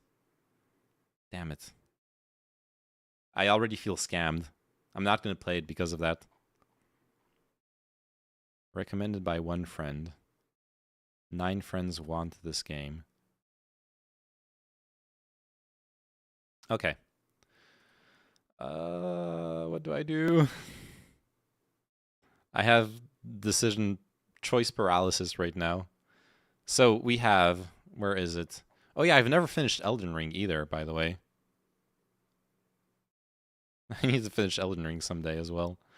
So we have Outer Wilds now in the list as well. Let's add to favorites. We got Outer Wilds, we got Witcher 3, Deus Ex, and Valorant. Obviously, we've always got Valorant.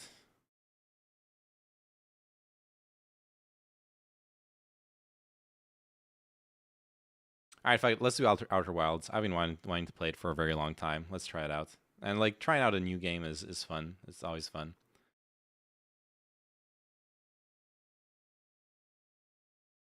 First playthrough Outer Wilden out.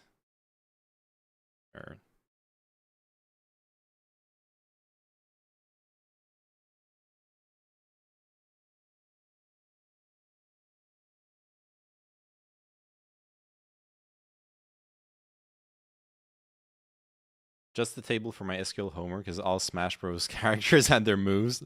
Oh, nice, nice. Now you can do like set up some code to auto calculate frame traps.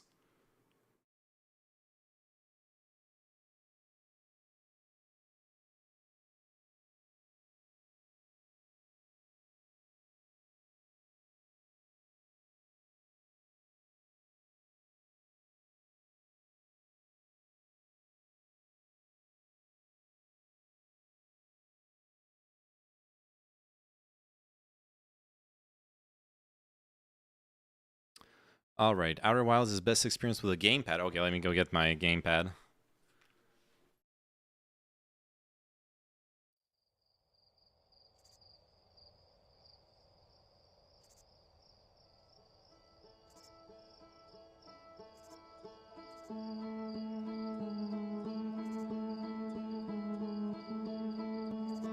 Is it connecting though?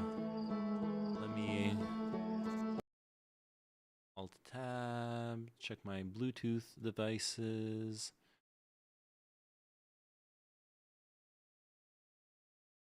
It's paired? Okay. It's not detecting anything though. Okay. Oyoyo, create profile.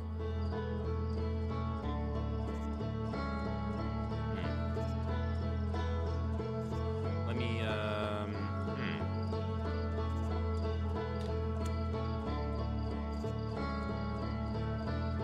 I think the battery should be fine. Ah, man, I don't remember. Okay, let's see if I...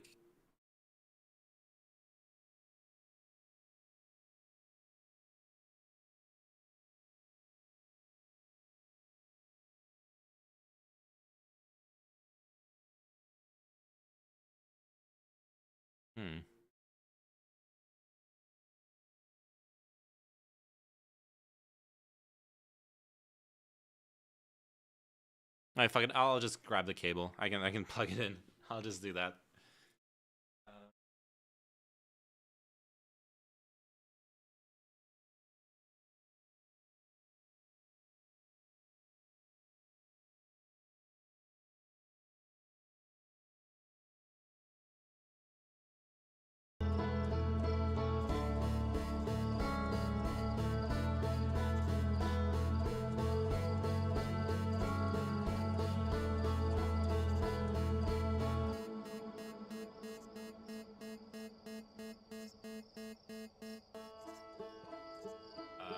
The cable's not working. Okay.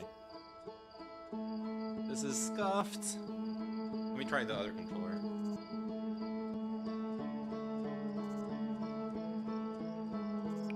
this one. Okay, that controller was not properly paired. Never mind.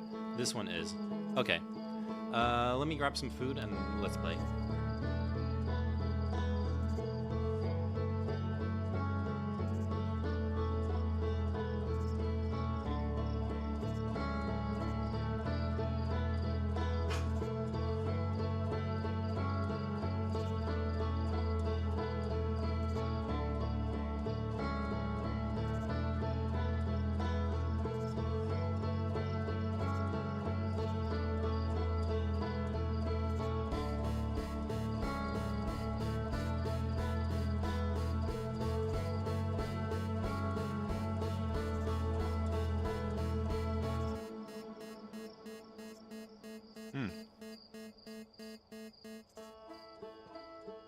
Haven't been spoiled at all. So I watched Invader V, played a little bit. But I hadn't really been spoiled. All I know is there's like a black hole in one of the places, and there were like puzzles around it. Maybe like 1 or 2 puzzles specifically. I've been spoiled, but nothing plot-wise really, because I hopped in like halfway through the game. All right, let's switch scenes. Press X to wake up. Wake up! No, wake up!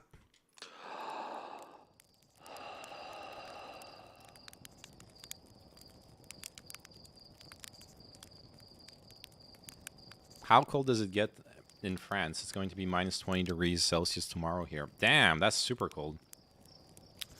Oh, look around and move. Okay, nice. I can roast a marshmallow. Nice. Extend stick. Nice.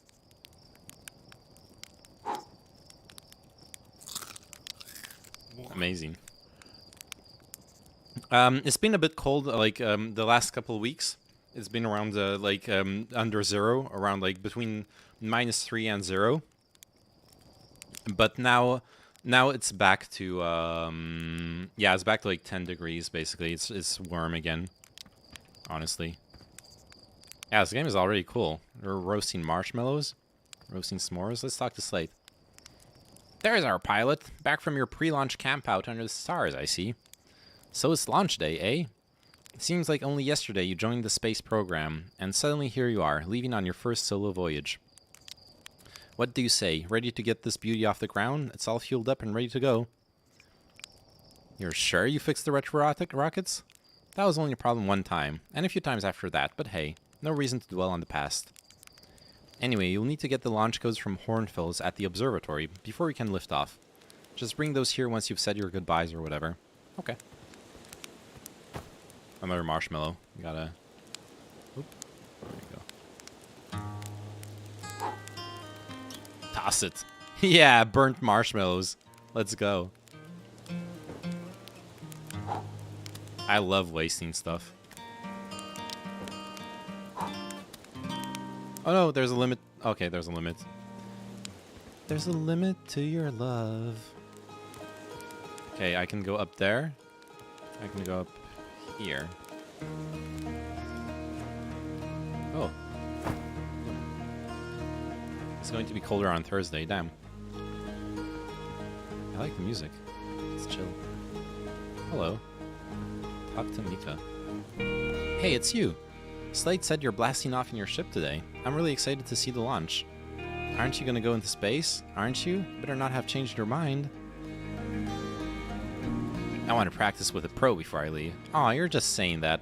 But if you really want to practice with me, I guess I could help you out a little. Try to land on one of the geyser pools. Show me what you've got. Oh, flying the model ship. Okay. Oh. Up.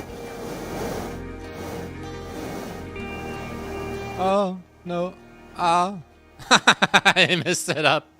My life is a failure. God damn it.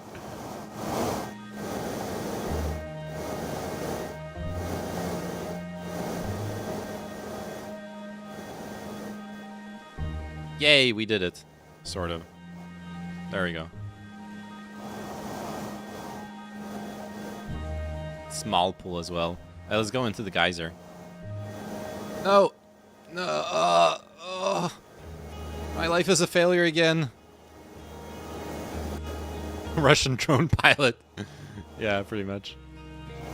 Okay, reset. I want to pollute. I ain't here to fuck around. There we go. Perfect. Beautiful. Oh shit, the guy's just pushing it back up. Nice. Whee!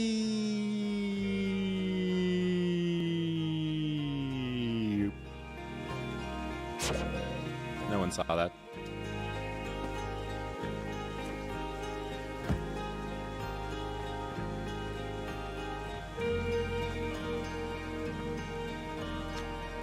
Hey, yo, hatchling. I hear you're leaving us to seek adventure amongst the stars. When you return, let's you, me, and Gosan open up a bottle of the good stuff. I'm only seeking adventure amongst one star. Another metaphor ruined in the name of scientific accuracy. What a nerd, yeah. Nevertheless, I do hope you enjoy your travels. Good luck. Thank you.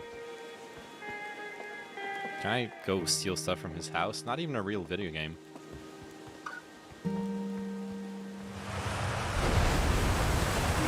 You're actually busting off in that thing, huh? They don't really explode as often anymore. All I know is between the space program and Mika's model rockets, things seem to burn to the ground here more than they used to. Those dang old kids. Strong boomer vibes. Use satellite camera. This projector is linked to our Sky Shutter satellite, which is currently orbiting Timber Earth.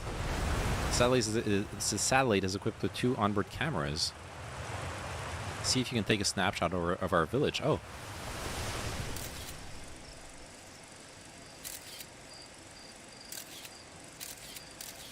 Oh, okay. Interesting. So the satellite's orbiting. And I think this is the village. Yeah. There you go. We got it. Nice. Oh, another drone. Whee. Hi, Marl. Oh, hi, Marl. So it's launch day, huh? Hall is going to miss you. Speaking of launch day, I was thinking about it, and the platform those ships launch from is getting old. Isn't it about time you built a new, less flammable one? Uh-oh. POV or Chinese balloon, true. That big tree in the village would be the perfect choice. I wouldn't mind helping out the space program, just say the word. The launch pad is flammable? Ha, you didn't realize that? Don't worry, it's held up for all the launches so far. It'll definitely be fine for yours, probably. I don't like this.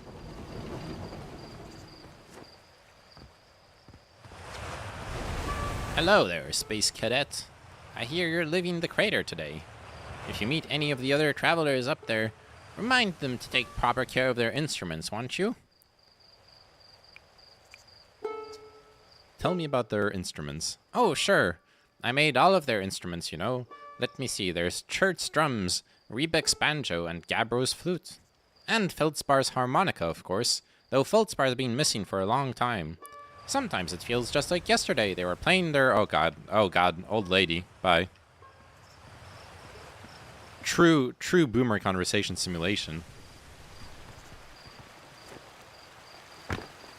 Can I die here? Ow. Pretty sure I'm about to do something stupid.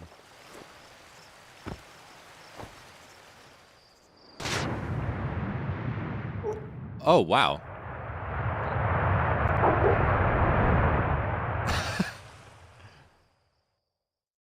Wait, why is it all dark? Oh, I'm dead. Okay. Died before the game even started. Nice. I get the ending scream too. Sick.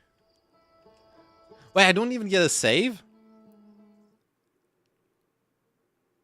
Hey, Shoulder Drake, how are you doing? Welcome to the stream. Wait, I don't even get a save if I die in the geyser right away? Come on. Alright, there was something here too, right? Let's... Oh, this requires launch codes. Never mind. GG, please buy again. Oh yeah, I need to buy the game again. Ooh, English, Polish, or French? Yep, I mostly stream in English because that's well, that's the language most of the people who watch the stream speak. However, I live in France, so I've learned to speak French, and my family is from Poland, so a więc nauczyłem się mówić po polsku. Those are the only languages I know as well. Nice, sweet. Okay, can I try this again? Like if I... Oh no, I'm drowning. Oh, I like drown right away. Gone in 60 seconds. Oh, that was an achievement. I just got an achievement for dying within 60 seconds of the game start. Mówisz bardzo dobrze. Dziękuję. No bo tak naprawdę polski jest pierwszy język, który się nauczyłem w moim życiu.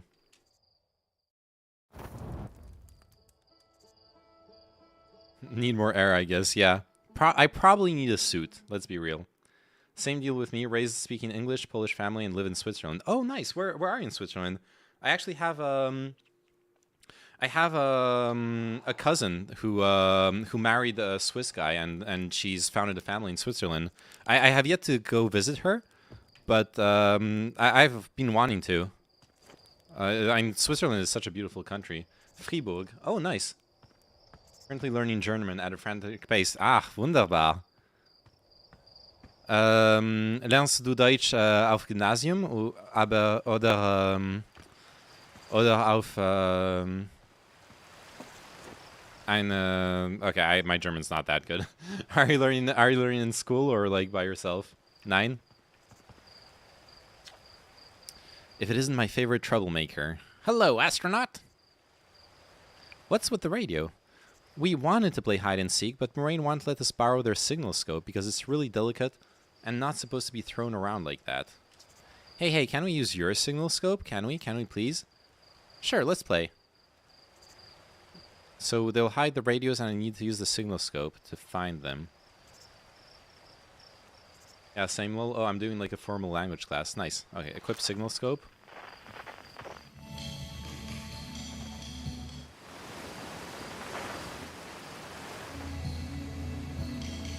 Got him. You cannot hide from me.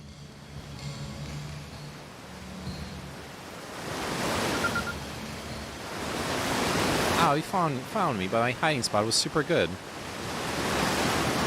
And now the other one over here.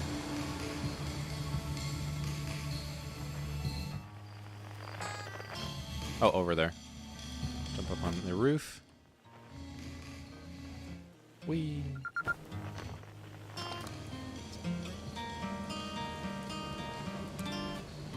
Nice.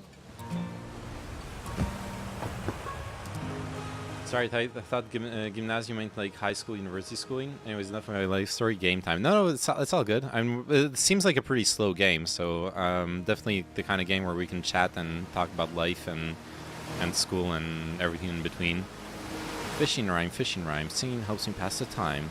You're leaving the crater. Guess I'll be a little busier without you around to lend a hand. That big water planet, Giant's Deep. That's where I would go. Why is that? One time, after the rest of the village had left to sleep, and it was just the two of us sitting around the campfire, Gabbro told me about their first trip to Giant's Deep. They landed their ship easily enough in the waves, but couldn't see too far down, on account of how murky the water was, too dark. Gabbro wanted to see what lay beneath the surface, so they decided to travel deeper.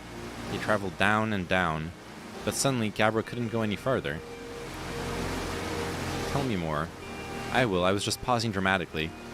As though exercising a will of its own, the water was refusing to let Gabbro go any deeper.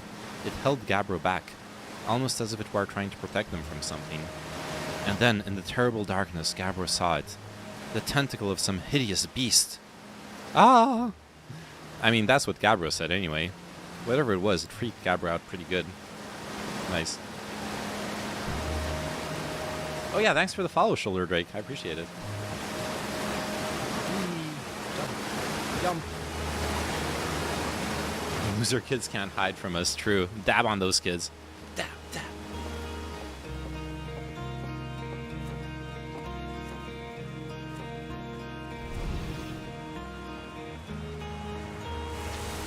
Danger. Inside this fence is a pocket of ghost matter, a strange and dangerous substance that's invisible to the naked eyes.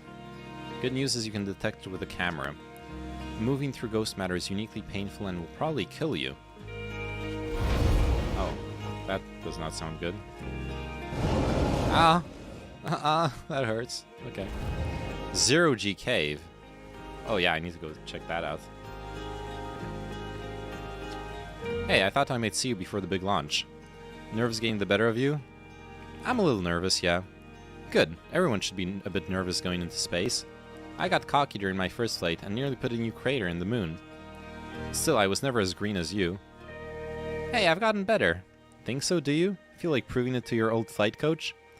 There's a satellite, which is definitely not just a piece of broken mining equipment, set up down in the Zero G Cave and in need of repairs. If you're looking for a little last-minute Zero G practice, let's do it. I like the way this first part of the game is set up, like introducing you to the world and also a tutorial, basically. This planet is so wholesome. Yes. Flashlight. There we go. Okay. All right. Do we need the? Yeah, we need to suit up. Nice. Yo! By the way, now that we've suited up, can we go into the geyser if I take the suit back out? Hey, nice of you to drop down. I'm getting some zero-G time in. So you're going in there, in the cave. What? No, I'm fine. Great and fine. You don't look fine. Well, you know I hate that cave, so I don't know why you're making me talk about it. Pwah, now I got hand sweats. Damn. Okay, Zero G Cave, coming right up.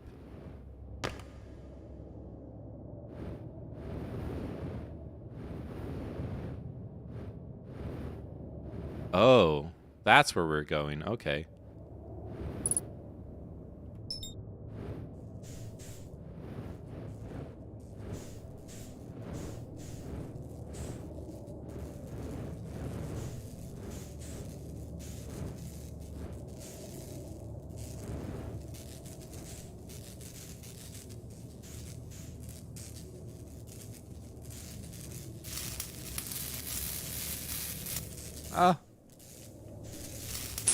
There we go. Where's the next node? Oh, over there.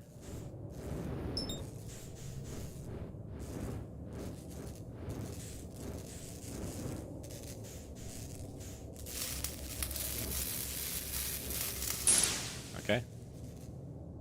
And great tutorial planet, yeah. I'm lost. I'm completely lost. Where's the next one? Let me get some perspective on what's going on here.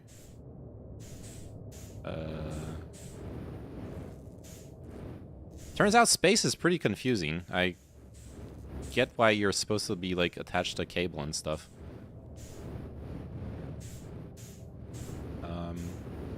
Magic tutorial indicator thingies for what I'm supposed to repair. Is it like inside? Oh yeah, it is inside. Okay. Nice. Ah, stop.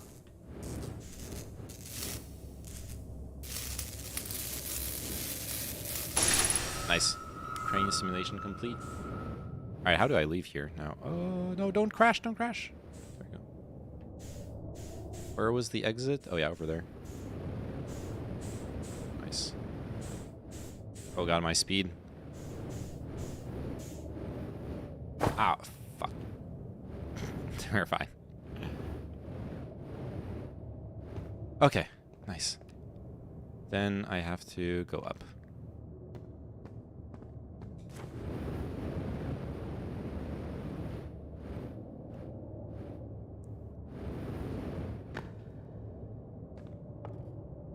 Okay, can I keep the suit? That's the big question for me.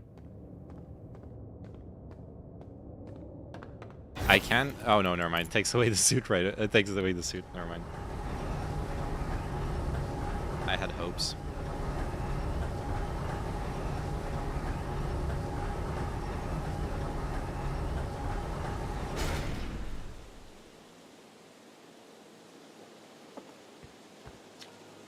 Nicely done. Of course, it'll be more stressful when you're hurtling through space. But remember your training and don't hit anything big. Okay? Good advice. Alright, let's visit everything. I saw smoke coming from Youngbark Crater up north. Figured I should go check it out. You can use the scout launcher, just don't break it. What's that planet?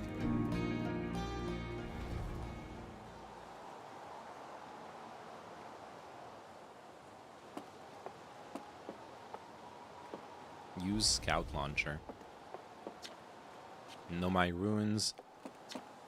Quantum Grove Crater. Geyser Mountains. Oh, so it's this direction. Youngbark Crater. Okay, this we gotta go that direction.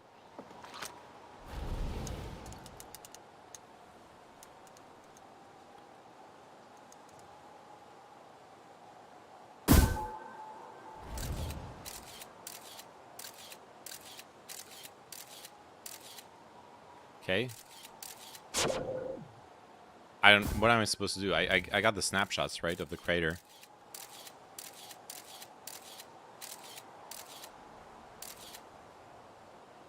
I mean, there's something in it, right? Not sure what I'm supposed to ascertain there. I know this game very well, so I'm going to keep very, very quiet. Nice. Yeah, please, if I get really stuck, I'll ask. If I ask for help, then it's okay, but yeah, no spoiler. No spoilerino in the chatterino.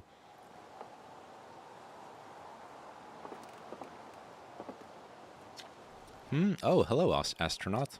This is good weather for your launch, right? That's lucky. What are you up to? I'm using my signal scope to pick up sounds from distant planets. It's set to the Outer Wilds Ventures frequency, so I can pick up the traveler's music. I hope that means they're... last night I heard Rebek's banjo coming from Brittle Hollow. I hope that means they're safe. I can hear different planets, too. It depends on what time of day or night it is, since different planets are in the sky at different times. Signal scopes are cool.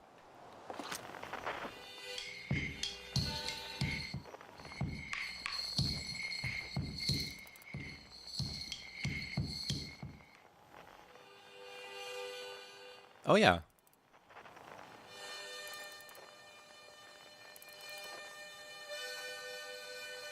Someone's over there. And someone's like drumming on... Which one was this? No. Right around there on this planet.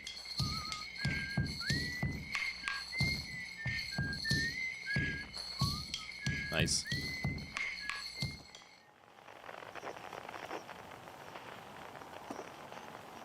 I'll only give you quantum hints. What hints that disappear when you look away?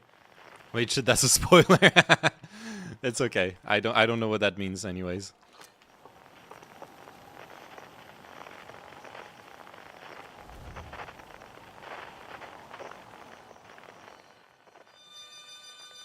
Oh, because it's now on the other side of the planet. That's why I'm detecting the signal scope.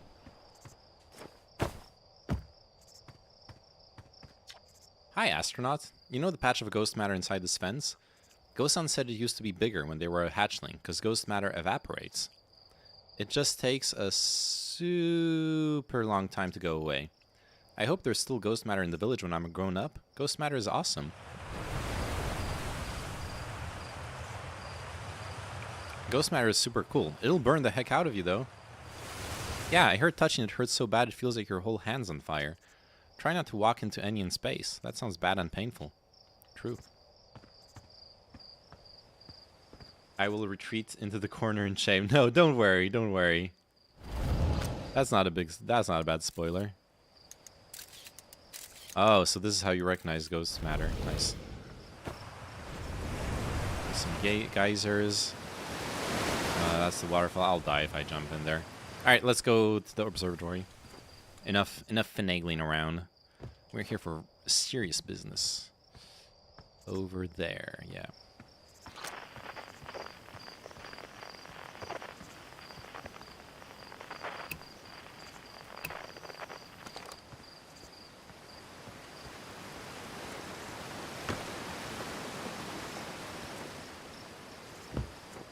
Ooh, what's so weird there?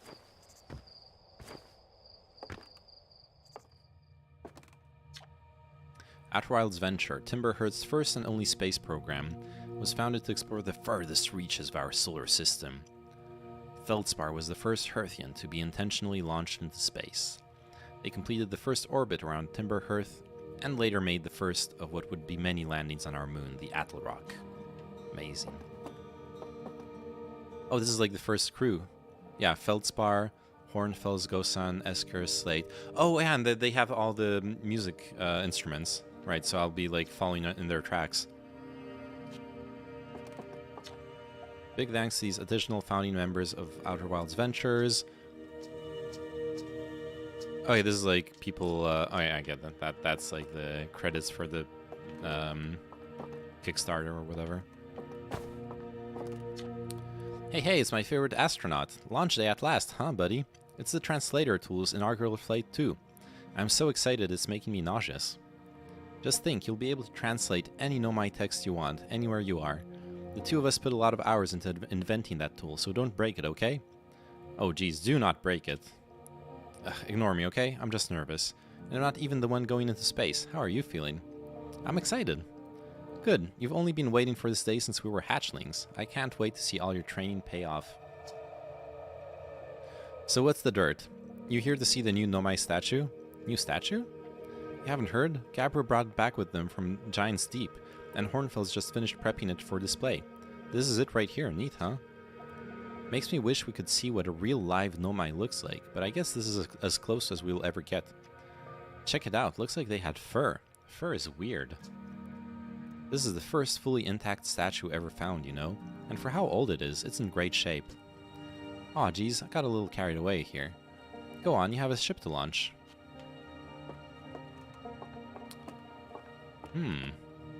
Dude's got that gamer neck. You look at this posture. Dude's got that gamer neck shrimp posture. This remarkably intact statue was carved by the Nomai. The statue provides us a detailed look yet at the Nomai, who appear to have been covered with a layer of fur. Notice the decorative jewelry as part of the antlers. Artifacts and structures have been found on almost every planet in the solar system. We have no idea where they came from or what happened to them. Okay. Oh, this is the translator. Cassava. We're nearly ready. Felix and I have finished construction, and she says calibrating the device won't take long. Fortunately, the Attlerock's lack of atmosphere will make calibration simple. After all this time, I'm thrilled to finally resume our search. Nice. This piece of Nomai writing was essential to deciphering their unique language. Although this text is linear, Nomai text often branches off from a central point. Interestingly, each branch tends to be written by a different author.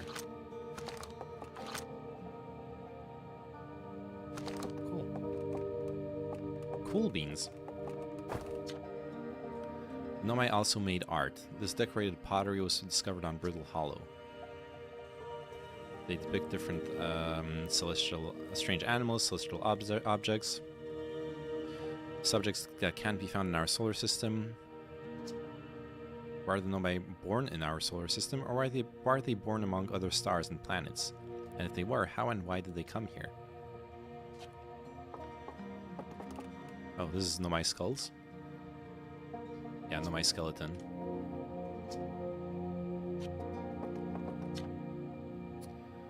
Nomai technology brought back from space by our astronauts has been a great boon to the Outer Wilds ventures. For example, this little scout now boasts a warp retrieval capability that allows astronauts to recall their scouts almost instantly. Nice.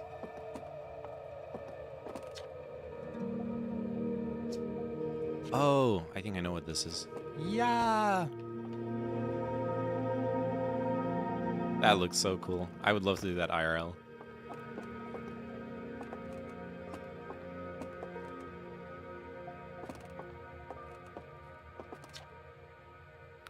If a star is massive enough, it will continue to fuse carbon into even heavier elements like iron. True.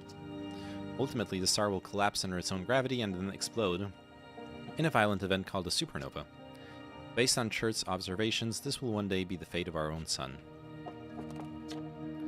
As the star's core contracts, it gets hotter, causing the outer layers to expand. It then becomes a red giant, blah blah blah. Yeah. Can you imagine the lawsuits if you could put gravity crystals in human museums? Yeah, true. The fuck is this?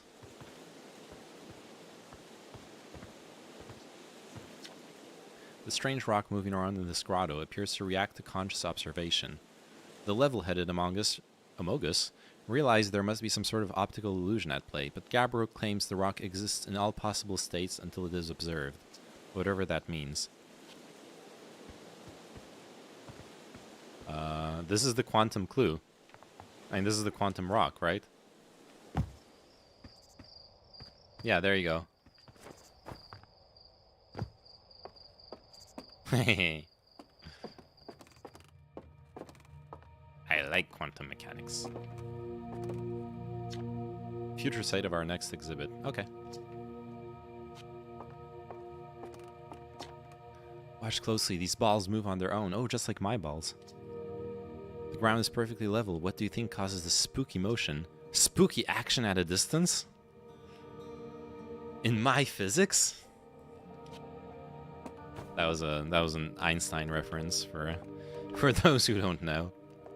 Spooky action at a distance.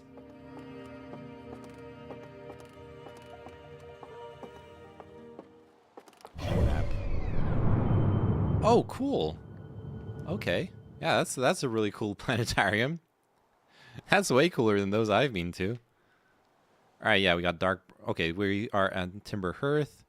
There's the Hourglass Twins, Giants Deep with the current and the monster in it. Dark Bramble. Oh, what's this? Oh, there's something here. What is this supposed to be? Interesting. There's something on a super wide orbit. That was a goated reference, thank you. And we got Brittle Hollow. Okay. Oh, Hornfels is here. There you are. I just finished pre-flight observations, and the local conditions are good. Time to get our newest astronaut off the ground. He'll be our first astronaut ever equipped with the Nomai Translator tool. Tell me, what's your plan once you're in space? Thank you. Oh shit, the sound alerts work again. Nice.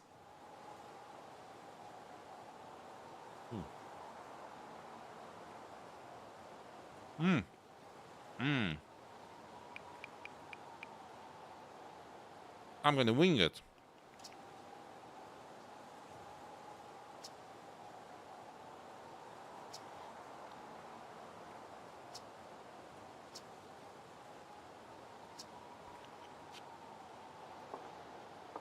Cool. We got our launch codes. This is odd. According to my redshift calculations, every single galaxy in the image is moving away from us. Yeah, the expansion of the universe. There we go. Cool.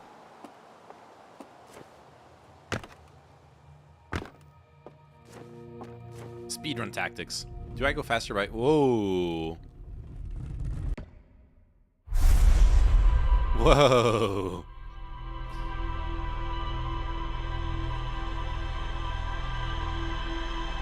I did not eat enough mushrooms for this.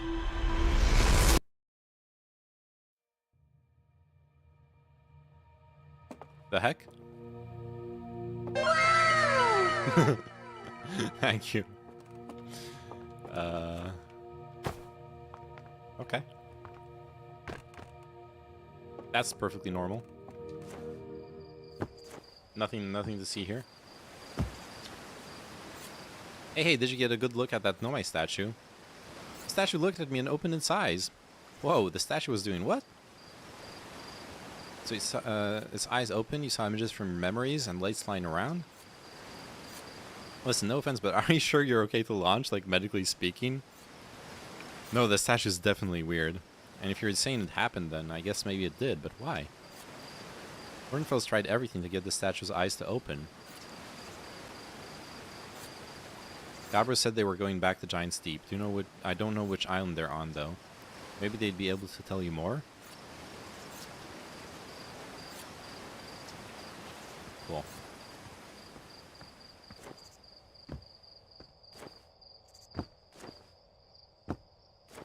Is there fall damage in this game? I suspect that there is.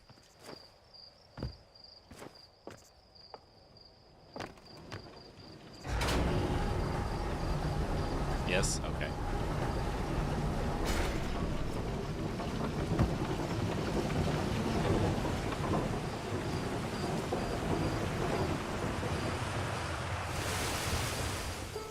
One way to find out.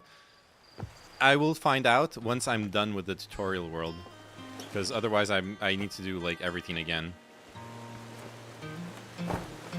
Okay.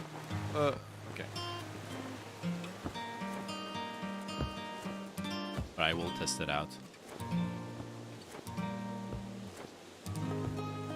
And Magic Girl already told me, but I'll test it out anyways. Need to figure out like how bad the fall damage is. Can I jump up here? No. Okay. Alright, let's go.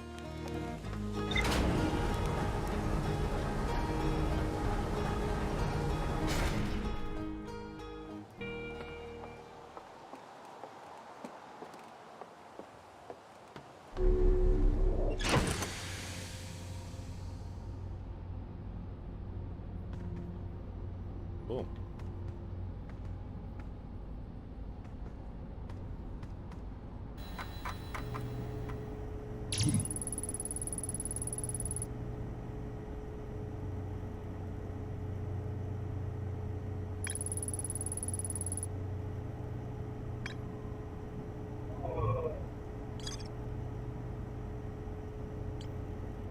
I see. Buckle up, buckaroo.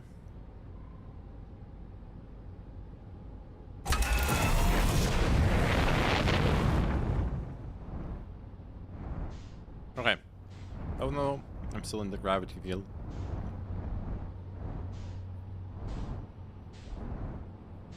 I want to start off with a simple thing here.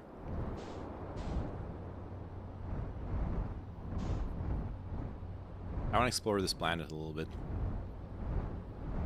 Like this house over here.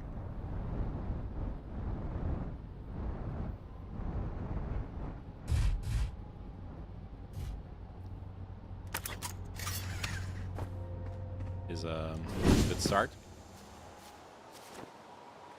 Super Mario Galaxy, literally, yeah. And I want to go see that crater that was, there was like a hint about something at the crater on this planet. Closed due to fire damage. The old radar tower, while an important landmark, is unfortunately closed thanks to the inaction flight testing of an extremely powerful model rocket. While we hope to repair the radar tower in the future, all construction efforts are currently focused on the observatory. Oh, so there's nothing to see here. Rip. Wait, well, where does this path lead to, then? What am I doing here? Oh, is this the crash? No, never mind. Yay. Another campfire. I like that. Sharking stars again out by the radio tower. They're so bright out here. I only wish I were able to record them faster. Admittedly, I could use more patience. I get so engrossed in my work that sunrise becomes an unwelcome deadline, and daylight a grating slog. Someday, I'll have to study the mechanics of how time manages to slow to a syrupy crawl whenever I'm anticipating something. In the meantime, I've turned to Gabbro, our resident expert in leisurely whiling away the hours, who recommends the following. Gabbro's 3 foolproof steps for dozing off. Light a nice cozy campfire and get comfortable. Gaze deeply into the serene warmth. Let time begin to slip away as you allow the flames to lull you into peaceful slumber. Nice. Let's try it out. We have to.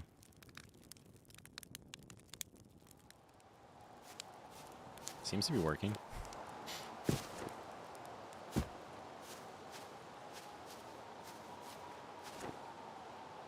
Alright, now I need to find that crater.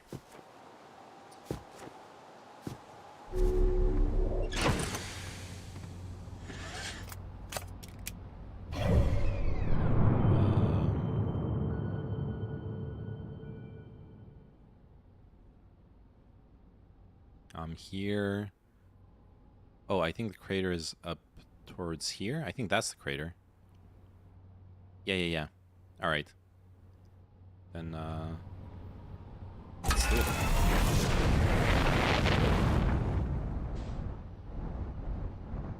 Oh yeah, there it is.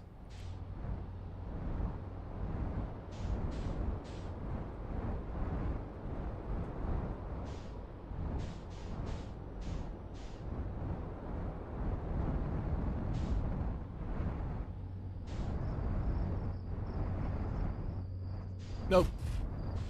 Okay, we're almost... That's fine. Perfect landing. There we go.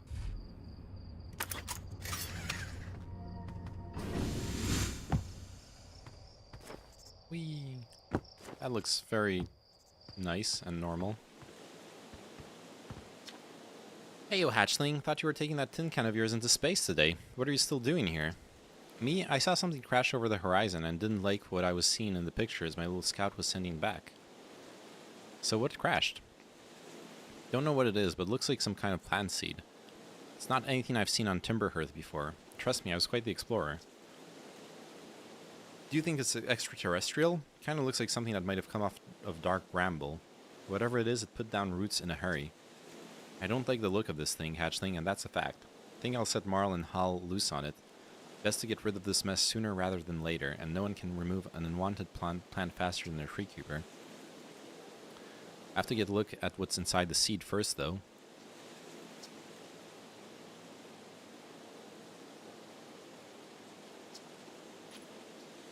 Oh, something about the scout launcher. Wait, I can launch my own scout into the thingy, right? There's a scout-a-majig right here.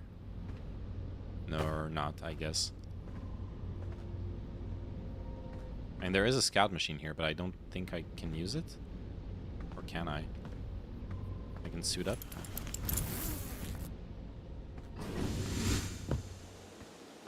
And oh yeah, equip scout launcher.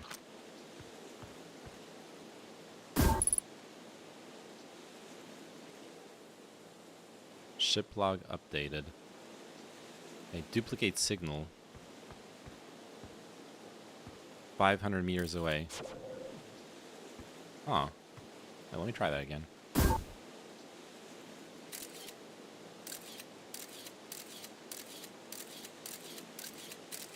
Interesting.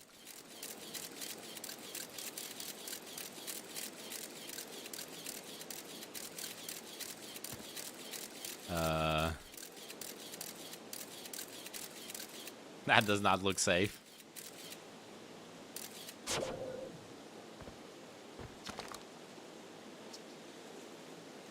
I threw a little scout into the seed.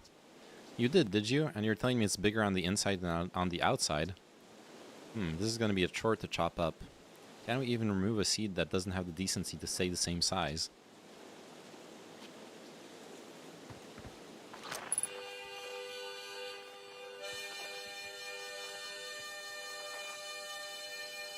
Wait, there's a... Dude, the harmonica guy is stuck inside the seed? What? No way.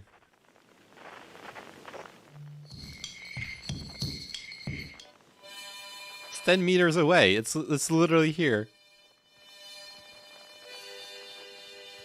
That's interesting.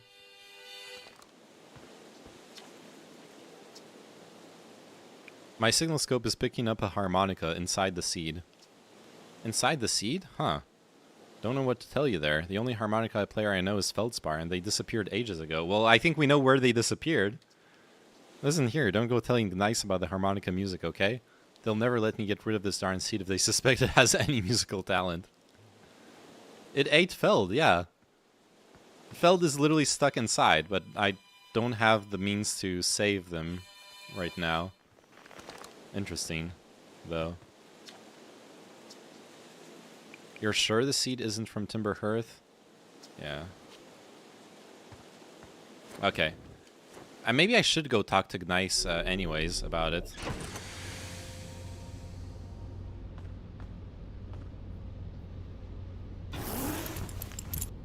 Alright, let's buckle up.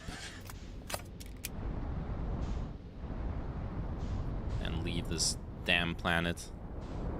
Yo, what's that? Want to go there? I want to go there.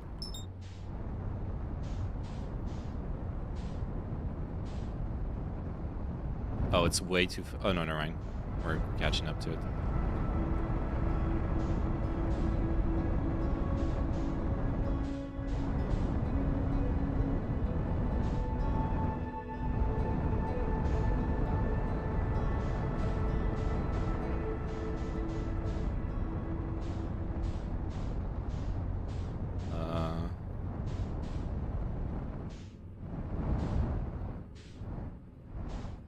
Can I land on it? I think I should be able to. It's a harmonica. Save him. True. Wait, is it going into the sun?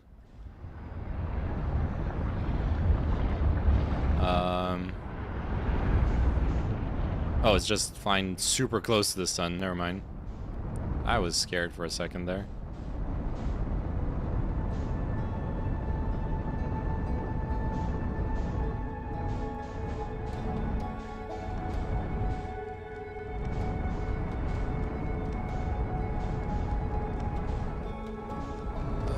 This is so hard.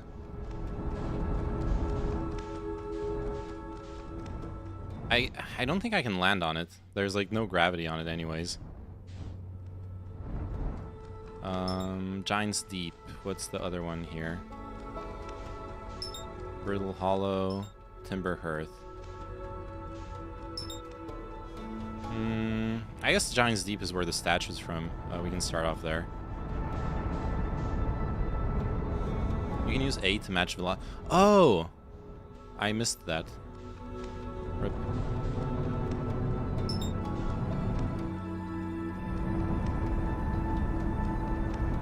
Oh, first I need to get closer, and then I can match velocity.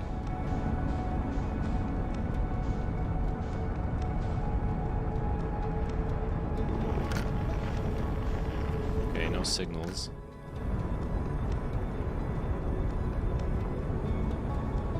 I missed it. I whiffed.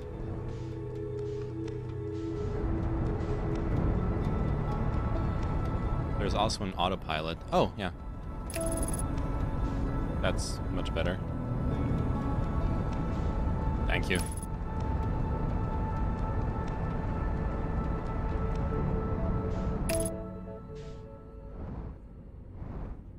Oh, landing mode.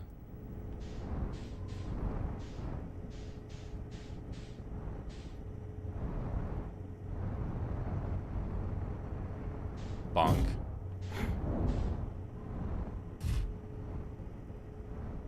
Can I land, please?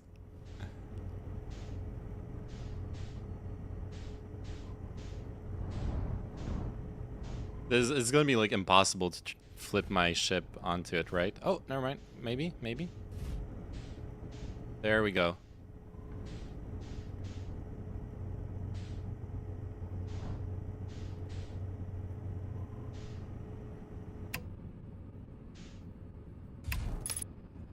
Okay, I think we're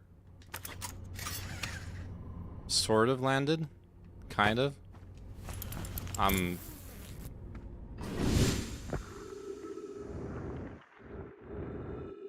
Huh.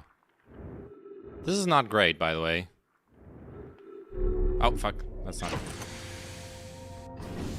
And there's gotta be something here, right? Can I? Please, thank you.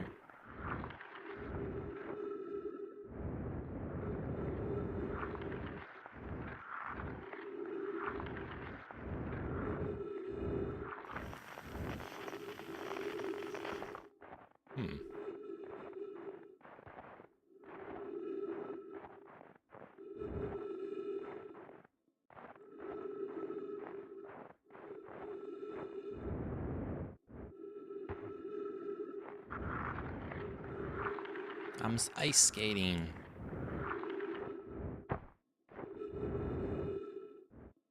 Alright, this is the tail of the comet. Whoa, what's that? That is freaky. Is that a black hole? think that's a black hole.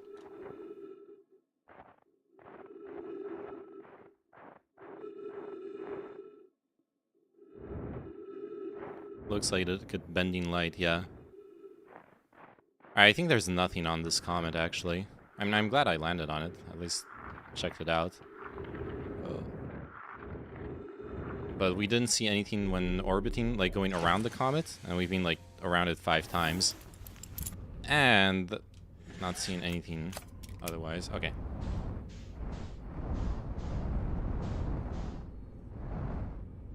Let's find our new target. Brittle Hollow.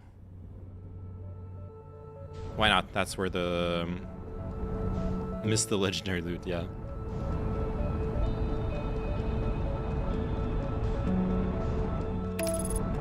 Brittle Hollow is where the black hole was, I think. Or the black hole looking distortion. And we're gonna have to check out every planet anyways, right? This seems to be that kind of game. So I might as well just pick anything and go there. There's some weird stuff going on here, by the way.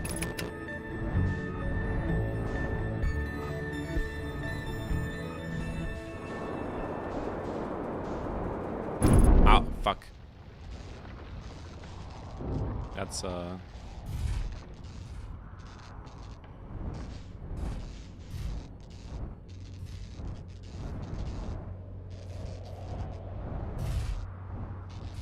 landing camera damage, landing gear damage. Nice. Easy.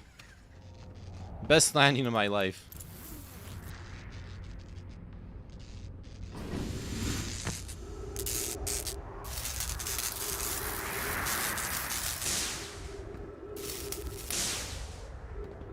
Oh, fuck. Okay. Wait, how do I recharge my fuel, by the way? Oh, refuel jetpack. Okay, there we go. Alright, everything's fixed. Ow! That's, is this planet actually safe? Because, oh yeah, that is a black hole. That is 100% a black hole.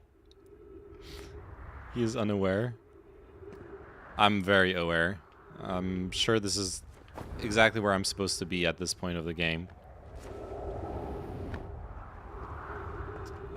Okay. That seems, Ow.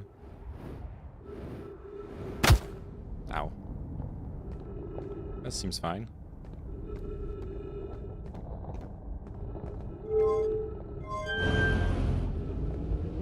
Uh-huh. Let's go check out this building first.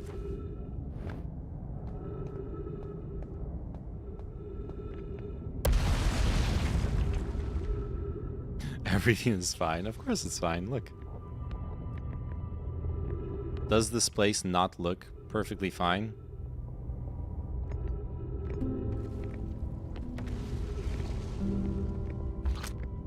Oh. This is the Southern Observatory. Oh no, the Southern Observatory is in that direction. South 550 meters. Okay.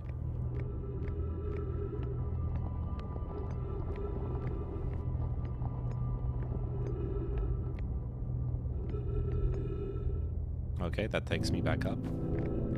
Got some pottery.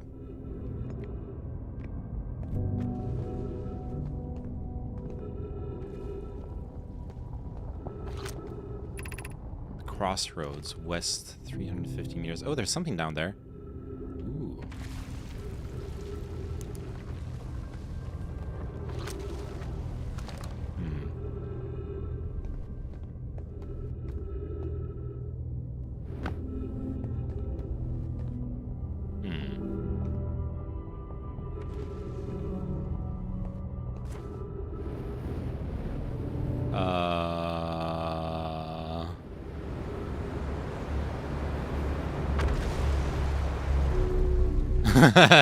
Saved by the whatever the heck this was.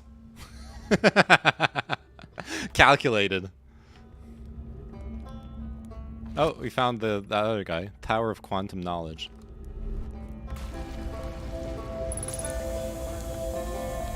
Trees detected. Oxygen tanker fueled. Hey, Rebek. Oh, you launched. That's great. Great job, you. Wow, I guess that means I've been out here for a while, huh? Well, this is Brittle Hollow, but you probably knew that. Lots of history here. It's great. What are you doing here? I'm here to see the Hanging City. It's always been my dream to see it with my own 4 eyes since I was a hatchling. An alien race lived in this solar system long before our species even existed. How could I not want to see what their civilization was like? Only... You've probably heard the others say it, right? I'm afraid of space. Seriously, I'm more surprised than anybody that I'm out there. Do you want to know how I even got this far? I fell. Tripped over a gravity crystal. It's dumb luck I landed somewhere my little scout says is halfway stable, instead of being sucked into what's below. I've been gauging the stability of the ground around me, using my little scout, and this seems to be the place with the best surface integrity, so I'm just going to stay here until I'm ready to move on. Is my ship gonna fall into the black hole while I'm here? Oh no. That's enough about me and my problems. You didn't come all this way to listen to me blather, did you? That'd be, yeah. I learned something. Oh, cool.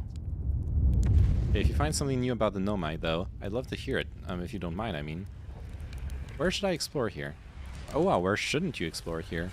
Not the black hole, actually. That's very no. Which is unfortunate, because the most exciting stuff... Wait, what's going on right now?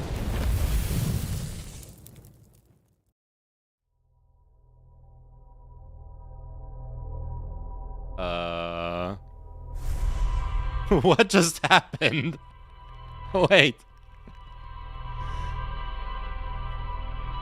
What just happened?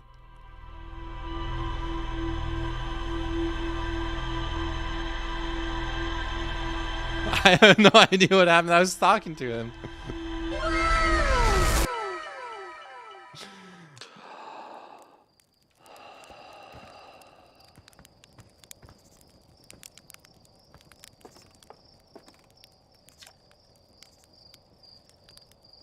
Oh, hold up. You're going to want to get the launch codes from the observatory first. Oh, I think I know what's going on here.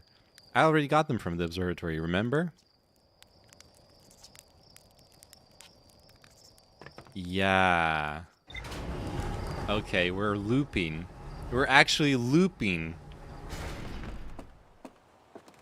So something happened that killed me there. I think I know what's happening. The sun's blowing up, right? Because there's that clue in the observatory with the supernova description thing. Either that or that like hollow planet blew up by itself. But no, it's got to be something that like kills me everywhere on the in the solar system. So it's got to be a supernova. Nova. Alright, let's try the moon this time. But I need to go back to that like broken planet and talk to that guy again. Figure out what's going on there. Oh fuck. Okay, velocity matched. Thank you. Landing mode, please.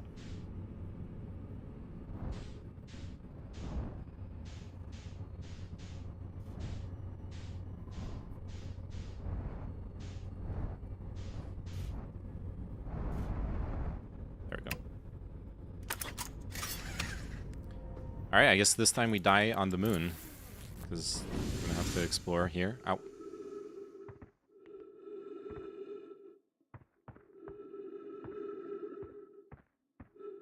Yo, that planet's wacky. Unidentified signal nearby. Oh, we found another one of our lads. There we go. Oh, hey, it's you.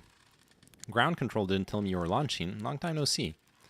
Actually, I guess it's been a long time since I've seen anyone. Don't the other travelers come by? The lunar outpost saw more traffic back when our ships were less sophisticated and needed more frequent repairs. Nowadays, it's mostly used to keep a set of eyes on things. Sometimes Chert comes by to say hi, but Gabbro is Gabbro, and you know how Rebek feels about unnecessary spaceflight. Don't go. I mean, anything else you want to ask? Seems lonely up here. A little. I'm in touch with ground control, Hornfels and Gosan mostly. And they radio up the chat now and then. And when ground control forgets I'm up here, and they usually do, I launch my little scout at the village. You spy on us? What? No, it's not spying, it's one-way communication that none of the villagers know about, because I've never told them. Nice. Was that you whistling? Probably, or actually definitely. Other travelers carry instruments, so they don't bother whistling. You can pick up their music with the signal scope. Yeah, I know, thank you. The North Pole is marked in red on your minimap, but Alrock is pretty... Okay. Don't... Welcome to the Lunar Outpost.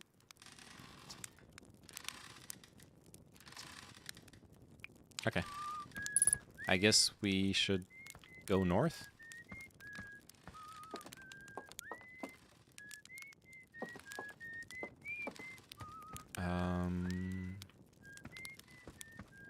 North is this direction. Oh.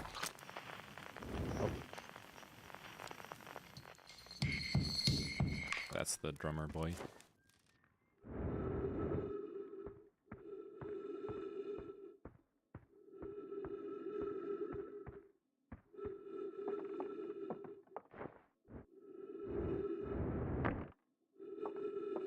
Okay. Esker's signal scope log. Still not picking up Rebek's banjo from Brittle Hollow. I'm sure they're fine, but I'll feel better once I can hear their music. Listen to Chert play for a while today. Unrelated, someone should tell Porphy and Gosan their flirting is not subtle. Banjo music coming out in loud and clear today. Thought I heard something strange. I don't know. It was probably nothing. No, it's back today again too. Something strange is coming from Timber Hearth. Okay, I know this is crazy, but the sound from Timber Hearth sounds exactly like Feldspar's harmonica. Oh, we already solved that. It's the seed of the bramble thingy. Okay, is there anything else on this, on the moon?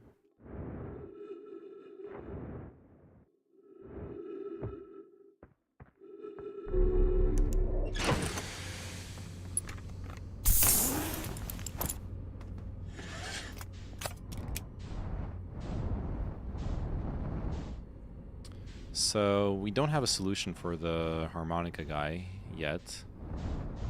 What was this one? Ash Twin. Alright, let's go to Ash Twin.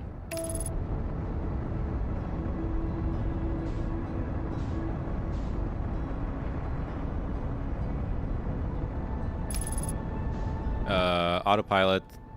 Abort. No, not into the sun.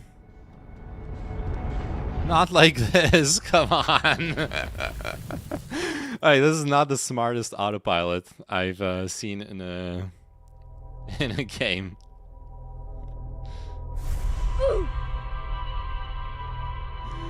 It's not my fault, okay? I thought it would go around the sun. Come on.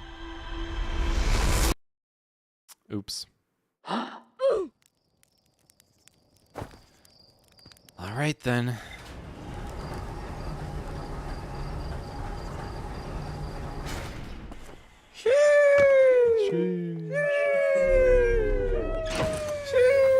Okay.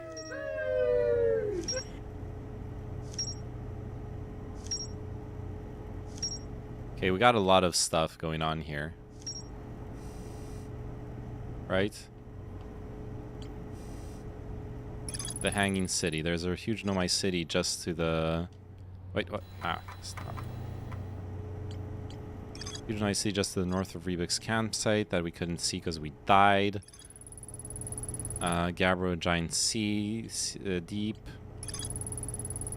Calibrating some sort of device on the Alarock. Oh, there's something to do on the moon as well. Cool.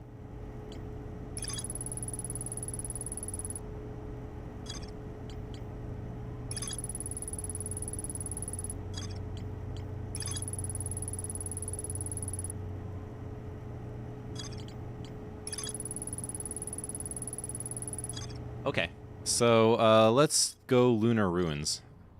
Let's go back to the lunar to the moon and figure out what was that thing that I was supposed to do there. Where is the moon?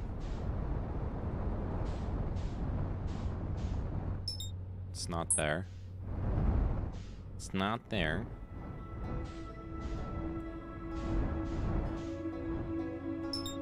Oh, that's Dark Bramble.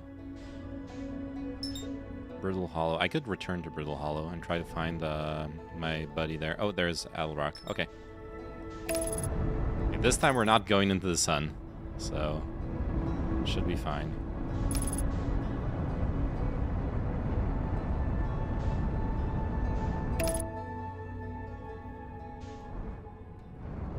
Ruins. I think the ruins are here, right? There's some... Yeah, there's some stuff right here. Okay.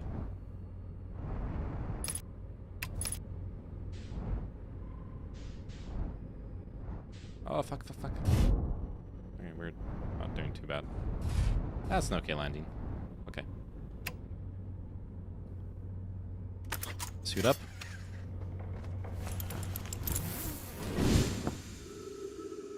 And now... Wait, where were the ruins? I forgot. I forgot. There's something here.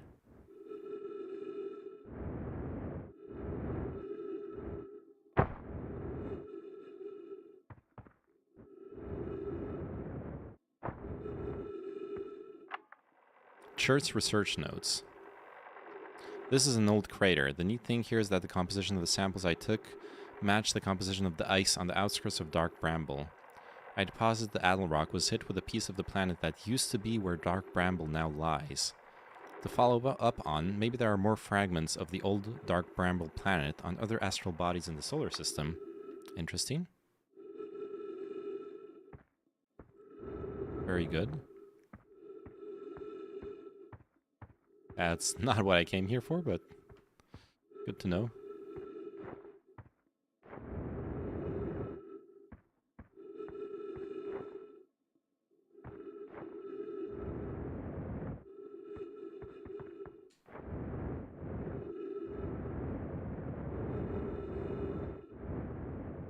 All right, where was the... Oh, there are the runes. Nice. Found him. Yeah, this looks alien.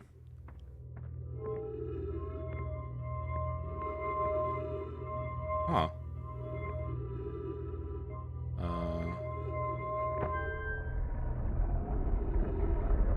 Wait a second.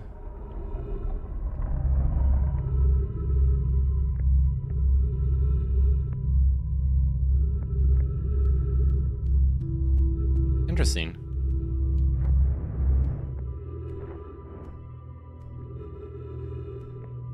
Is this... Oh, I can go down inside.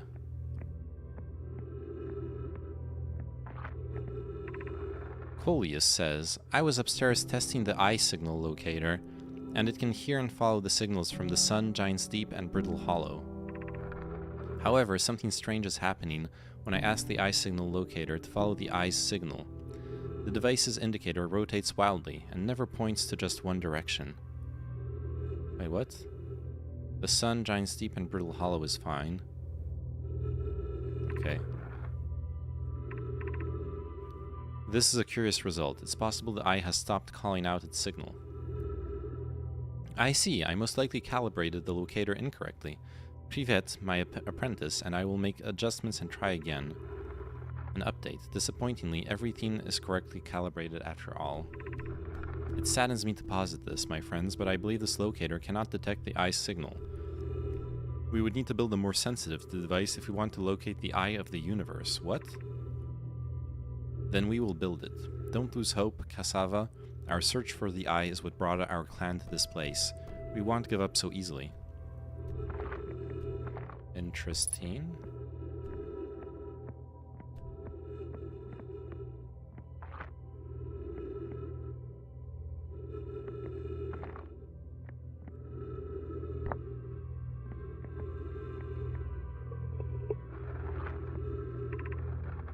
Where should this new, more sophisticated locator be built? It may need to be larger than this eye signal locator is. The southern glacier on Brittle Hollow has ample available space. I could propose a new building to house this proposed locator. Yes, let's build there. I imagine our young friend Conway would enjoy that immensely. He's always held a great interest in the eye, especially for a child born so long after the crash. I will begin construction on Brittle Hollow's south pole immediately then. Anona and those of us originally stranded on Ember Twin built a quantum moon locator there, but the heat of the sun made its construction challenging. I would not recommend building on that planet. Okay, we got a quantum moon locator on that other one. Okay, wow.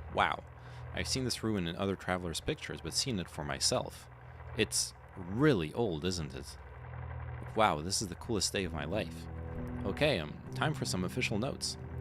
So this is some kind of Nomai locator. It can point out the different planets, which is incredibly cool, by the way, but from what little I can understand of the writing here, I think it was built to try to find something specific.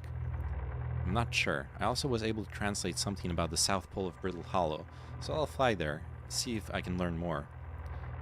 Yep, just gonna get back in the old ship and take off. Totally safe, mostly safe. Alright, so that's why that guy's on Brittle Hollow. The mystery deepens.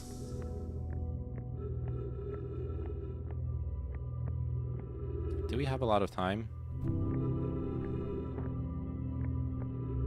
So right now we're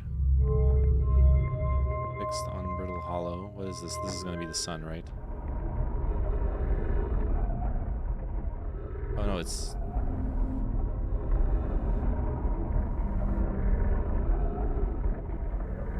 Oh, it's trying to locate the eye.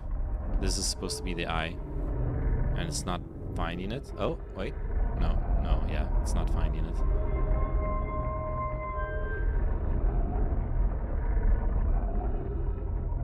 Okay, so this is the sun.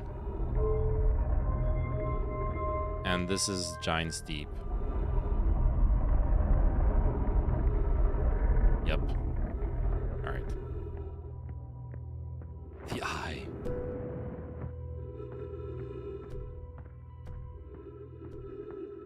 Cool.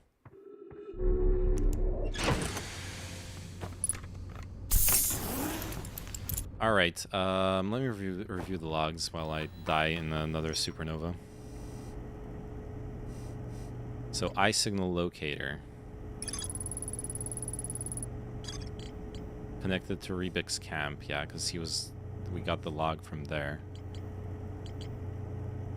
So either we go to the crumbly planet, Brittle Hollow, and try to find Southern Observatory.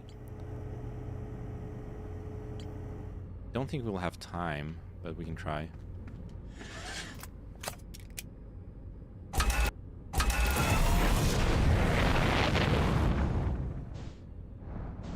There's the comet. Dark Bramble. Oh, let's go check out Dark Bramble. Everything's like talking about this planet.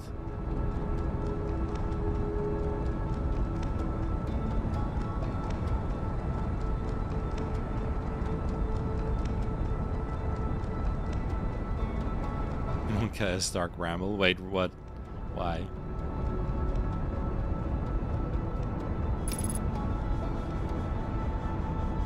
Seems like a perfectly normal place. With,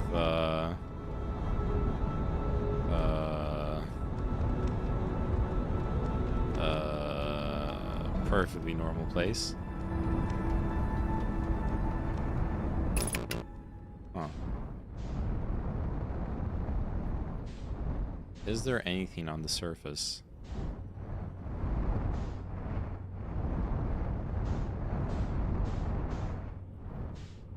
Let's go around.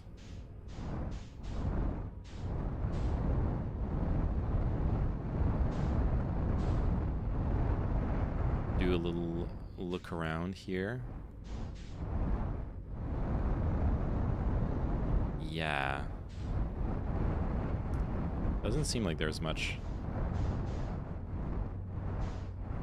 What a weird thing. Like, this isn't the planet. This is just, like, a huge tree. Okay, what if we go in? Surely. Surely nothing bad will happen if we go in, right?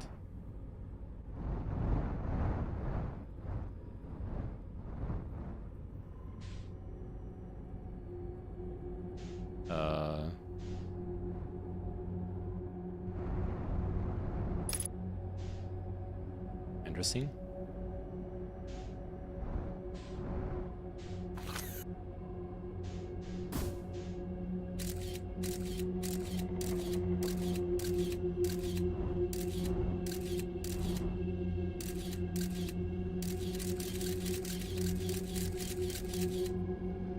Seems okay.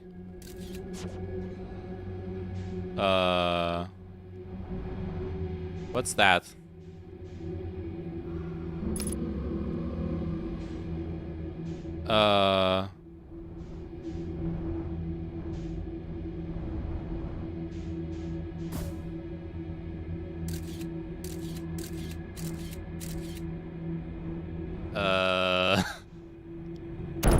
Ow. No, I don't want to exit the ship. No, I don't want to exit the ship right now. Okay.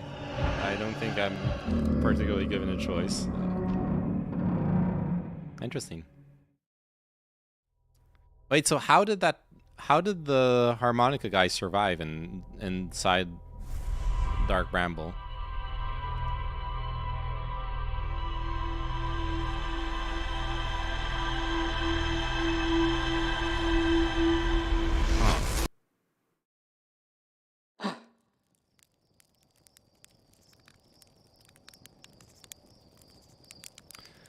By the way, wait, every time I wake up, it's at the exact moment that this thing fires something at something. What is this thing? Oh, and then it breaks apart.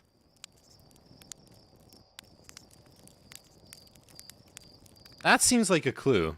I don't know what it means, but I know that it's a clue.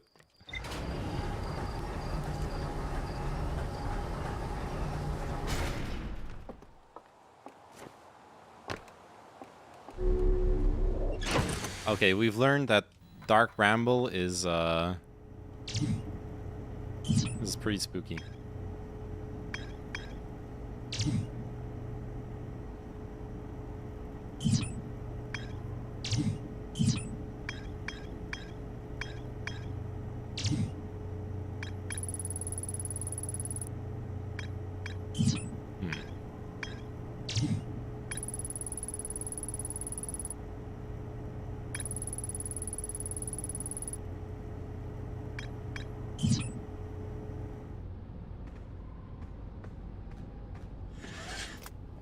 What could it be indeed?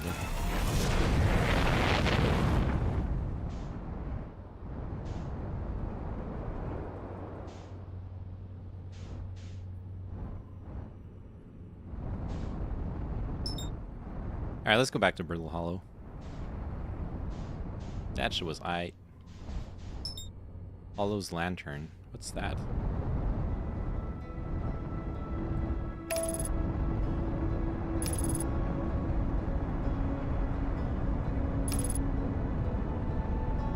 Seems like lava, pretty much. Oh, and it's shooting lava as well. Probably nothing I can do there. Okay, let's stick with this. Let's stick with this planet. Oh, there's some kind of observatory down there. Oh, there's a lot of stuff to explore here, actually.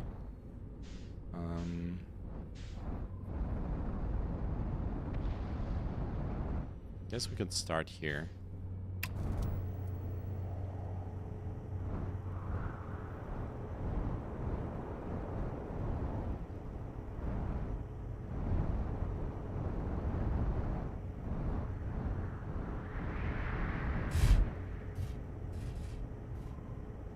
Perfect landing. And we have a lot of time to explore. Let's see. Ooh, a lot of lore as well. The trees are moving. The trees in this grove wander about freely. The entire plant, roots and all.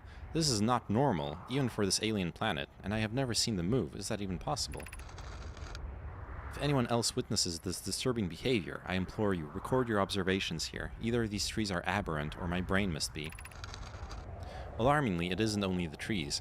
There is other matter in this area, moving in the same eerie way. That rock is unusual for another reason, too. It possesses color and texture I've never seen elsewhere on this planet. Hypothesis. This rock shard's presence is significant. We should study it. Plume is right, the trees do move. I confess I didn't notice until I read his notes.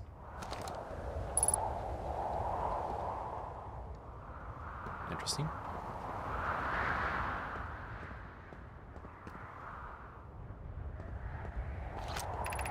Beneath your feet lies the Tower of Quantum Knowledge.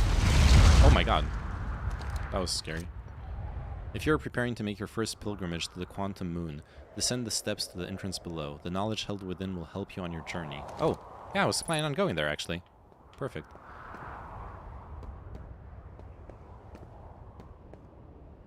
Yo, this tower keeps moving. It's the quantum rock meme. Okay.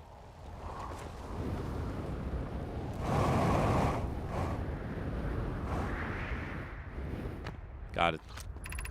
Plume, Felix, I have determined a typical shard of rock is the reason objects in the grove are behaving in this quantum manner. Of course, a unique signal is coming from this shard. Curiously, our friend the Wandering Moon sounds the same. I've also heard the same signal this shard produces calling out from Giant's Deep, Timber Hearth, and the Hourglass Twins. Suppose there are other shards like this one. The only other object we've observed displaying this quantum behavior is the Wandering Moon. I imagine the moon's behavior and this grove are related. In her note from earlier, Felix mentions the strange type of rock is not found elsewhere on Brittle Hollow. What if it isn't originally from this planet? Hypothesis. This quantum shard is from the wandering quantum moon. Perhaps it is even a small piece of the moon itself. Okay. That's, oh god, that's...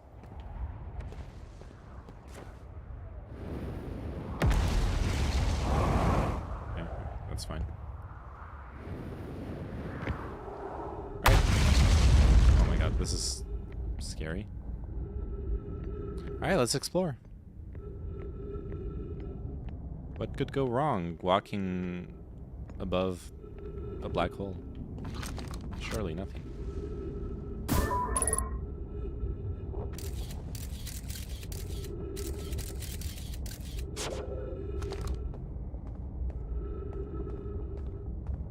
Can't I go inside here?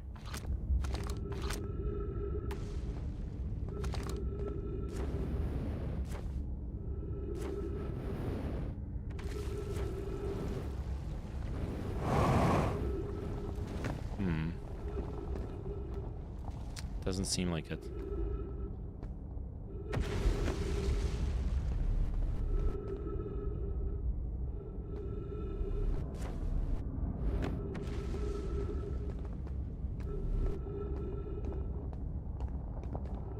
That is some skeleton. That is portals. Okay. I'm stuck. Oh, come on. There we go.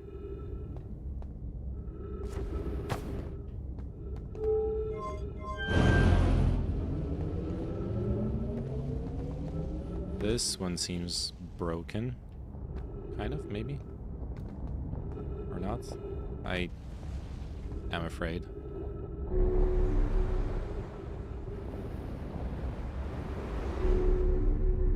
Okay, that was wacky.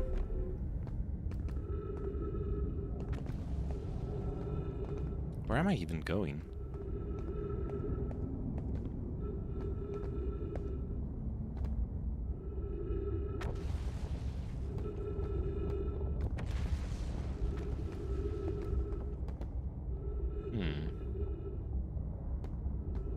Okay, this doesn't get me anywhere.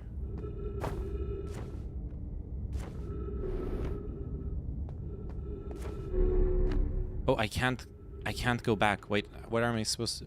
Oh!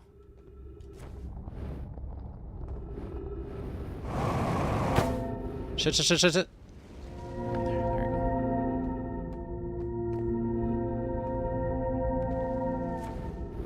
Whew. Okay. I think I'm beginning to understand. Very well.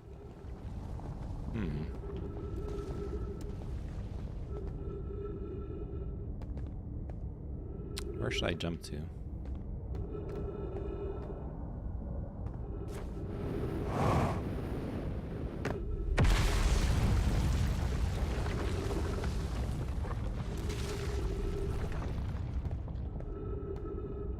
Let's go in this direction. Let's go south. The observatory is south, right? He's beginning to believe.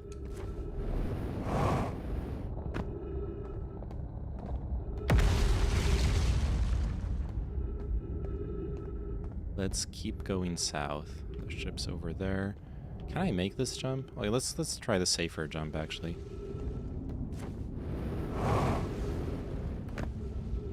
Boom. And this here, yeah.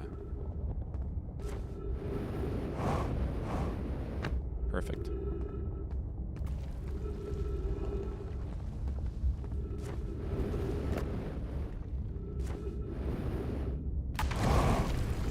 Oh, come on.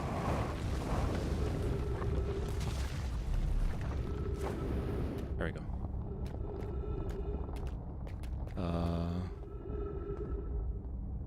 What am I looking at here? Wait a second. I'm stuck.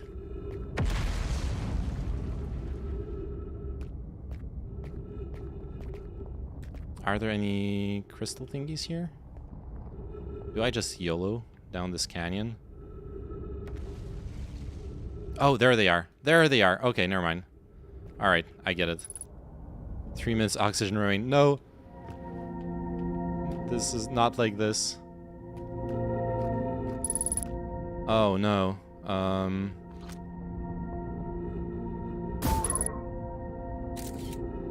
Okay. Path ahead is safe. No, I thought it was safe.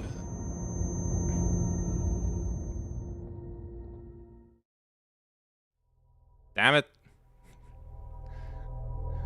The ghost matter didn't have the glowy thingy. That indicates it's dangerous, right? Or like there was a path in the middle of it. I was running out of oxygen too, so.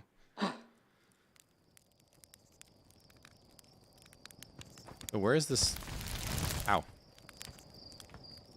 Where? In which direction is this fired towards? Is this fired into the sun? Is this what's going on? Did those nerds just have a self-destruct sequence automatically fire into the sun?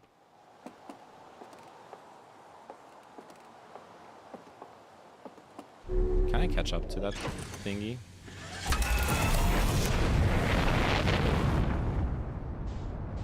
Where is it? Oh, there it is.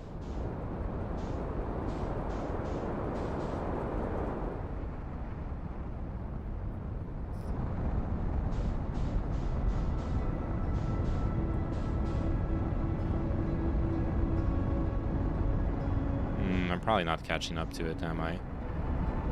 Camera was probably rotated at an angle or something. Oh, maybe.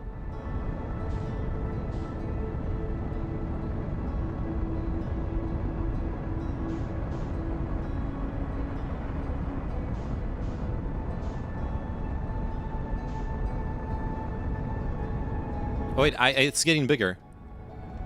Oh, but I'm leaving the solar system. Oh, come on.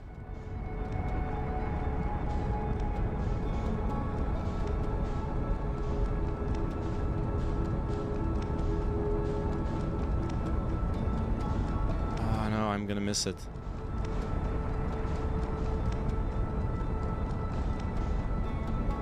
Can I intercept it? Somehow?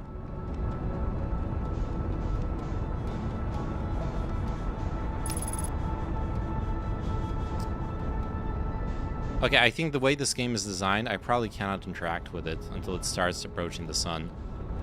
But I'm starting to suspect that's the thing that blows up the sun.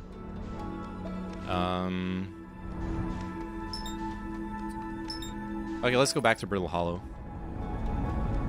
Let's go back to Brittle Hollow and do the platforming meme.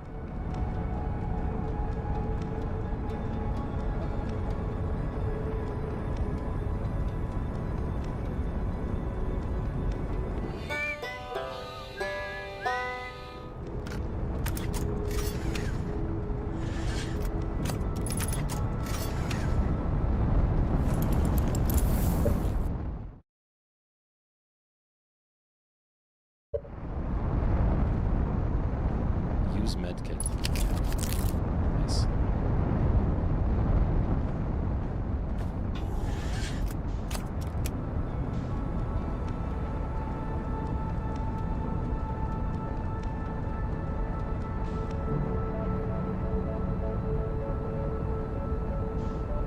I probably cannot land directly here.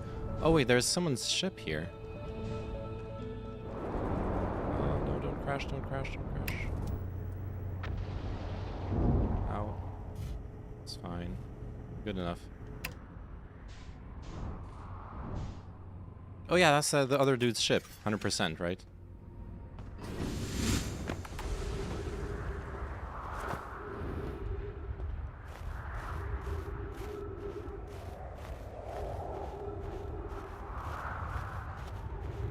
Well, we found it at least.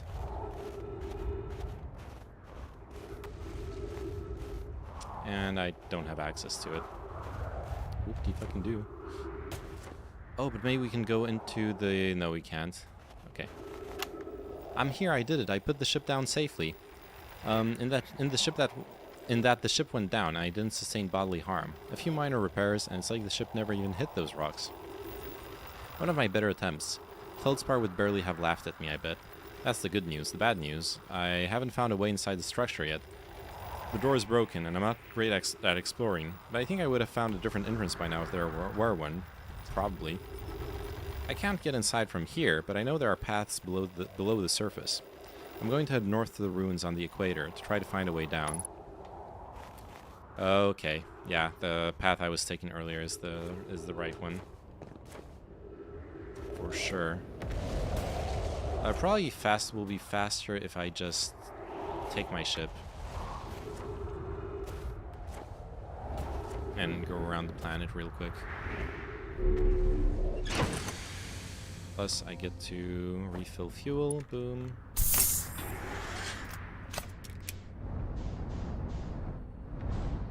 So where was that landing pad I was at earlier?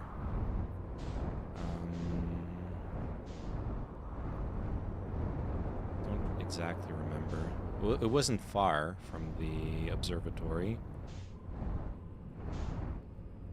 Was it this thing? No, I had not seen this thing yet. Alright, let's get ready to explore.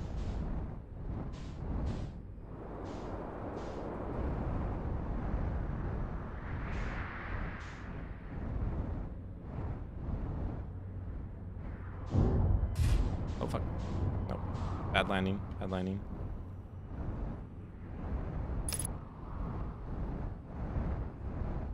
I can just land here, actually. Good enough.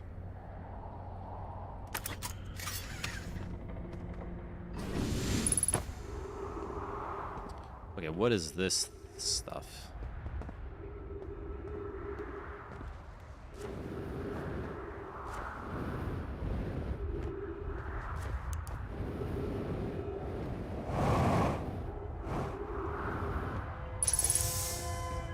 Unidentified signal nearby. Oh, it's a distress beacon.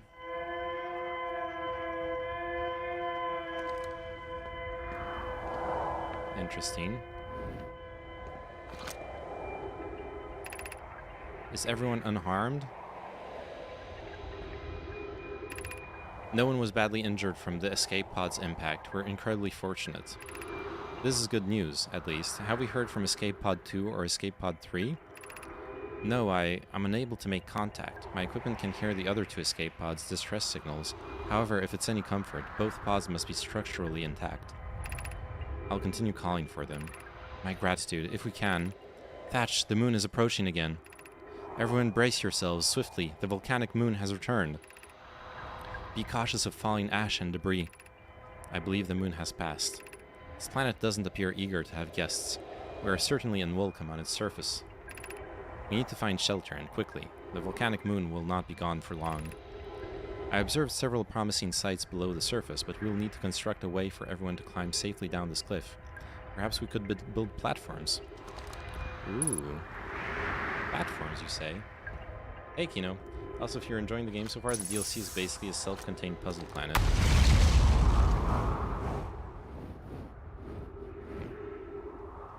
Honestly, it's my favorite planet in the game. Nice. Ooh.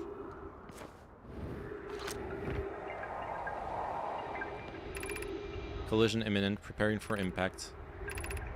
Launching escape pod 1, 3, 2, 1.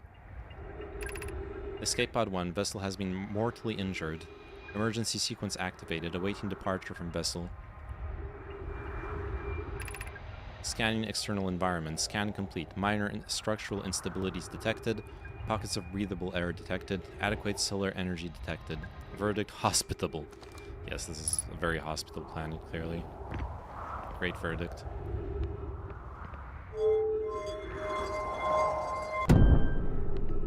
Sheesh. That was something. Alright.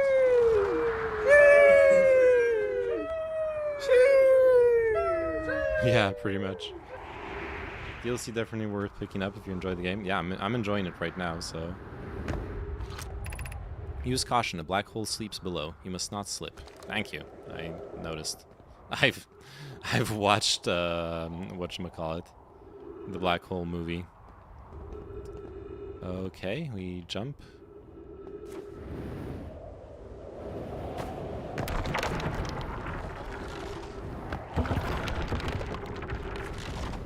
Alright, and we're safe.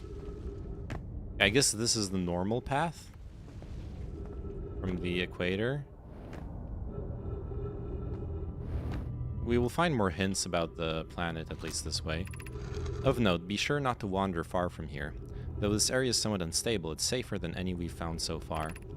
The temporary settlement is finished, but remember to be cautious of falling rocks and dust. Okay. Ooh. Is that the symbol of the eye? It is.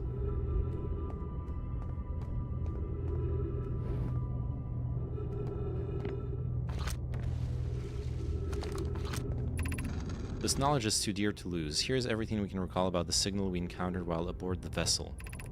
The signal looked like an eye, round with a circle at the center, much like a pupil. The signal was older than the universe itself. This is the most significant detail. No Nomai clan has ever encountered anything like it. How can anything in this universe be older than the universe itself? Imagine what rare and profound knowledge it might offer. We must find this eye of the universe. Okay. Does size matter? I don't know, ask your mom. Got him. Oh. Oh. Oh. Hey, I wanted to explore that. That's like a whole part of... Dude, there was a bunch of buildings in there. Oh, so, man, this means it's like super time limited to be able to explore some of those buildings, right? Yo, Don Santa Claus, welcome to the stream. How are you doing? Pog Champion.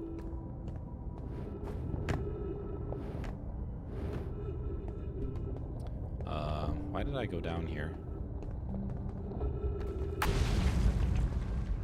Oh, there's a path down here.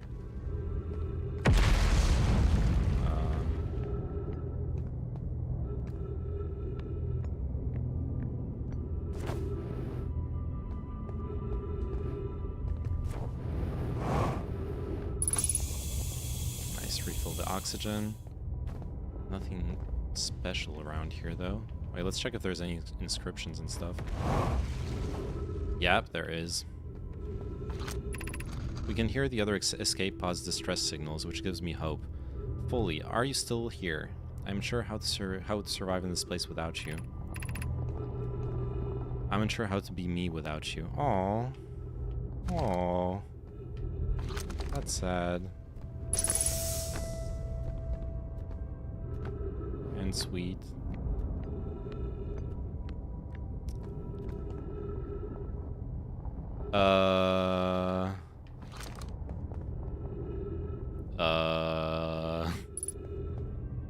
Interesting. So the eye sends a message to a thing, gets captured by the bramble, and then thing shoots out other thingies. No! I was going there. Okay. I can't understand. Why did the vessel crash in that place? We warped to follow that curious signal from the eye of the universe. Where we arrived was wrong. It wasn't where we tried to go. I suppose it wasn't a problem with the vessel, but with our destination. I'm afraid for our friends in Escape Pod 3. Was the vessel unwell in some way? No, Anona and I checked before the warp, and the warp core and navigation systems were both well.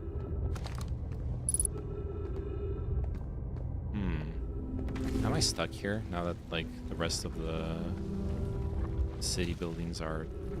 Yeah, it's all falling apart.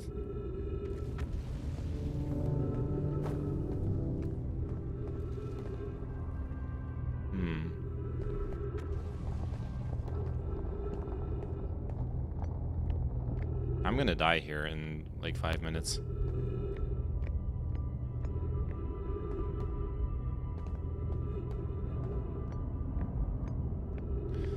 So, pro tip.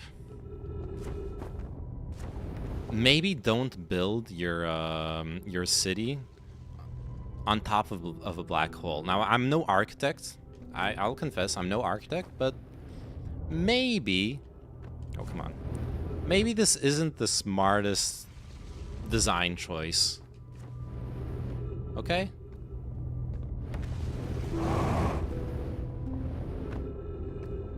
Maybe there's better places to build your city in. It was fine until very recently. I guess so. Fair enough. Hot take, actually really controversial. Maybe even LSF worthy.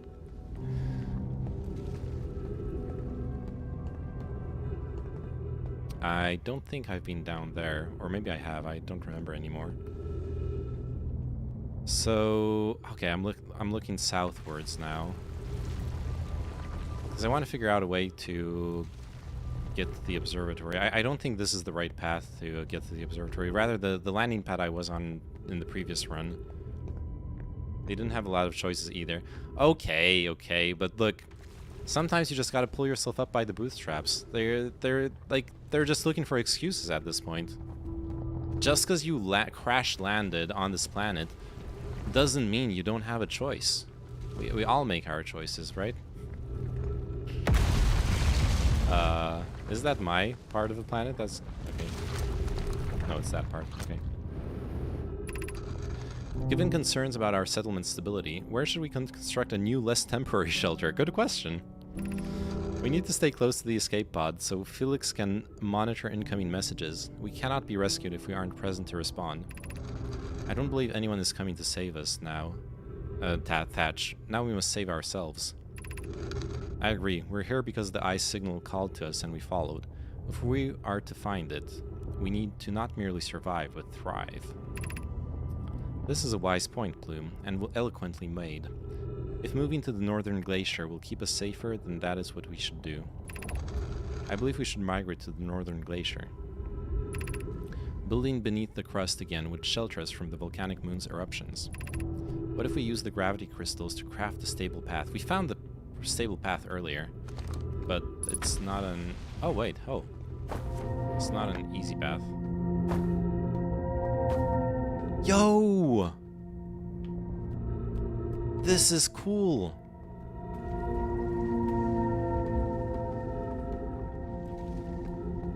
This is super cool. Okay, so this is the path to the north, except that it's got a little bit destroyed, okay? It's there's a little bit of an issue with the path right now. We've ran into some technical difficulties. I don't think this is gonna work out well for me, but hey, let's try.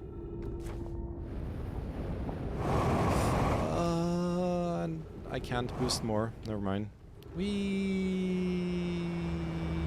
Ow. That was Oh wait, where am I?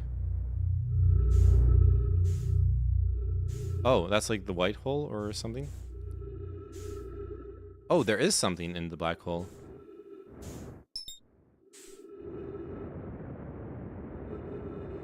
Interesting. Yo, okay, the black hole is not death. The ship's a bit far, but alright. Time for more exploration, I guess.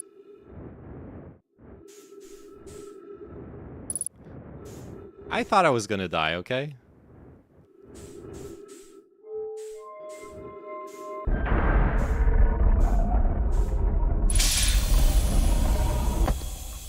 Oh, oxygen. Nice, thank you.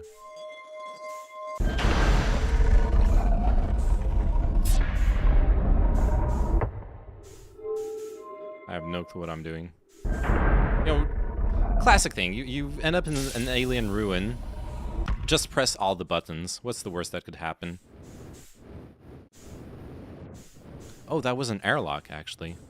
Cool. That was an airlock. That's pretty awesome. Welcome to the White Hole Station. If you fell through the black hole by accident, don't worry, you aren't the first. This warp tower can return you to Brittle Hollow. Okay! Every warp tower is tuned to a specific astral body. A tower's warp can only be used during the brief window when the tower is aligned with its corresponding astral body, in this case, Brittle Hollow. If you look up while the station is rotating, you can see the alignment happens when the astral body is directly overhead. You must be standing on the warp platform on the floor during this alignment to be warped. Is this the alignment indicator? Do I need to press something to trigger it? Oh, pick up Ember Twin Projection Stone. Oh. Oh. Interesting. Wait, does this mean that I can go to Ember Twin instead? Oh.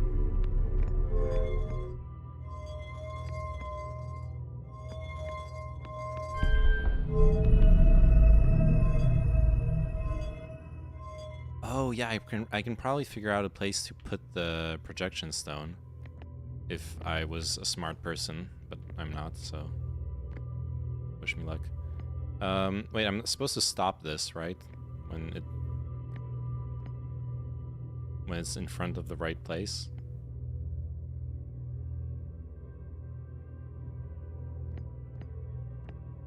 Okay, that's the white hole. You're the smartest streamer I know. Well, goes to show that streamers are not very smart people, okay? If you haven't figured that out by now.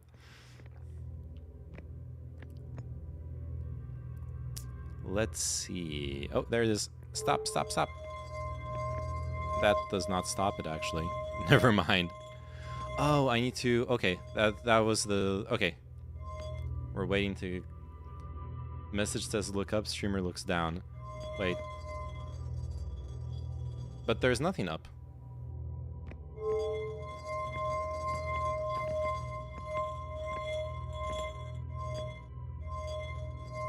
There's some weird stuff happening with my little power ball here. Yeah, this stops it. Oh, okay, I can... Oh, now I'm understanding. Okay, never mind. Let's go back here. So I choose the direction of the rotation with this. Okay, the ship's over there.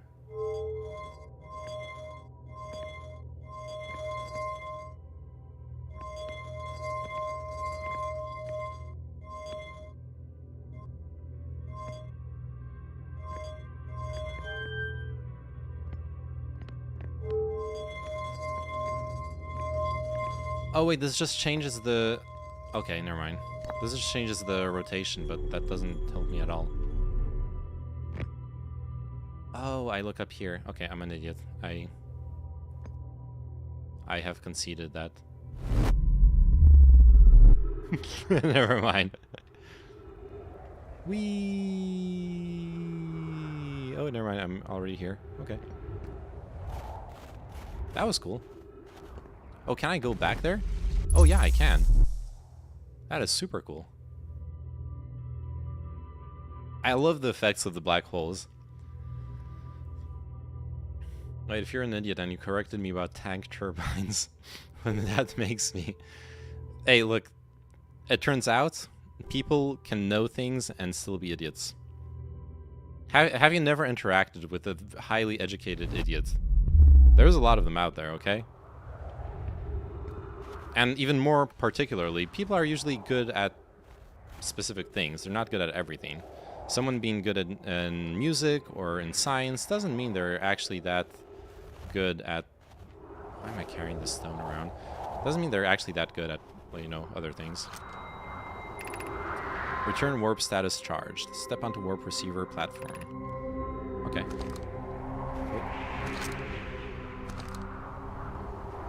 My girlfriend is super smart, but we are both kind of autistic in each in our own ways. Yeah. Oh, I can refuel. Nice. Feldspar spare jetpack fuel. It's annoying to schlep across the planet to the ship if I can't use my jetpack, so I'm leaving this here. Nice. Thank you.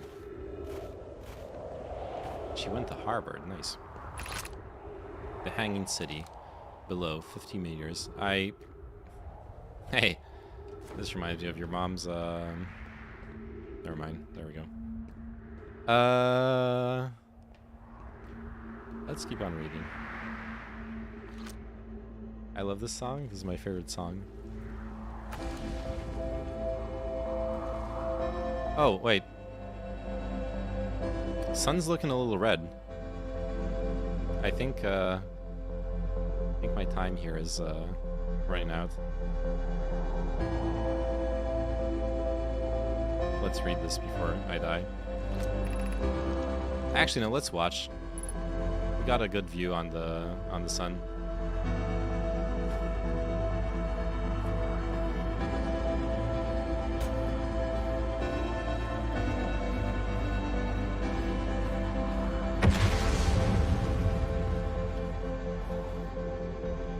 Was Mr. Name playing video games, Poggers? Yep.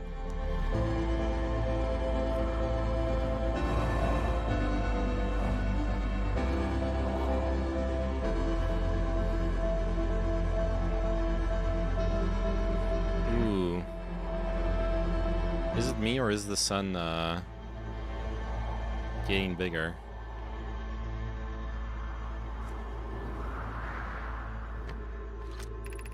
Does anyone observe the phantom moon that sometimes greets us in the night sky? I thought it's interesting. Oh.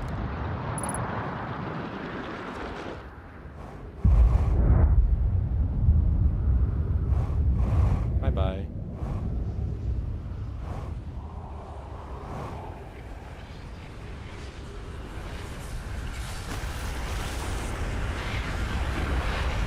Alright, this is actually really cool. I died to it earlier, but I didn't actually get to see it. Getting to see it is really cool. Way too dank.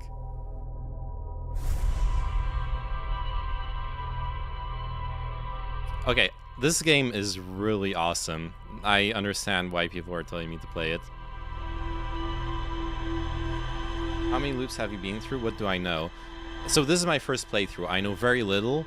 At this point, I've been through, like, 3 or 4 loops.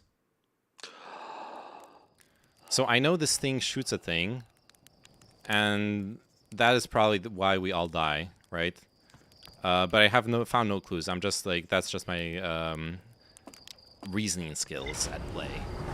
Then, what I know is there is a weird subspace inside the bramble, with a big snake thing that eats you, because I've gone inside the bramble. There is the harmonica player guy is stuck in the bramble as well.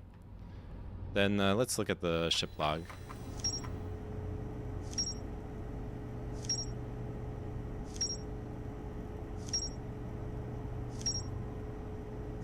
Oh yeah, we found out a lot of stuff last one, our last playthrough, like...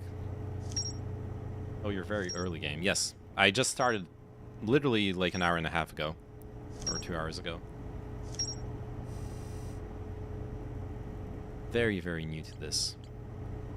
Quantum Moon.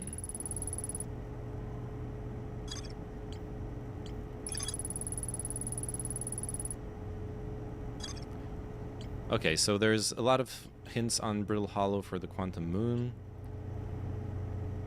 I think what I'm gonna do, I love this game so much. My name is in the credits. Wait, really? Why are you like in the Kickstarter or whatever? That's awesome. Nice.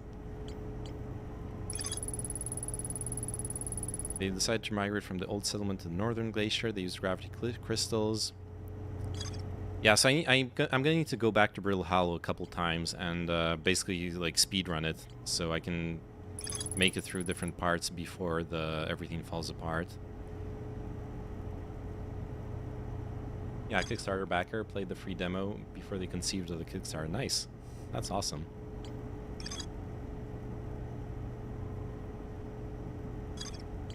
Yeah, so this is pretty much all I know for now. Let's go through the clues. Whitehole Station. There's more to explore here, though. Clearly. Northern Glacier. Where I can warp to. Now I detected a quantum signal from somewhere on the Hourglass Twins. Quantum signal on Timber Hearth. And a quantum signal from somewhere on Giant's Deep. Wait, the quantum signal on Timber Hearth, I can go get to it right now. It's just the in the observatory, right? Because there's a quantum stone in the observatory. Let me grab the suit. It'll be faster.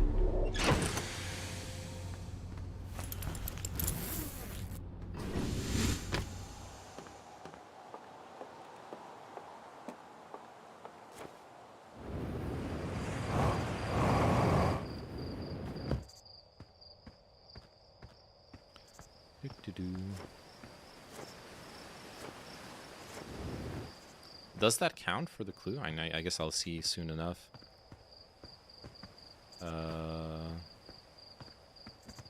Wait, how do... Oh, there it is, yeah. Hey, look at this. The statue opened its eyes.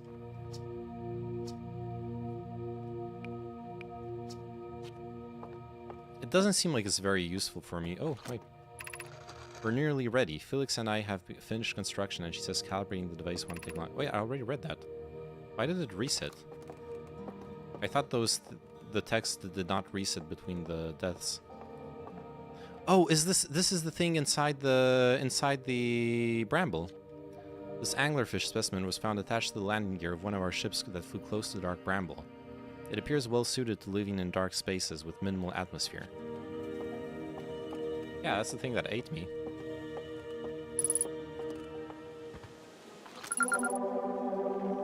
Okay, frequency discovered, quantum fluctuations. There we go. Okay, so we have one of the quantum fluctuations. The other one was... I should have scanned the one that I found on the broken planet. Well, I'll be going back there anyways.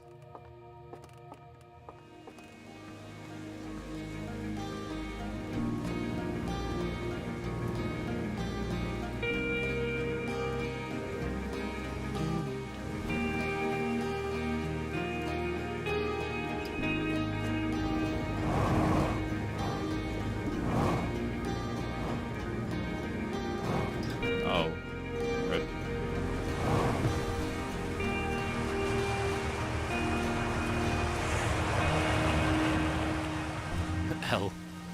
That was a big L play, I agree.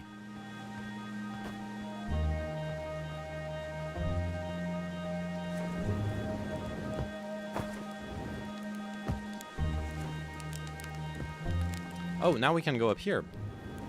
I wasn't able to go up here earlier.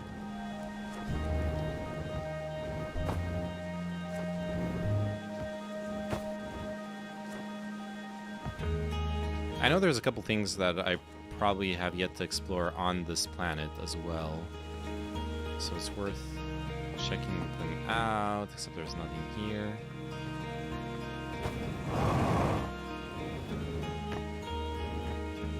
Or is there? Oh, yeah. Here lies Sean Aryamaki Riedinger. Here lies is river. Are those like low-key credits for the Kickstarter? Binary semaphore. Am I gonna run into your grave, Molecular? Oh no.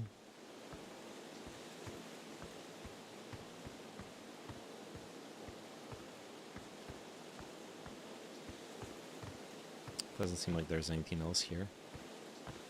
I don't have a grave, just the scrolling credits. Okay.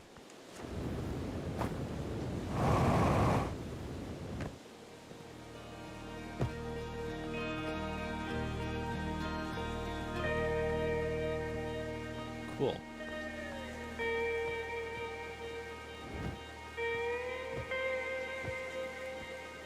Well, I already missed the first few minutes of the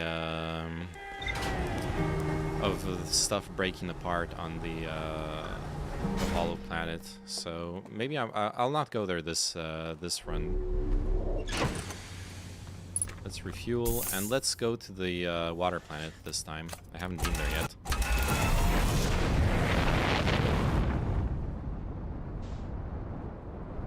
How much have I done on this planet so far?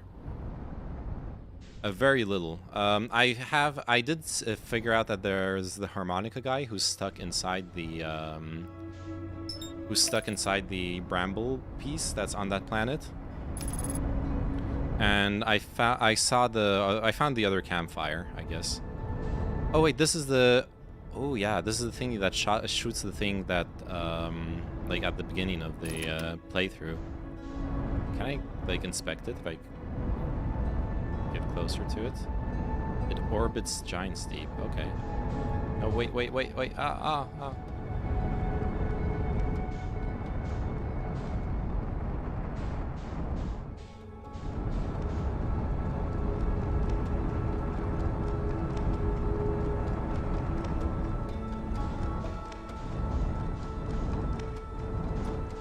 So every time I wake up, there is this thing orbiting Giant's Deep that shoots something. Match velocity, please.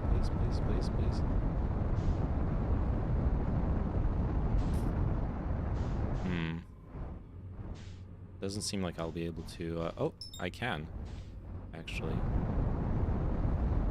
I can get close. Oh, closer to it. Yes. Yes. Let's go.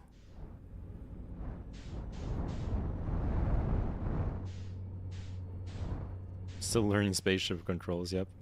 Oh, fuck. I messed that up a little bit, but it's perfectly fine. Okay.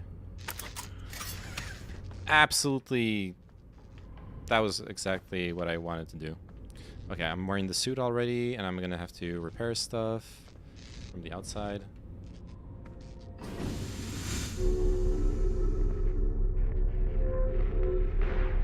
Okay.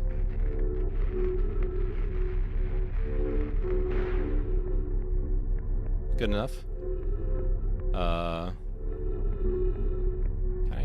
Should I fall into there? I guess I am. Oh, this is one of the alien airlocks. Cool.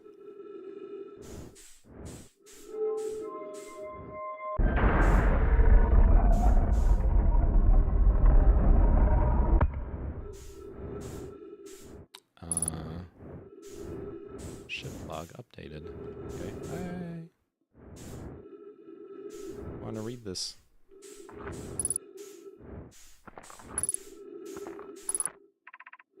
Launch module. Okay.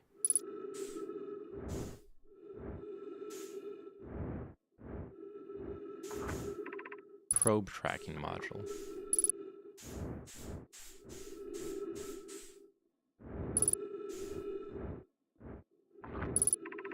Control module. Let's hit up the control module then, I guess. Wait, aren't they... This thing you broke apart when I like at the start of the loop, so this is probably just gonna open up to space. Oh, never mind. It's still intact somewhat. Cool. Pick up launch module projection stone.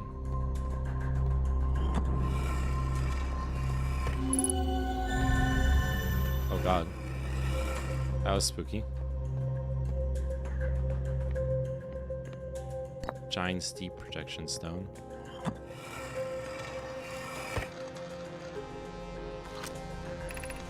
I have bad news, Avens.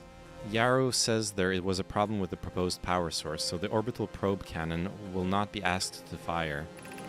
I hope you're pulling my locomotive limb here, Cassava. I wish I were, my friend, but no. They aren't certain they can fix the problem, so the orbital probe cannon is on indefinite hiatus. Tell Privet and Malo they should return from the cannon. My spouse and I will remain at the construction yard for now. An update. Malo and I will join you and Daz. Privet left to visit her brother. She fears Idea may feel responsible. Interesting. Okay, what happens if I stay here?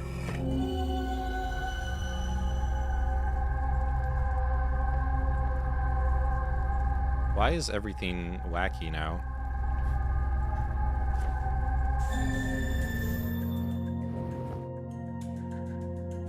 Huh.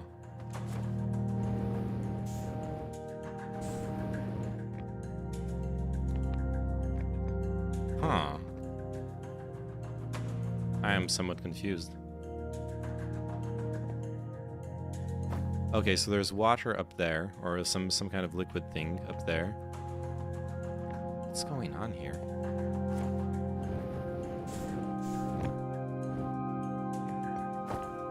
I cannot read this.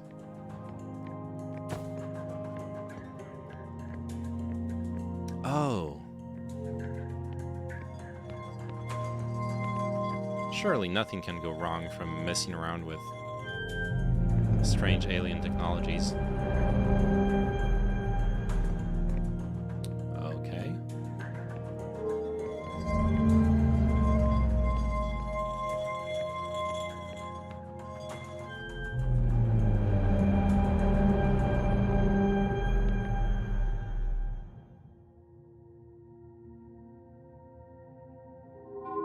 Yeah, that's what just happened. Oh. Begin launch log. Orbital probe cannon. Launch request received. Probe launch successful. Probe tracking module is receiving data from probe. Orbital probe cannon structure compromised during launch. Damage to multiple modules detected. Yeah, that's the launch we see at the beginning. Wait, let me go back. I did not read the log when I activated this one.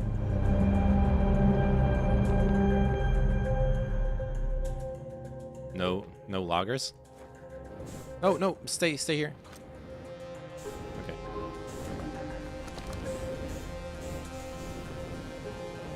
Yeah, no loggers.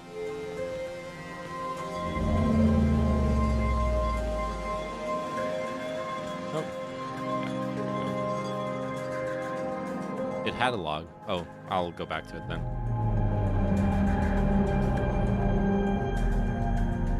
I looked right at it. Okay. I messed up.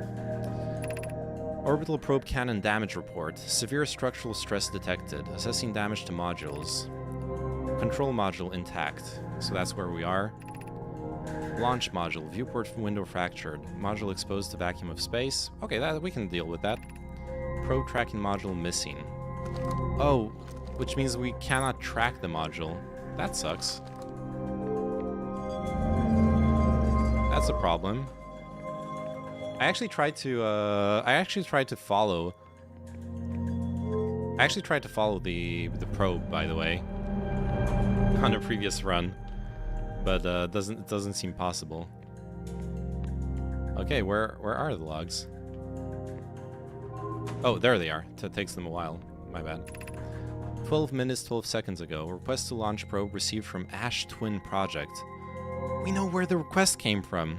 The Ash Twin Project. Okay, we need to figure out where that is. Cannon aligned with randomly selected probe trajectory. Gravity field activated. Yo. Hey, there's still a lot of mysteries to resolve, but that answers a lot of questions and raises a lot more. But okay, let's go back here. Oh no! Stop. Stay. Okay, I'm still struggling with I didn't want to jump. Okay, remove this.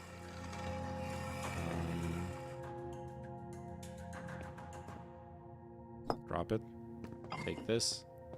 What if I put it here?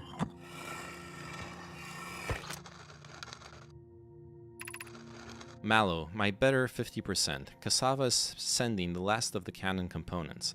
Soon, relatively speaking, we will know the eye's precise location. The thought of concluding our elder's curious and challenging search increases my heart's temperature, my love. Wow, that's very romantic. Cassava tells me he and the construction yard crews have determined a power setting we are not, under any circumstances, to go above. Uh-oh. I see, and am I right to think that consequently we will be ignoring that setting? I can posit with nearly 100% certainty our friends have accounted for our natures, so I suggest we do.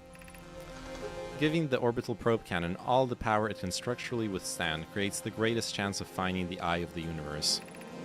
Yes, the probe must travel as fast as it can, as far as it can. I'll make some adjustments. Conducting science while crash landed on an alien solar system is so romantic. It actually is. Okay, what does this do?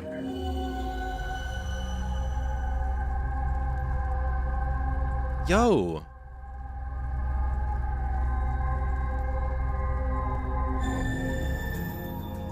What did I just do? And oopsie daisy, the cannon falls apart, yeah. Wait, what does this actually do? Suddenly I'm on Giant's Deep. Oh. Oh, I almost had a clue.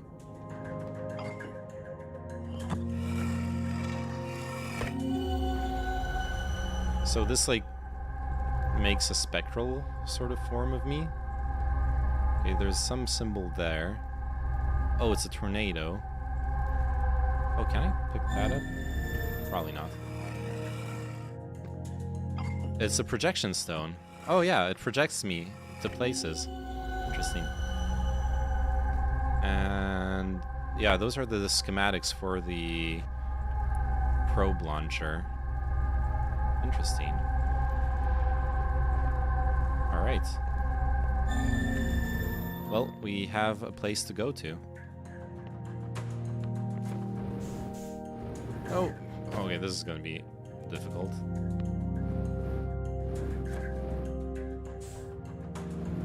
Oh. Okay, there we go. I'm getting the hang of it. I thought they let you look into the past for like half the game. Damn. I'm kind of. Technically it's the past once you're close to the end, in a way. Okay, so that's where I came from, where my ships landed up there. This part was the... Which one was intact again? Oh, the launch module is... just doesn't have oxygen. Probe tracking module is dead. That's the broken one. Yeah. Oh yeah. That's... I think it's broken. I'm not sure. Maybe there's something there. Maybe. Okay. Let's try this then. Oh.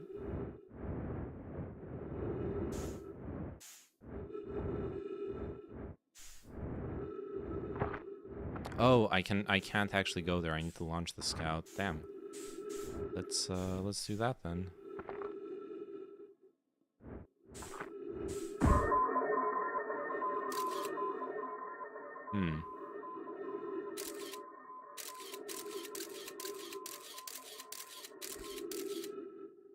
Okay.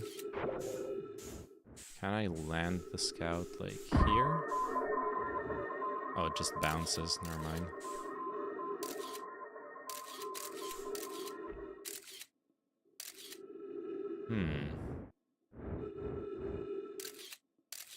Oh, yeah.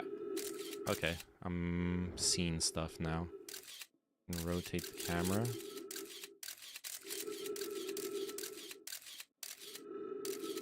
Oh, I can go in there from the outside.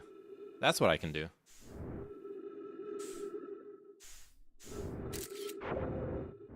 Got an idea. Oops. Why you got a sweaty smiley face to my idea? I'm sure it's a great idea. Especially with my sick control. Okay? This is gonna work out great. Surely, in no way, this can backfire. Where was it again? Oh yeah, over here, right? There is no way this backfires.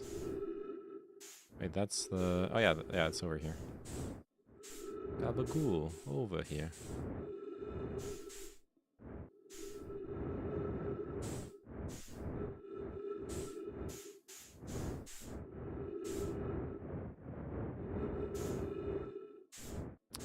Can I make it through this hole?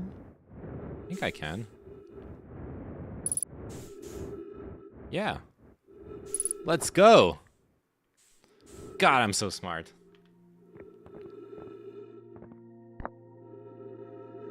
Control module. Oh, we can project into the control... Oh, wait, no, that's where we just were. Yeah, this is... Never mind. That's nothing special. Wow. Okay. Mallow, my better 50%. Cassava is sending the last of the cannon components. Soon, relatively speaking, we will know the eye's precise location. The thought of concluding our elder's curious and challenging search increases... Oh yeah, we already read this. Yeah, we already read all of this. Okay. Interesting. Ooh. Probe tracking module. So we can project into the broken part that detached itself. It seems to be in... Oh, hello there. How are you doing? It seems to be intact. So...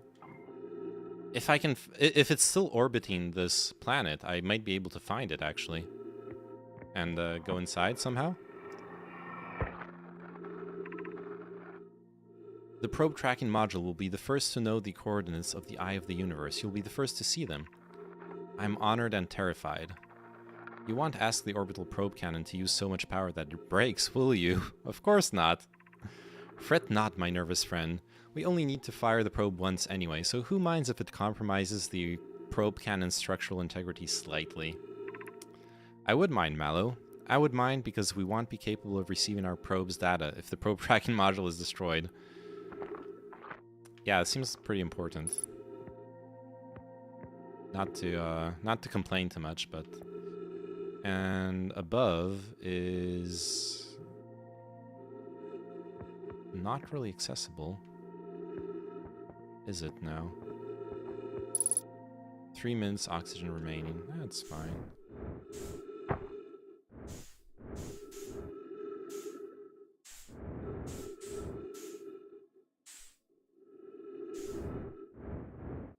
Okay, can we somehow activate those thingies?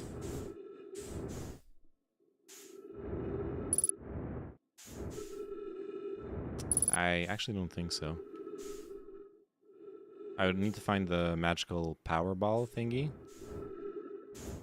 Oxygen, who needs oxygen exactly? 3 minutes is fine.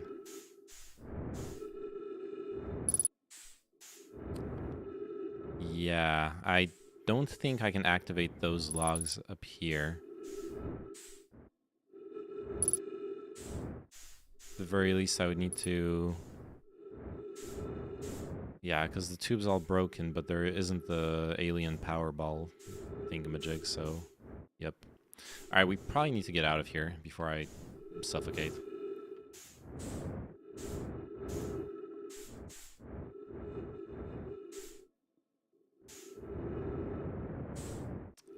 Let's go to the ship, actually. Go straight ahead to the ship. Oh, there's the probe thingy, right? I think that was the probe module. It's flying over there. Or was that part of the launch module, actually? I'm not sure. Okay, let's replenish.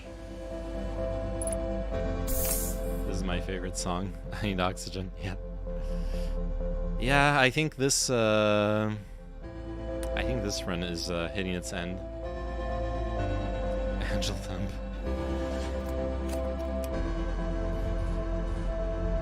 Okay, let's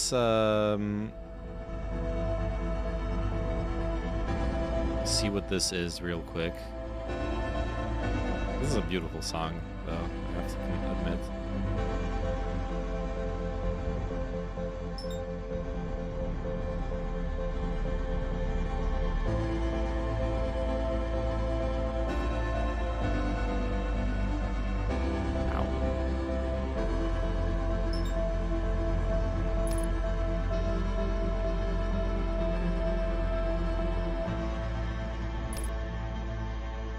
So where did the...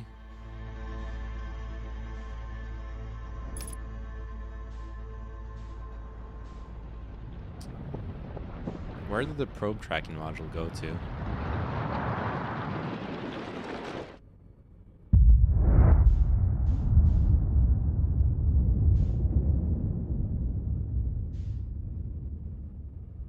Okay. The second I wake up, I'm trying to find the probe tracking module.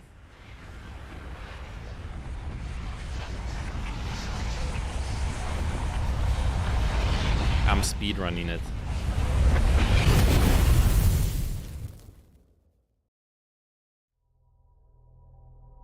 I imagine speedruns of this game are kind of like in Myst, where once you know exactly what it is that you're supposed to do, it's probably... You can probably do it in like a single life, right?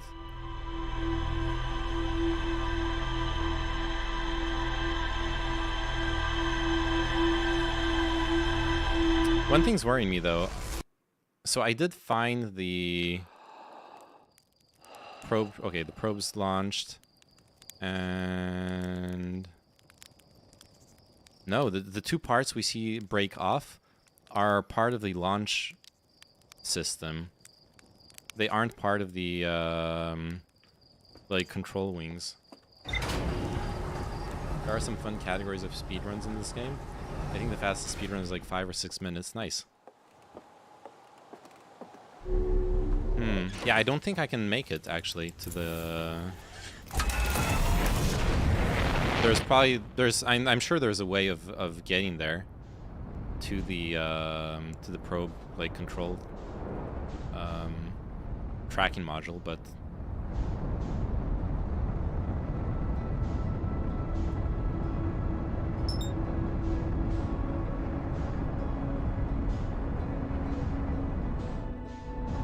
at the very least we don't really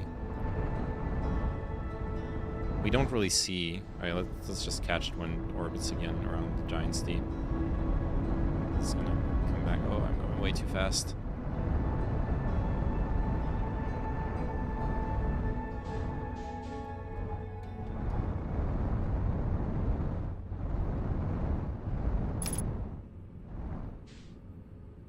Yeah, because those things are not...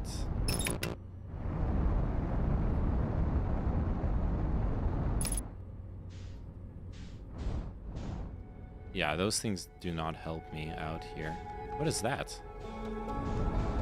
Wait, what is this? Is that just the heck? Is that just a rock? Ah, fuck!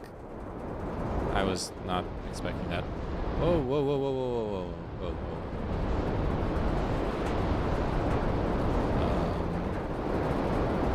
What was that rock? Okay, we need to find a place to land here. I imagine I'm not supposed to land in the water. Okay. This seems like a good place to land. Yeah, a campfire. That's very inviting.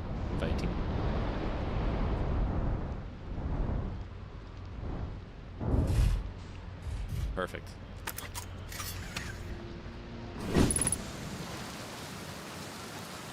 I made some kofefe, nice. Good job.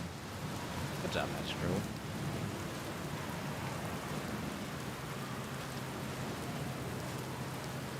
Oh, we got a buddy here.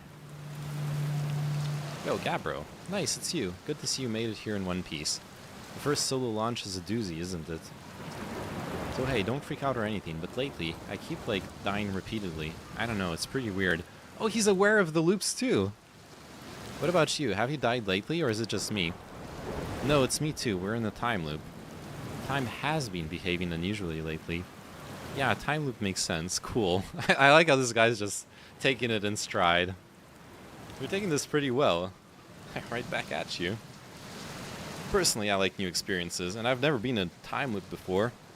I mean, I don't think I've been in a time loop before this one. Looks like you and I are the only ones who can tell that time's gone all weird. I tried radioing Hornfels and asking if they died too, but they thought I was being metaphorical. Nice. Imagine getting a radio from your astronaut being like, hey, have you been dying recently? Even if I tell Hornfels about the time loop, they never remember by the next one. They don't realize anything's different. And here's another weird one for you. Every time I die, all of my memories from that loop replay back to me. I'm pretty sure that's related to this big stone Nomai statue I found on one of the other islands. Ooh. I was looking at it, and the statue opened its eyes and started glowing. It replayed my memories like it had seen them through my own eyes, just like what happens... Is it me or is this tornado coming at me? Dude. What?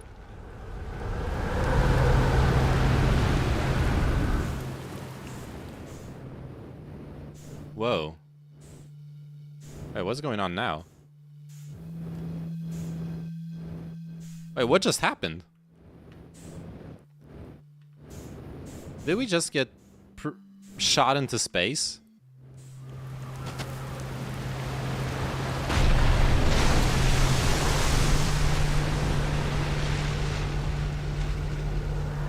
Did we just get shot into space because of the tornado? That's crazy. And this guy's just chilling here. Have you ever watched the cyclone for so long it started to hypnotize you? I'm telling you, they'll put you in a trance if you stare at them long enough. How's space treating you? I found something. I found what happened to the orbital probe cannon. Whoa, that's the cannon breaking apart at the start of each time loop. For real? Did you figure out why? Over-enthusiasm. It's kind of scary how much that sounds like something Slate or Feldspar would do. I'm pretty surprised that Nomai built something that actually broke. Come to think of it, though, broke might be the wrong word, because it looks like the orbital probe cannon is still firing successfully at the beginning of each time loop.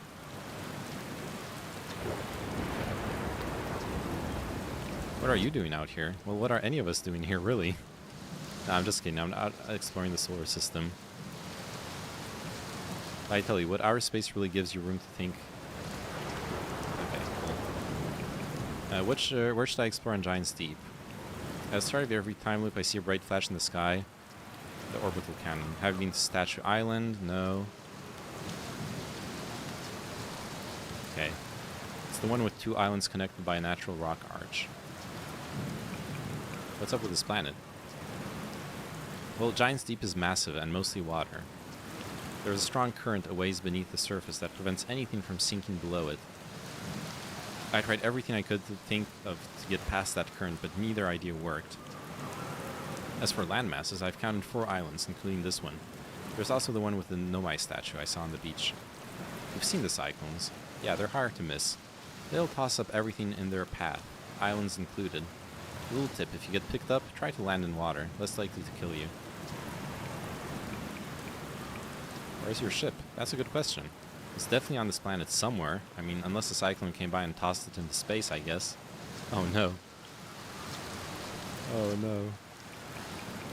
Alright. I think that's all the dialogue options.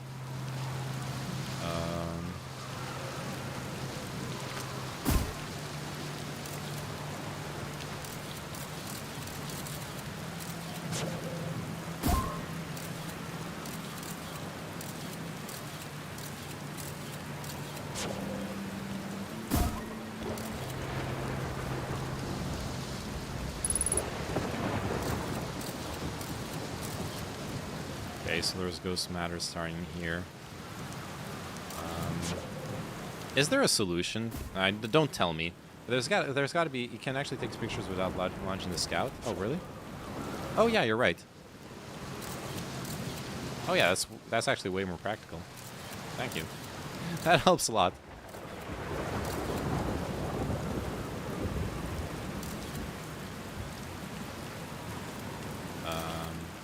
Can I run through this? No, no, no. Okay.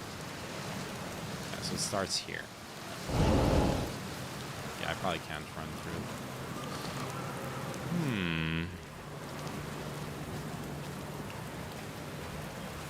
It just leads outside though, right?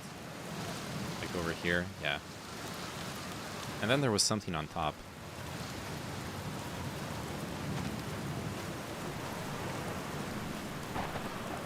Oh, I need to heal up.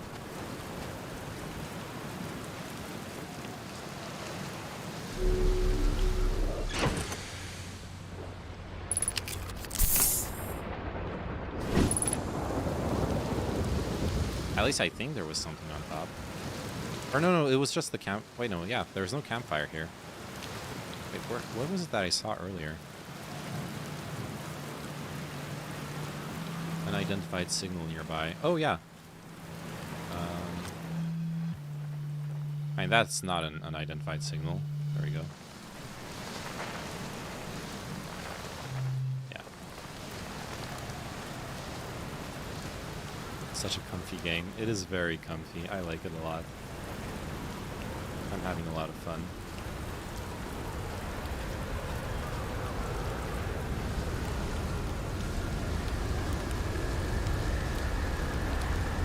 Let's just doze off here next to a cyclone.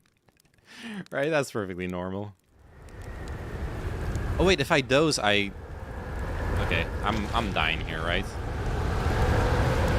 Oh no, right, because I'm still on the thingy. Oh, yo, it just threw me up in space right next to the like launch platform, the probe launcher. Nice.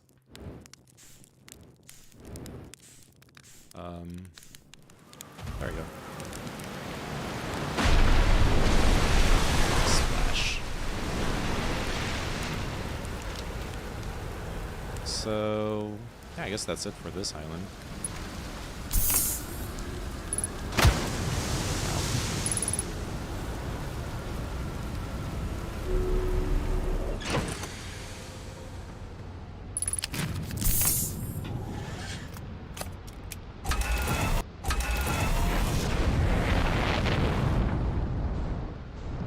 Oh, yo, what's that? Okay. We already got something else to... Oops. Check out. Nice.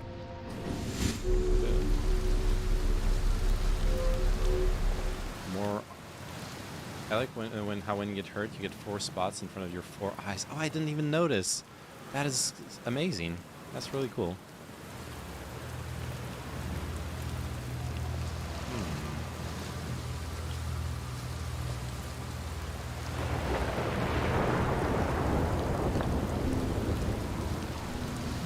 Oh, the music's starting. Oh no.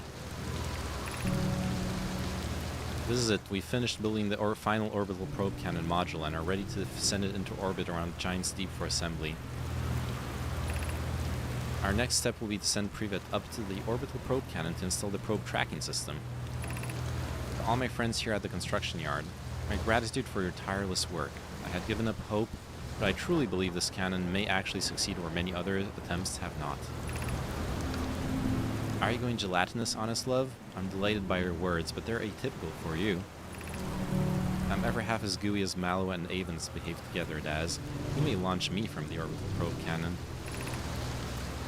I know my brother, Avens, and his spouse will want to launch the probe with as much power as possible. I'm worried that the cannon would break under the strain. I propose we give Avens and Mallow a slightly lower maximum power setting than the absolute maximum possible to create room for their enthusiasm. I see. Oh yeah, so those are the 3 modules, and we're missing one of them. How do I get to that module? Whoa! Oh, this is cool. Okay.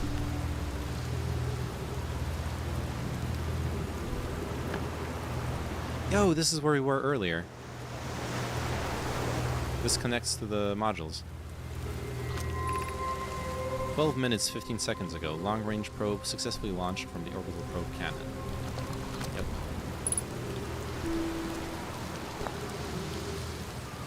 And we've already... Yeah. There's a problem with the proposed power source. Yeah, we've already read this.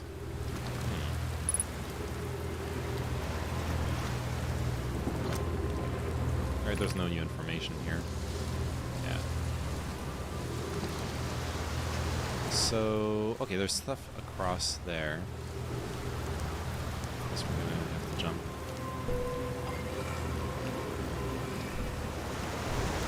Can I fly over this, like this?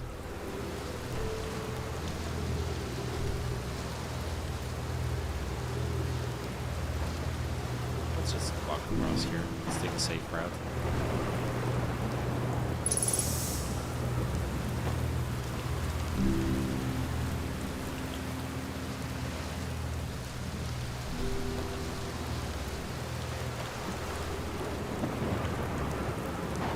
Oh.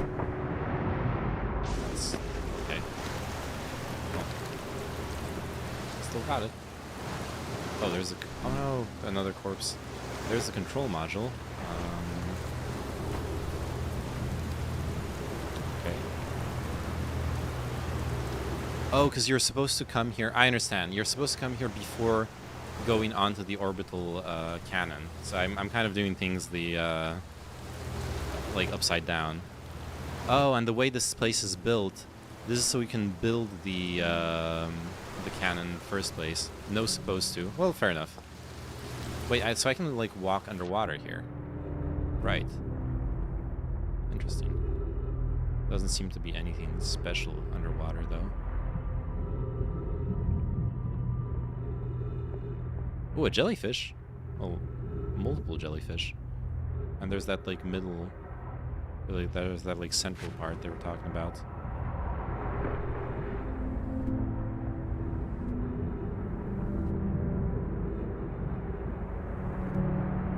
You can come here first, or the station first. Both are valid choices. Okay.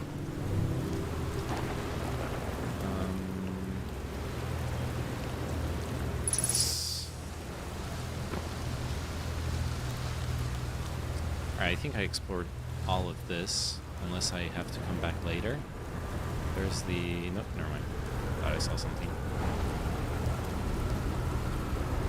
What do those thingies mean?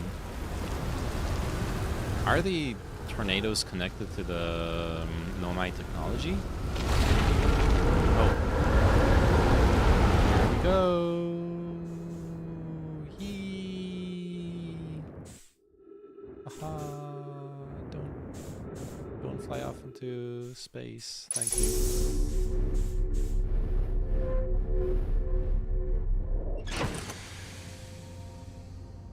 Cool. Oh! What? Wait, what? How did that kill me? What? I thought I was doing... Oh, by the way, thank you for the follow, Don Santa Claus. I'm sorry, I missed the... my notifications are broken. I must have missed it. Wait, how did that kill me? Landing back on the planet, it's called 2 times normal gravity. Wait, because landing back on the planet hasn't harmed me a single time until now. But I guess now it has. Yo, I still cannot figure out what happens to the probe tracking module. Just looking at it explode. Like, it explodes and the tracking module already isn't there. The third branch of the station. You've been lucky until now, I see. I feel like the velocity damage sort of bugged out because you were in the ship while the island landed. The ship's... Oh, the ship's ceiling landed on your head. Okay, that makes sense. That makes a lot of sense. Alright, one last thing, and I've been streaming for like 7 hours now, so... But I have one last thing I really wanted to try since earlier.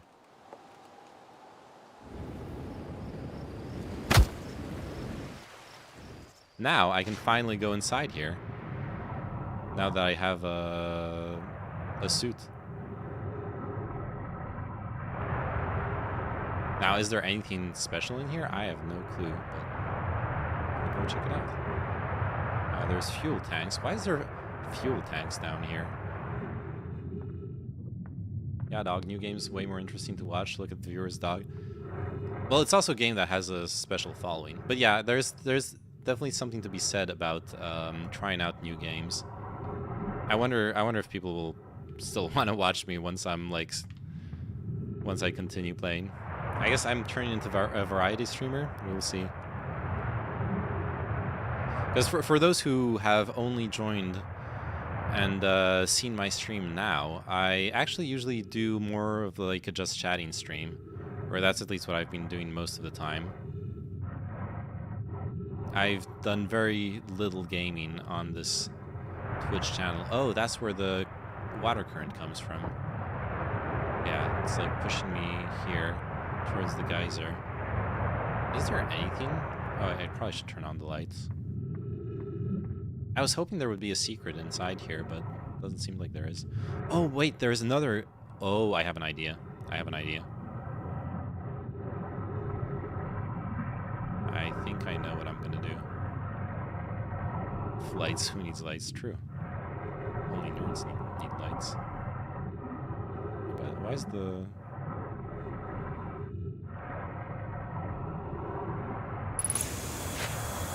Oh, this is a waterfall. Never mind. That is the waterfall, and then... Oh, there's water going into here. Whee! Let's go! Ow!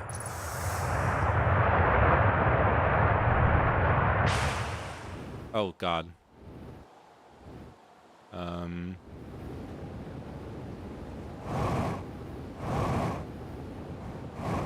This was perfectly planned. This is exactly what I wanted. I actually did want to come here, but with the ship. Now I need to, like, walk back.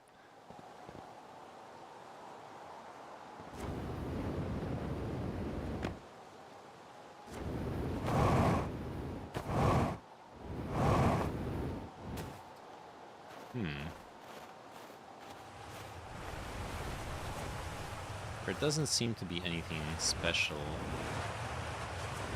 around these parts.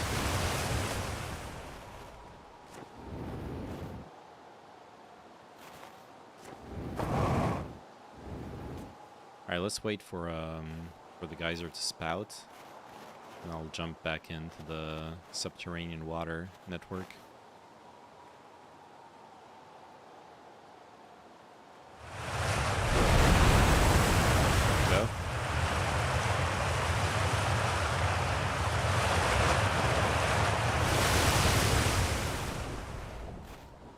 Let's go.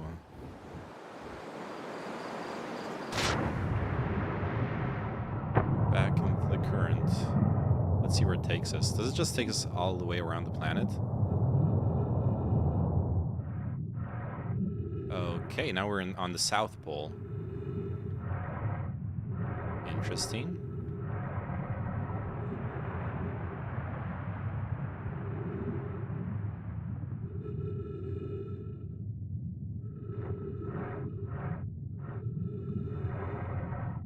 Let's try this geyser right here.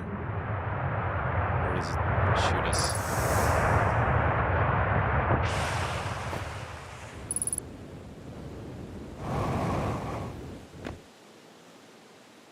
Alright, I have not... Oh, hey! Hello! Found the Grove Shard, nice.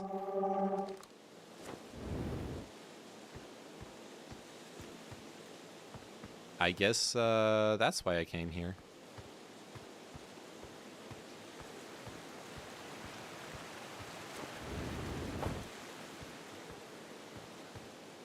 Oh, there's the quiet shade. It's always dark across old bark in the ancient glade. Oh, was this written by the guy who does the rhymes? But it's also quantum teleporting. Okay, I should talk to that guy.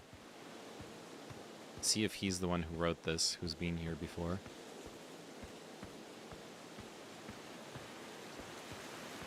I'm very far away from my ship.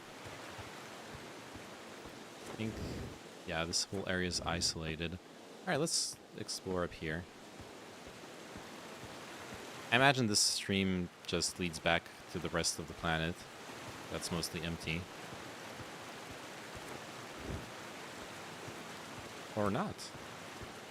Yo, there's stuff going on here. There is an observatory of some sort. Alright, alright.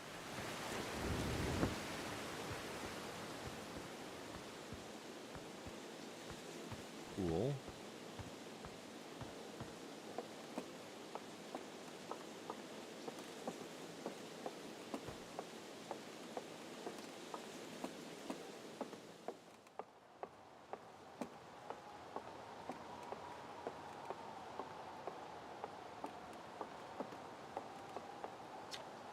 Chert's research notes. Property of Chert. I've detected a strange signal coming from somewhere within the grove in this crater. Oh yeah, that's the quantum moon rock. It's very similar to the signal emitted by the quantum moon, so it stands to reason the two signals are probably related. We don't know much about the quantum moon, seeing as no one's ever been able to land on it, but hopefully studying the signal in the grove will reveal more about it. Cool. I guess that's pretty much it. Alright, now we just gotta figure out how to get back to our ship. Probably would be easier to do the whole geyser tunnels again.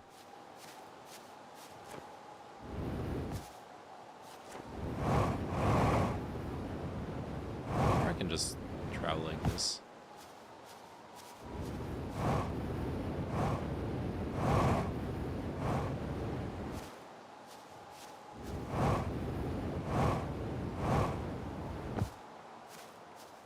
That's actually pretty quick. What was down here again? Was this the graveyard? Oh yeah, it's the graveyard, I think. Yeah. Okay, cool.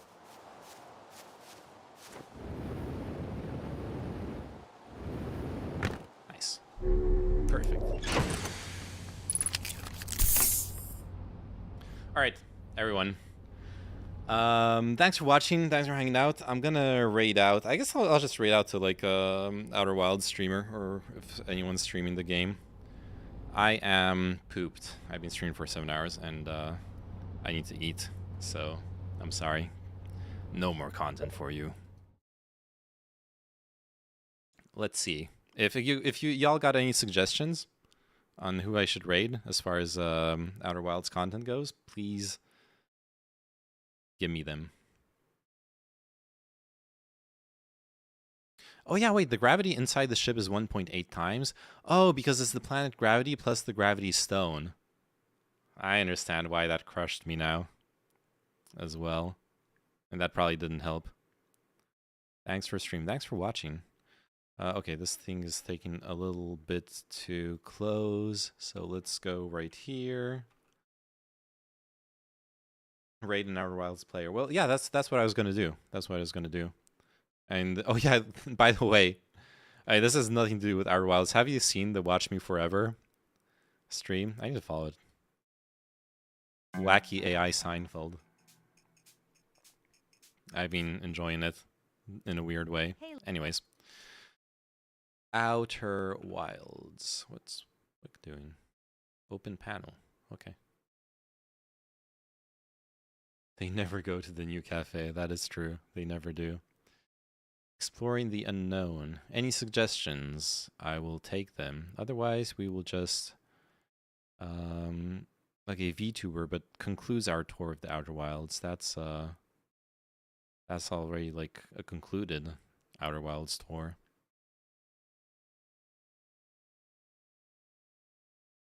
Let's all right, whatever. Dire Gray. You are getting the raid. How you guys doing? Have fun. Over Raid. there. Dire Gray. Oh, okay. I guess I gotta just keep going upwards. No backtracking allowed. Oh, seems like he's discovering the game too. He's still on the like tutorial part of the game. Nice. Daisy, you too. I'll probably be streaming tomorrow evening. Just doing some like with Sophie, we're thinking of doing some like chill React stuff tomorrow evening. So you'll be so if you want to watch, you'll be welcome there. Maybe maybe we'll try playing some Outer Wilds together. That could be fun as well. Anyways, thanks for watching and bye bye. Have fun with Dire Gray. That big water planet, Giant's Depth, that's where I'd go. Why is that? One time after the rest of the village had left to sleep.